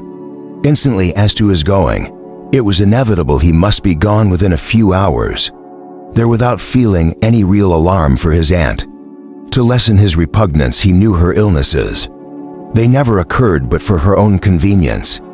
Mrs. Weston added that he could only allow himself time to hurry to Highbury after breakfast and take leave with a few friends there, whom he could suppose to feel any interest in him, and that he might be expected at Hartfeld very soon. This miserable note was the finale of Emma's breakfast. When once it had been read, there was no doing anything but lament and exclaim, "The loss of the boar, the loss of the young man," and all that the young man might be feeling, it was too wretched. Such a delightful evening as it would have been, everybody so happy, and she and her partner the happiest I said it would be. So was the only consolation. Her father's feelings were quite distinct. He thought principally of Mrs. Churchill's illness, and wanted to know how she was treated, and asked for the ball. It was shocking to have dear Emma disappointed, but they would all be safer at home. Emma was ready for her visitor some time before he appeared. But if this reflected at all upon his impatience, his sorrowful look, and total wonder spirits when he did come, might redeem him. He felt the going away almost too much to speak of it. His dejection was most evident. He sat really lost in thought for the first few minutes, and when rousing himself, it was only to say, "Of all horrid things, leave-taking as the worst." "But will you come again?" said Emma. "This is not to be your only visit to Randalls." Are shaking his head, "the uncertainty of when I may be able to return. I shall try for it with zeal, it will be the object of all my thoughts and cares. And if my uncle and aunt go to town this spring, but I am afraid they did not stir last spring. I'm afraid it is a custom gone forever. Our poor ball must be quite given up. Ah, that ball! Why did we wait for anything? Why not seize the pleasure at once? How often is happiness destroyed by preparation, foolish preparation? You told us it would be so, oh Miss Woodhouse. Why, you always so right indeed. I'm very sorry to be right at this instance. I would much rather have been married than wise. If I can come again, we are still to have our ball. My father depends on it. Do not forget your engagement. Emma looked graciously. Such a fortnight as it has been. He continued, every day, more precious and more delightful than the day before. Every day making me less fit to bear any other place. Happy those who can remain at Highbury as you do. As so much ample justice now, said Emma, laughing. I will venture to ask whether you did not come. A little doubtingly at first. Do not we rather surpass your expectations? I'm sure we do. I'm sure you did not much expect to like us. You would not have been so long in coming if you had a pleasant idea of Highbury. He laughed rather consciously, and though denying the sentiment, Emma was convinced that it had been so. And you must be off this very morning. Yes, my father is to join me here. We shall walk back together. And I must be off immediately. I am almost afraid that every moment will bring him, not 5 minutes to spare. Even few friends this Fairfax, Miss Bates, how unlucky. This Bates' powerful argument of mine might have strengthened yours. Yes, I have called there. Passing the door, I thought it better. It was a right thing to do. I went in for 3 minutes. I was detained by Miss Bates being absent. She was out. And I felt it impossible not to wait till she came in. She is a woman that one may and one must laugh at, but that one would not wish to slight. It was better to pay my visit. Then he hesitated, got up, walked to a window, in short, said he, perhaps Miss Woodhouse, I think you can be hardly quite without suspicion. He looked at her as if wanting to read her thoughts. She hardly knew what to say. It seemed like the forerunner of something absolutely serious, which she did not wish, forcing herself to speak therefore. In the hope of putting it by, she calmly said, You were quite in the right. It was most natural to pay your visit.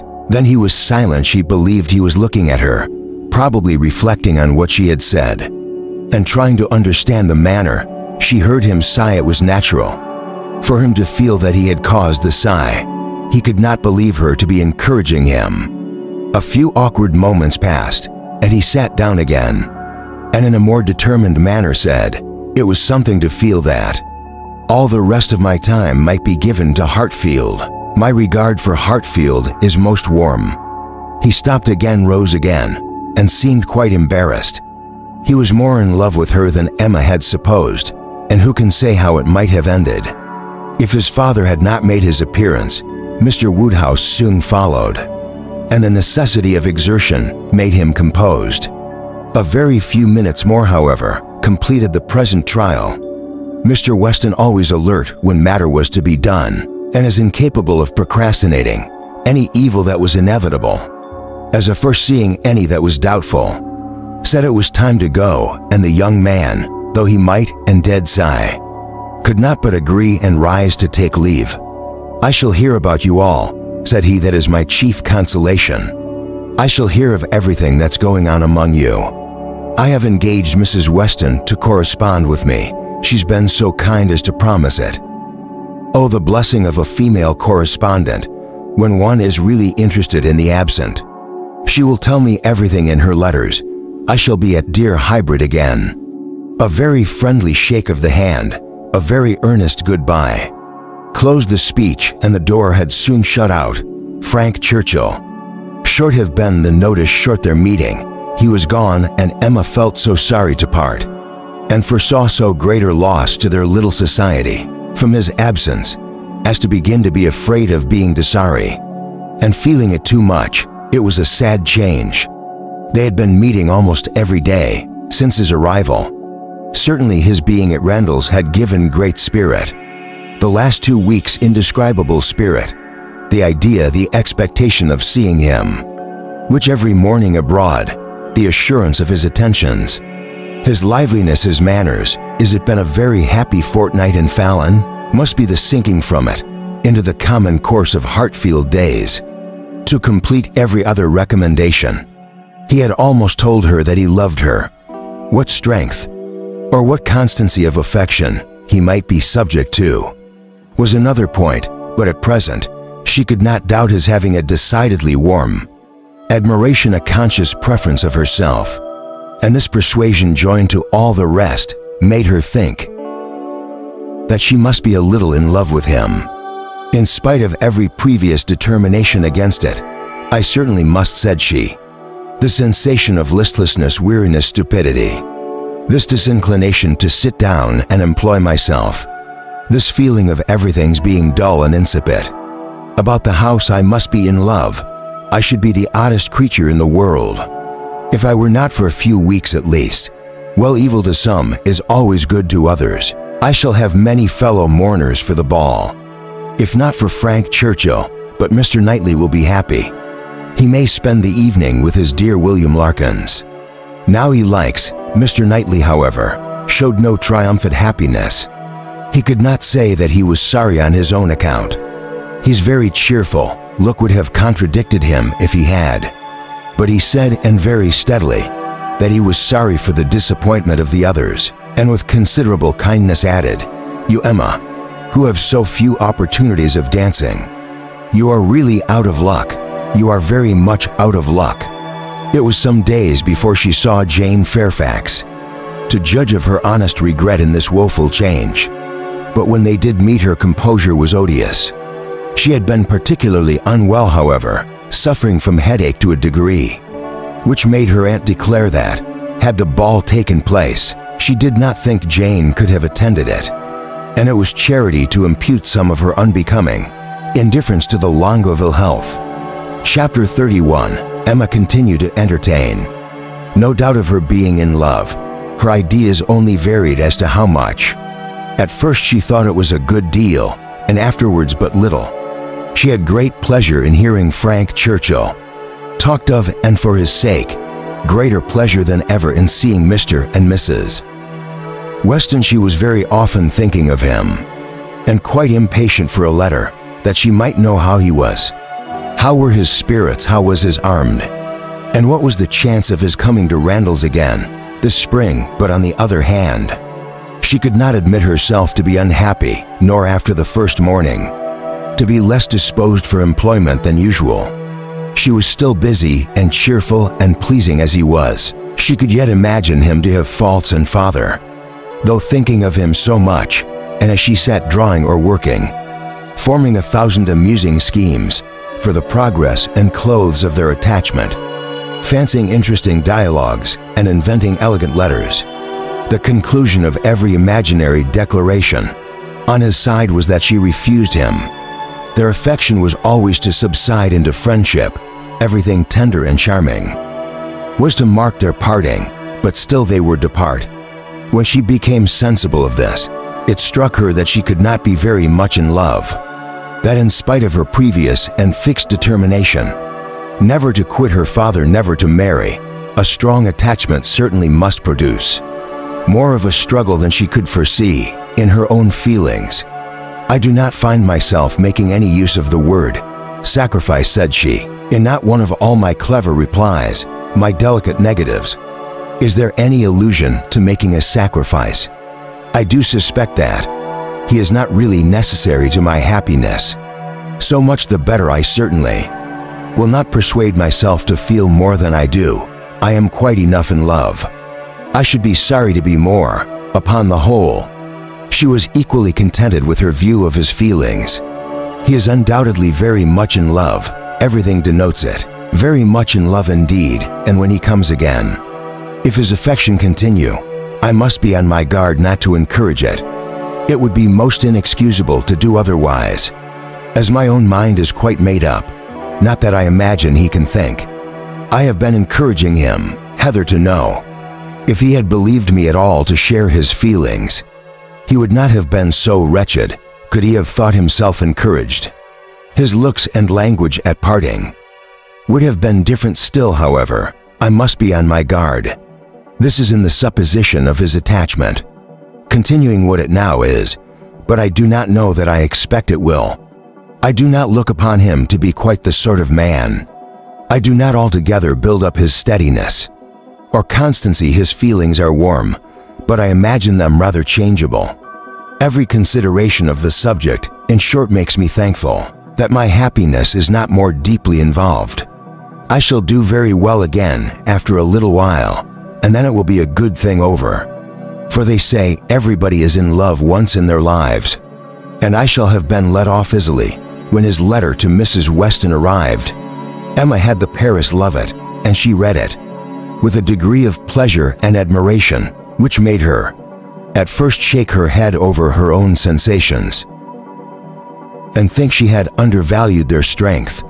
It was a long, well-written letter, giving the particulars of his journey and of his feelings, expressing all the affection, gratitude, and respect which was natural and honorable, and describing everything, exterior and local, that could be supposed attractive, with spirit and precision, no suspicious flourishes now of apology or concern. It was the language of real feeling towards Mrs. Weston and the transition from Highbury to Enscombe. The contrast between the places, in some of the first blessings of social life, was just enough touched on to show how keenly it was felt, and how much more might have been said, but for restraints of propriety. The charm of her own name was not wanting. Miss Woodhouse appeared more than once, and never without something of pleasing connection either, a compliment to her taste, or to remembrance of what she had said. And in the very last time of its meeting, her Ion, adorned as it was by any such broad reef of gallantry, she would yet discern the effect of her influence, and acknowledge the greatest compliment perhaps of all conveyed. Compressed into the very lowest vacant corner were these words: "I had not a spare moment on Tuesday, as you know, for Miss Woodhouse's beautiful little friend. Pray make my excuses and adheres to her." This, Emma could not doubt, was all for herself. Harriet was remembered only from being her friend. His information and prospects as to Enscombe were neither worse nor better than have been anticipated. Mrs. Churchill was recovering, and he dared not yet, even in his own imagination, fix a time for coming to Randalls again. Gratifying, however, and stimulative as was the letter in the material part, its sentiments, she had found, when it was folded up and returned to Mrs. Weston, that it had not added any lasting warmth, that she could still do without the writer, and that he must learn to do without her. Her intentions were unchanged. Her resolution of refusal only grew more interesting by the addition of a scheme for his subsequent consolation and happiness. His recollection of Harriet and the words which clothed it, "the beautiful little friend," suggested to her the idea of Harriet succeeding her in his affections. Was it impossible? No. Harriet undoubtedly was greatly his inferior in understanding, but he had been very much struck with the loveliness of her face and the warm simplicity of her manner, and all the probabilities of circumstance and connection were in her favor. For Harriet it would be advantageous and delightful. Indeed, "I must not dwell upon it," she said. "I must not think of it. I know the danger of indulging such speculations. But stranger things have happened, and when we cease to care for each other, as we do now, it will be the means of confirming us in that sort of true disinterested friendship, which I can already look forward to with pleasure." It was well to have a comfort in store on Harriet's behalf, though it might be wise to let the fancy touch it. Seldom for evil in that quarter was at hand, as Frank Churchill's arrival had succeeded Mr. Elton's engagement in the conversation of Highbury. As the latest interest had entirely borne down the first, so now upon Frank Churchill's disappearance, Mr. Elton's concerns were assuming the most